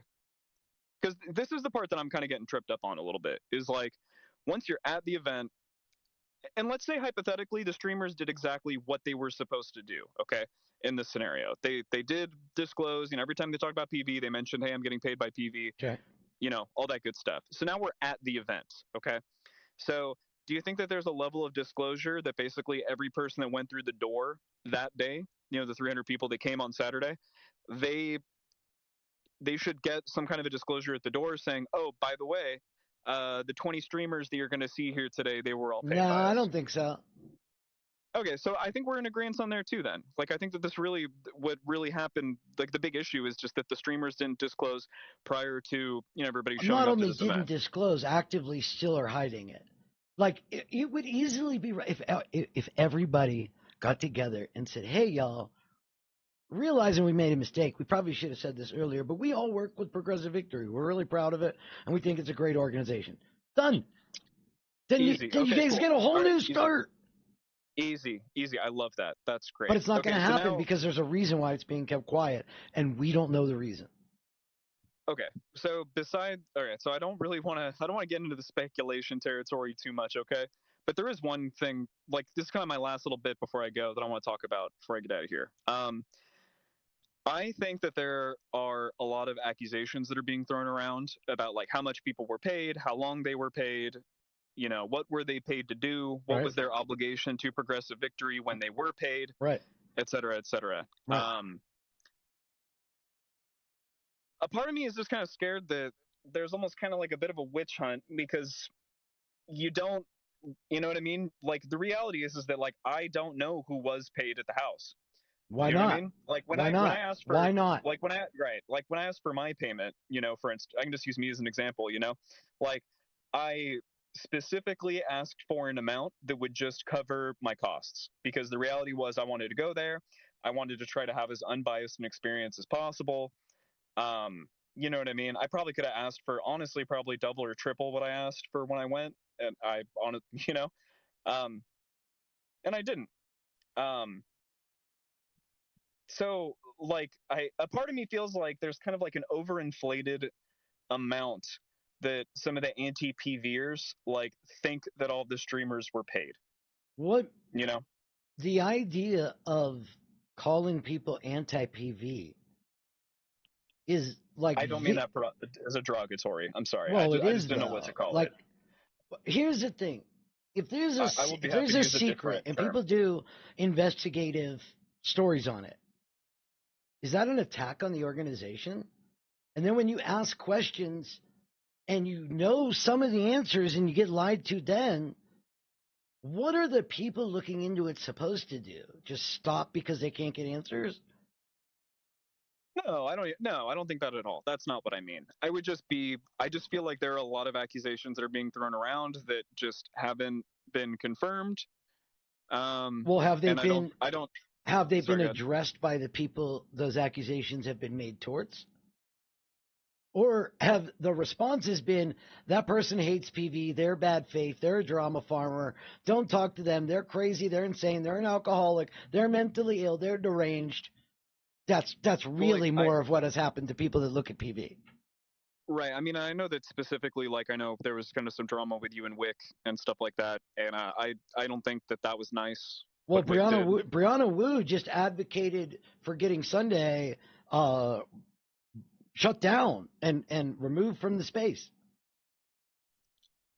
So I saw those screenshots, but I really don't know enough. Not about screenshots. That drama we watched her say it. I like I said, I literally just don't know the drama that hard to like say anything other way on that. And I say drama not derogatively, just you know what I mean. Like, well, other than people speculating on who's getting paid in dollars amounts, what are the like even nefarious accusations? Are there any nefarious accusations? Can you explain that a little bit more? What do you mean? Is anybody making claims about Progressive Victory that are nefarious, saying that they are a nefarious company trying to do harm? I think some people have said that. Whom? Like yourself included, right? Like you think they're doing harm? I think I'm sorry, I don't really. I think they're I doing. guess I haven't heard anything. I think they're doing harm. I don't think their goal is to be. I don't think they're breaking the laws. I think they are corrupt, likely legally, except for this hiding of organizational ties. I feel that, but I mean, I think we kind of agreed though that if it was the streamer's job to disclose that they were getting paid by PV, that's more negative towards the streamers, though, right? But it's also PV instructing them. Do we have proof of that? The PV is specifically telling streamers, "Hey, do not tell people that you are paid by us. Do not," you know what I mean? Like, is that true? I don't know if they're being told don't tell people. They're being instructed that they have no obligation to disclose their relationship. It is being greenlit by the company that they continue to not disclose. Even like, to the this company day. I work for, they could tell me that like, hey, it's fine, you can park on the red, but then when the cops come, they're still going to give me a ticket, right? So it's kind of like whatever the FTC says overrides whatever PV could possibly say to an individual. So it's up to the individual to make sure that they're following like the actual I would law, assume when right? it comes to, I would assume, and this is beyond my capacity, but I would assume when it comes to tort like that, you would have what's called jointly and severally. So you would hold liable both the individual streamers and the organization, and then you would collect money from whoever has it. Because you're saying because they were instructed by the organization to not say anything. They were. It's all one group, so they're all liable for it jointly and severally, which means together they're liable for it, but I can collect it from one person if that's all I can get, and then they've got to resolve it from there. I would say that if PV did specifically say, hey, like, you're not, you don't have to disclose that we're paying you, I would say that that's probably wrong in like 3 different ways. I don't agree with that.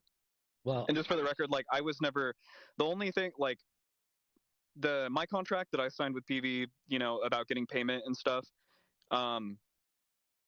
I wrote the language more specifically so that I could more like protect my legal name, that I had to put on all the paperwork. Right. You know, it's like I don't want my name disclosed. I don't want the amount.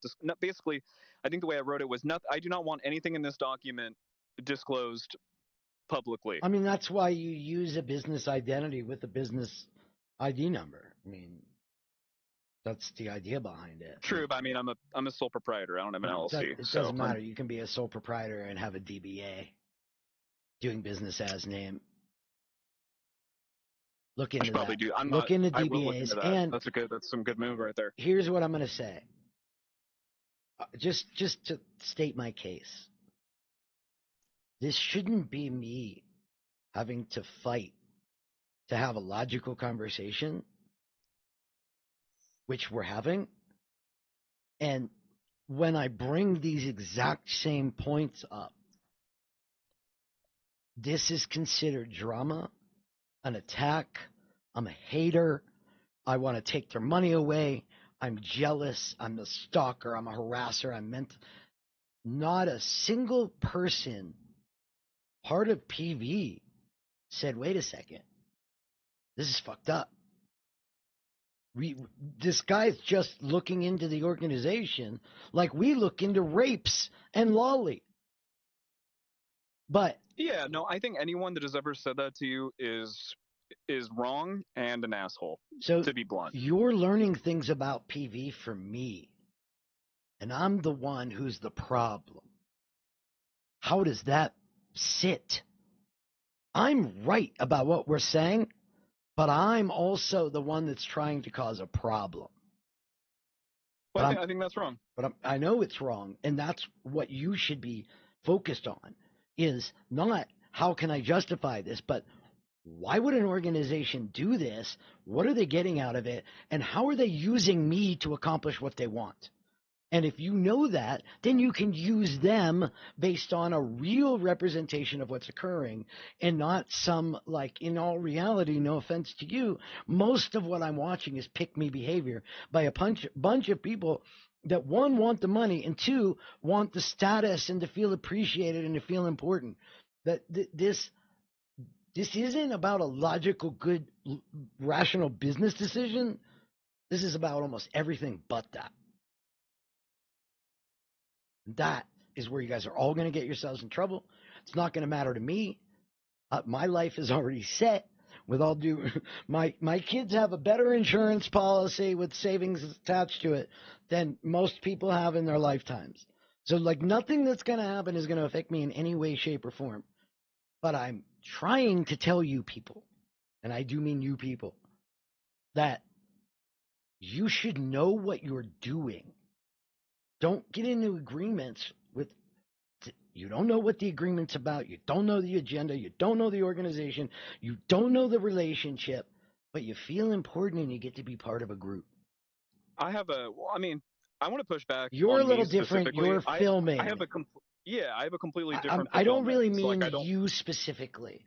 You actually are the outlier because you are the videographer, not a political pundit. There for your input in a meeting. Like, no one showed up because I'm there. That's what that's what I'm saying. I'm not. Right. You're in a different category. You are more of a caterer. Right, but I take offense to the idea that also the video that I created is like running game for PV, because it's just from the perspective of someone that showed up to go to this event, to go and do it. And yes, I was paid a miserly sum. I think if you look objectively, okay, because I truly believe you mean what you're saying, okay? So I'm not saying you're lying. I'm not saying you're trying to manipulate anything. I believe you believe what you're saying, okay? What I'm going to challenge you to do, and I'll leave you with this, try to step out of it being you, the people you know, and an organization you know, and put it to people you disagree with and you do not like, and see how you would feel in the exact same situation. If you can do that exercise where you're an observer of the situation in a different scenario, then you'll know how you would feel without the bias.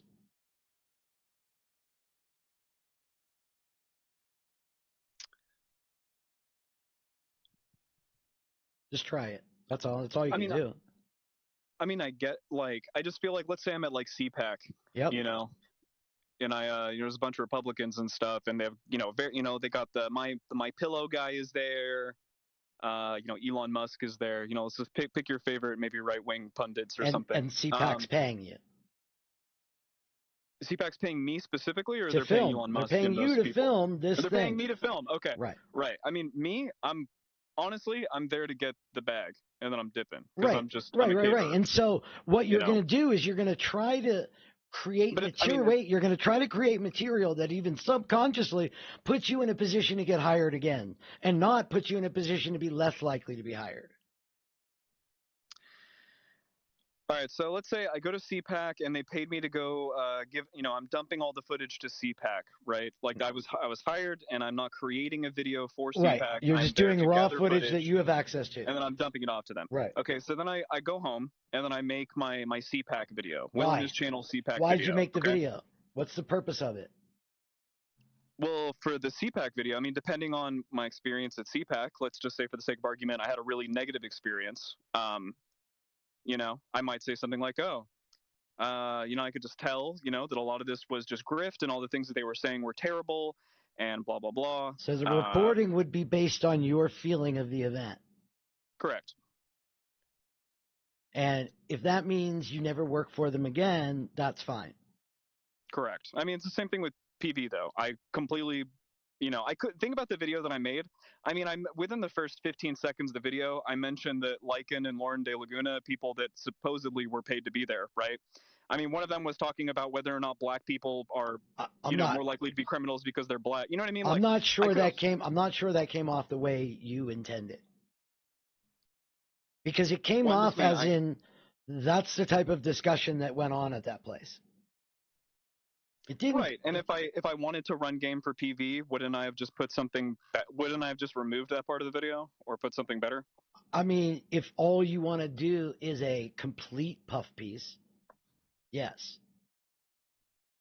I mean, I'm just saying, but I mean, it's not a puff piece. It's my experience there. So if I went to CPAC and you know what I mean? And as soon as I got to CPAC, they were talking about how terrible the Jews are and blah, blah, and all this other stuff.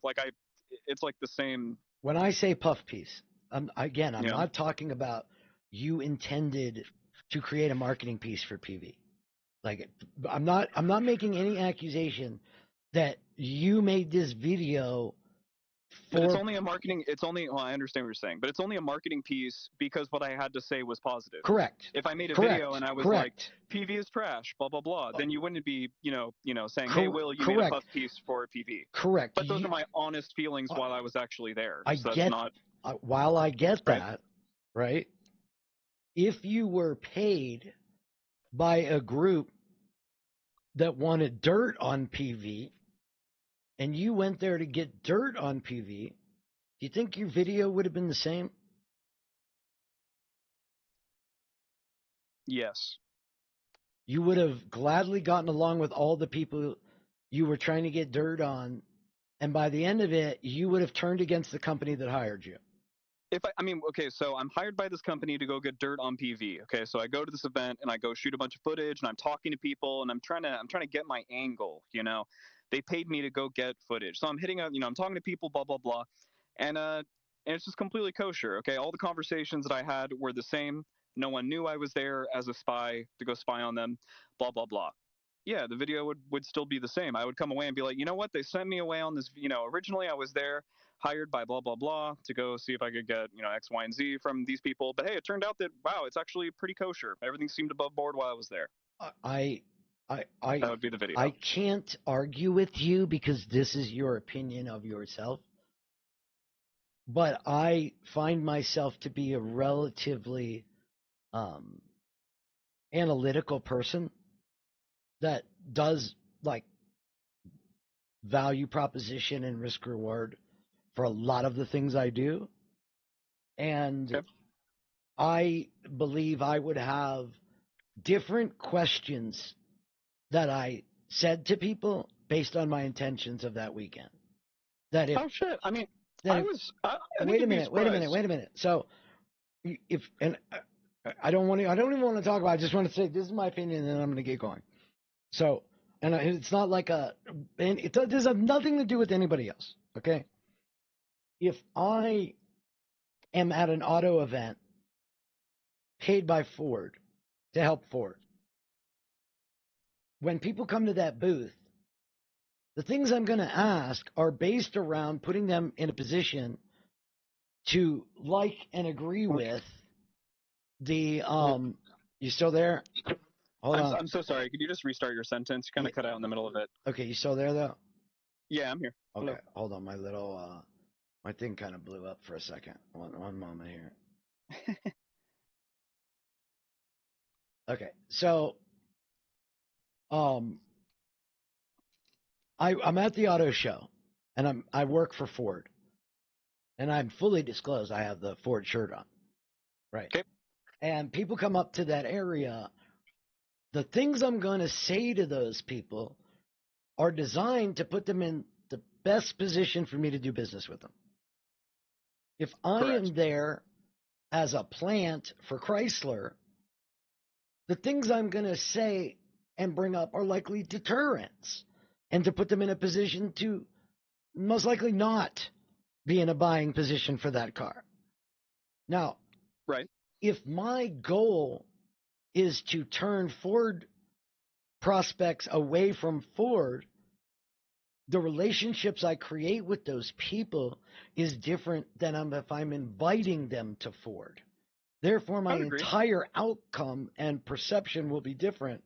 Thus, my feelings about the event are all framed based on the way I behaved at that event. That when Wicked Supreme was an asshole to you when you flipped the bottle cap off the thing, that was less pleasant than when people are nice to you, correct? Yes. Well, let's keep it on track with the car analogy. Finish the analogy just because I have a correction that I want to make to it.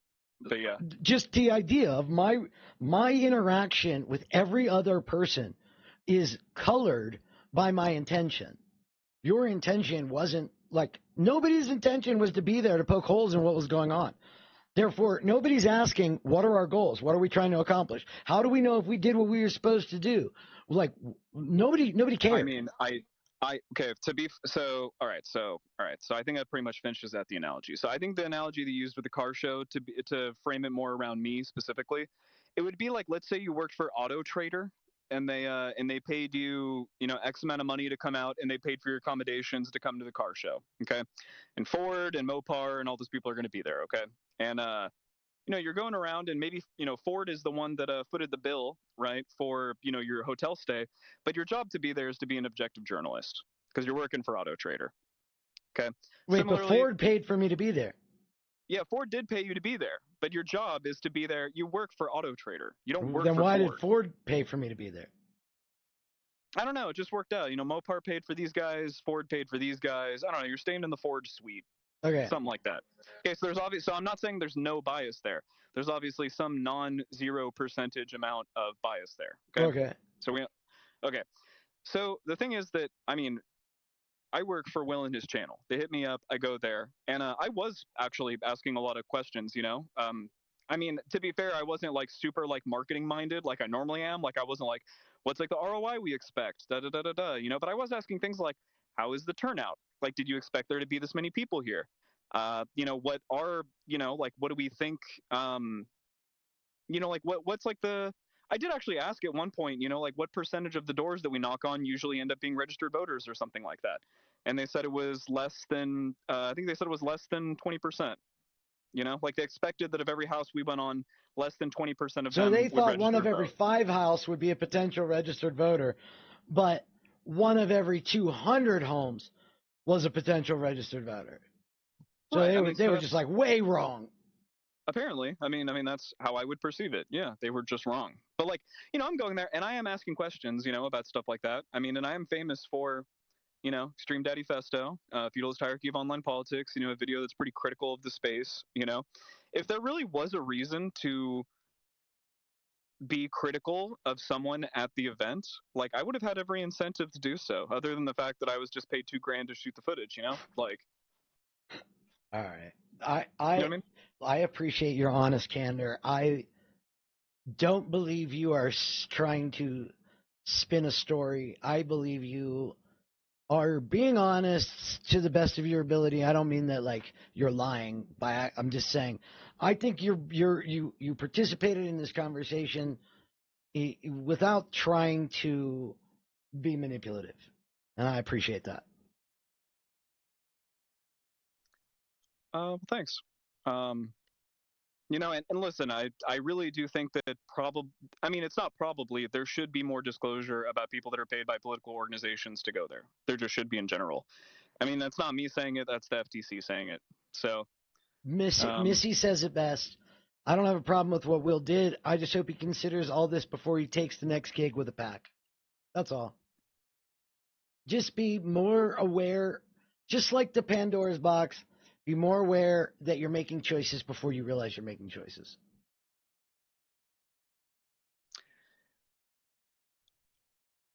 I do. I mean, I get that. It's a reason. I don't know. I feel like I'm always just trying to be me. I'm just trying to be honest, you know, with whatever it is that I'm doing. And it's like, I wouldn't go and shoot a bunch of content for, you know, let's say anti-vax organization. Like, I'm going to turn that gig down. You know what I mean? Because obviously, no, whatever I shoot for this organization, I already know up front is going to be used negatively to promote something that I don't think is good. Right. I think Progressive Victory, I mean, regardless of whatever you think of their business practices, I mean, they are trying to shoot for, you know, progressive causes. Well, and they're trying to create, you know, they're trying to create more engagement in online communities and like get them out of their houses.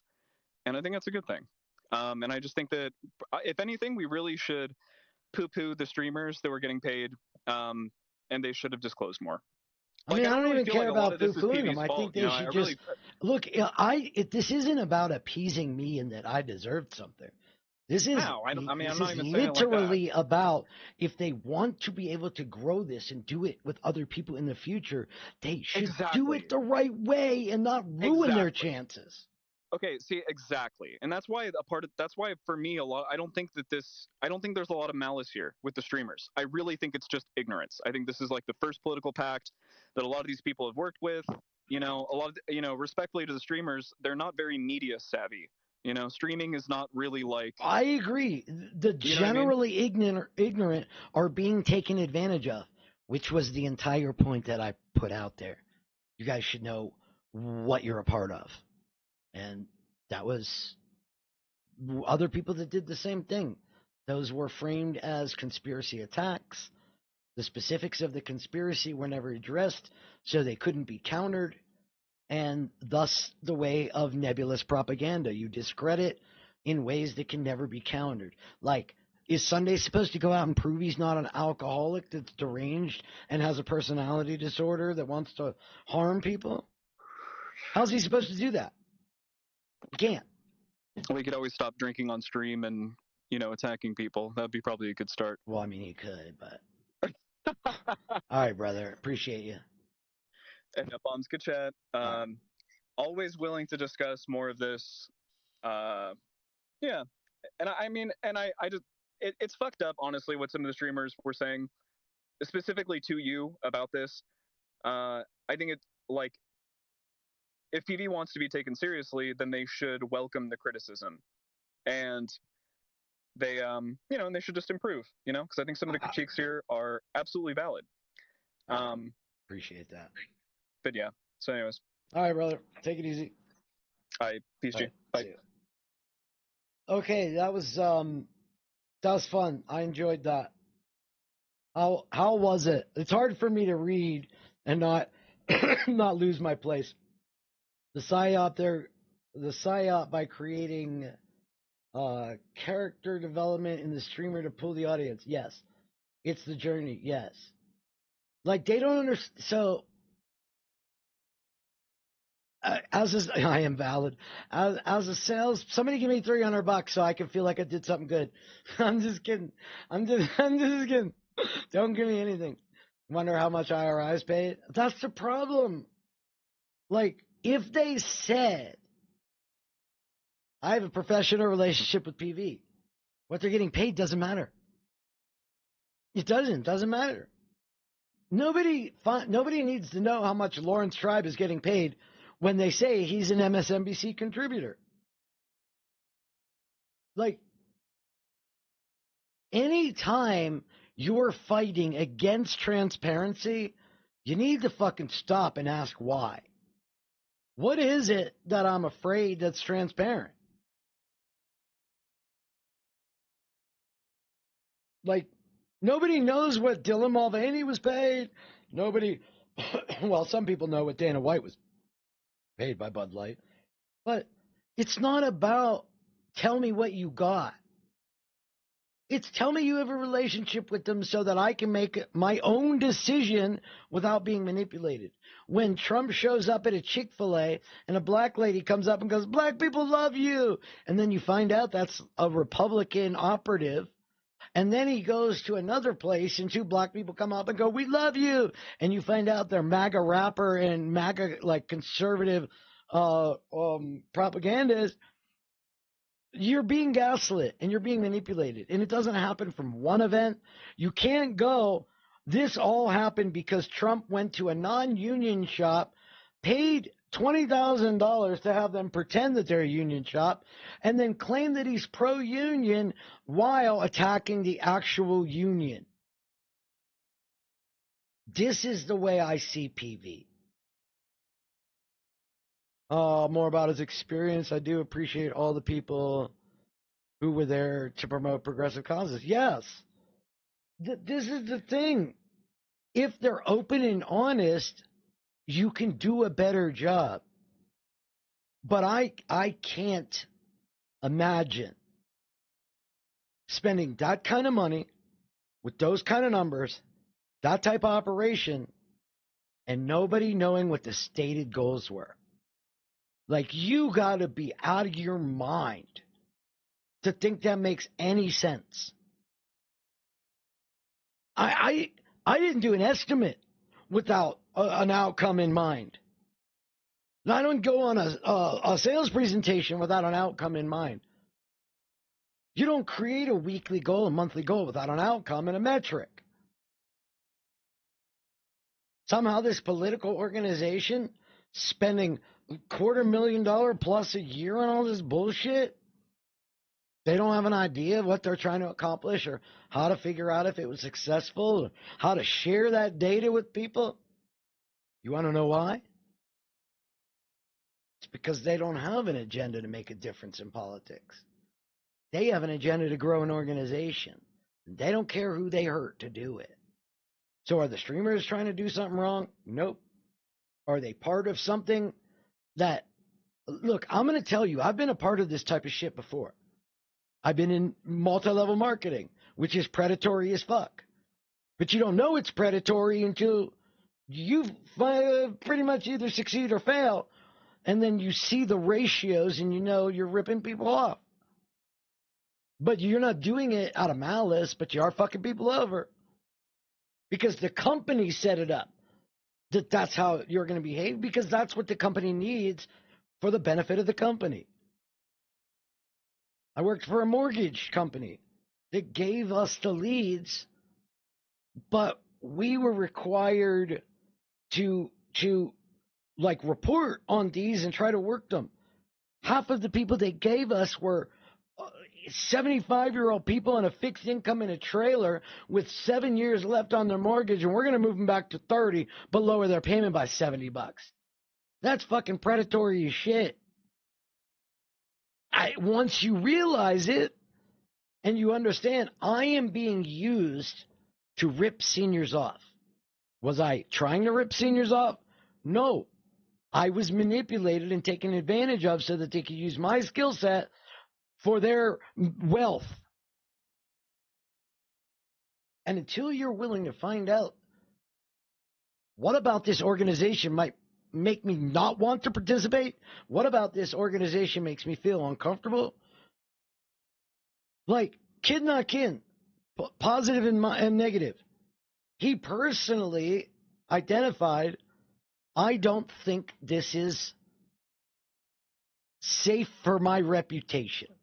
I think there are perverse incentives that can lead to a lot of negative effects. Good for him for recognizing.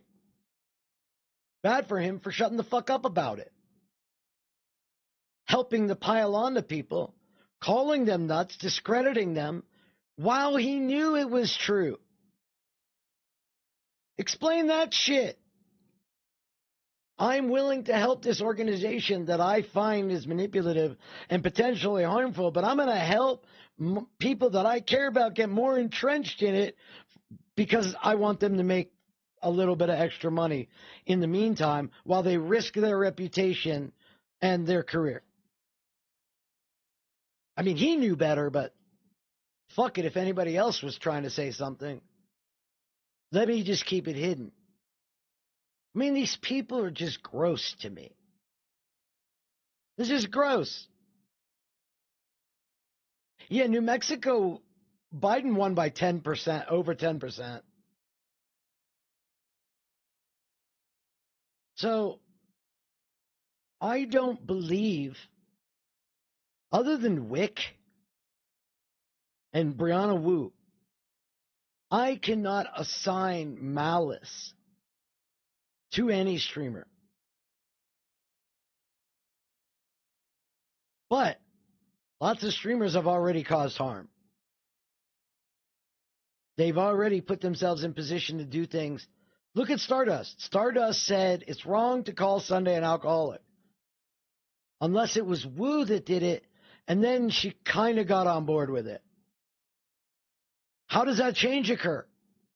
How does Kid Not Kin at the beginning of my conversation say, F-Bombs believes this is the thing and this is what's happening and that this is what PV is doing. And then when Dylan comes in, he says F-Bombs thinks Wu is manipulating people and everybody's bought and paid for it.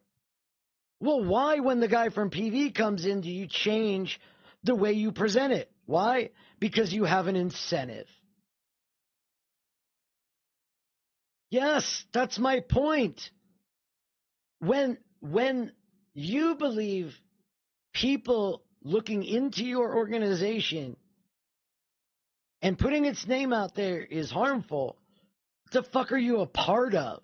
When you're afraid to tell people it's Amway, or you sell rainbow vacuum cleaners, or you're in Scientology, when you have to lie, when you can't say fuck Joe Biden and you have to wear a Let's Go Brandon because you're too big of a pussy to say what you mean or act like you feel and you gotta hide, dude, that's just who you are.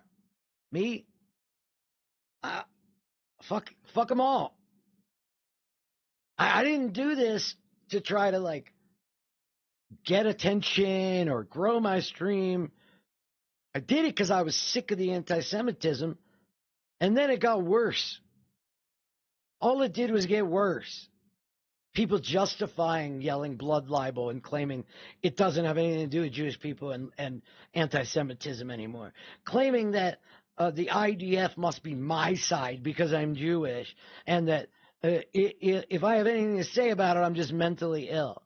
And the whole community was like, well, I mean, it'll save the PV people, so fuck it. What do we care? We don't even like Kevin. Let him get fucked over. It won't happen to me. It wasn't me, so I said nothing. JDF. IDF, you mean? Jewish Defense League. JDL. I mean, they might as well say I'm the Goyim Defense League. GDL. Nino, but accused me of being anti-Semitic because I didn't support Israel. I'm an anti-Semitic Jew because I don't support Israel. What? What is wrong with these people? This is progressive victory, by the way. This is what they support. Attacking me, attacking Kuhlman, attacking Sunday, making false claims, never backing them up, never being accountable. And then when anybody says anything about you, you just cry victim and attack again. Hey, Progressive Victory, what a great organization. What a great bunch of people. Oh, well. C'est la vie. This is why I separated myself, because I have no interest in fake, phony bullshit. So, all right, y'all, this was fun. Now that I can dual stream, sweet. We'll be back Sunday, likely for Sunday services. And then Monday, we got Murder Mondays with Jean Bonnet. Space Laser. That's funny. That's funny. All right, y'all, this was fun. You know what would be funny if we made it Fun Day services, like Fundy. But, all right, y'all, good stuff. Appreciate you guys, and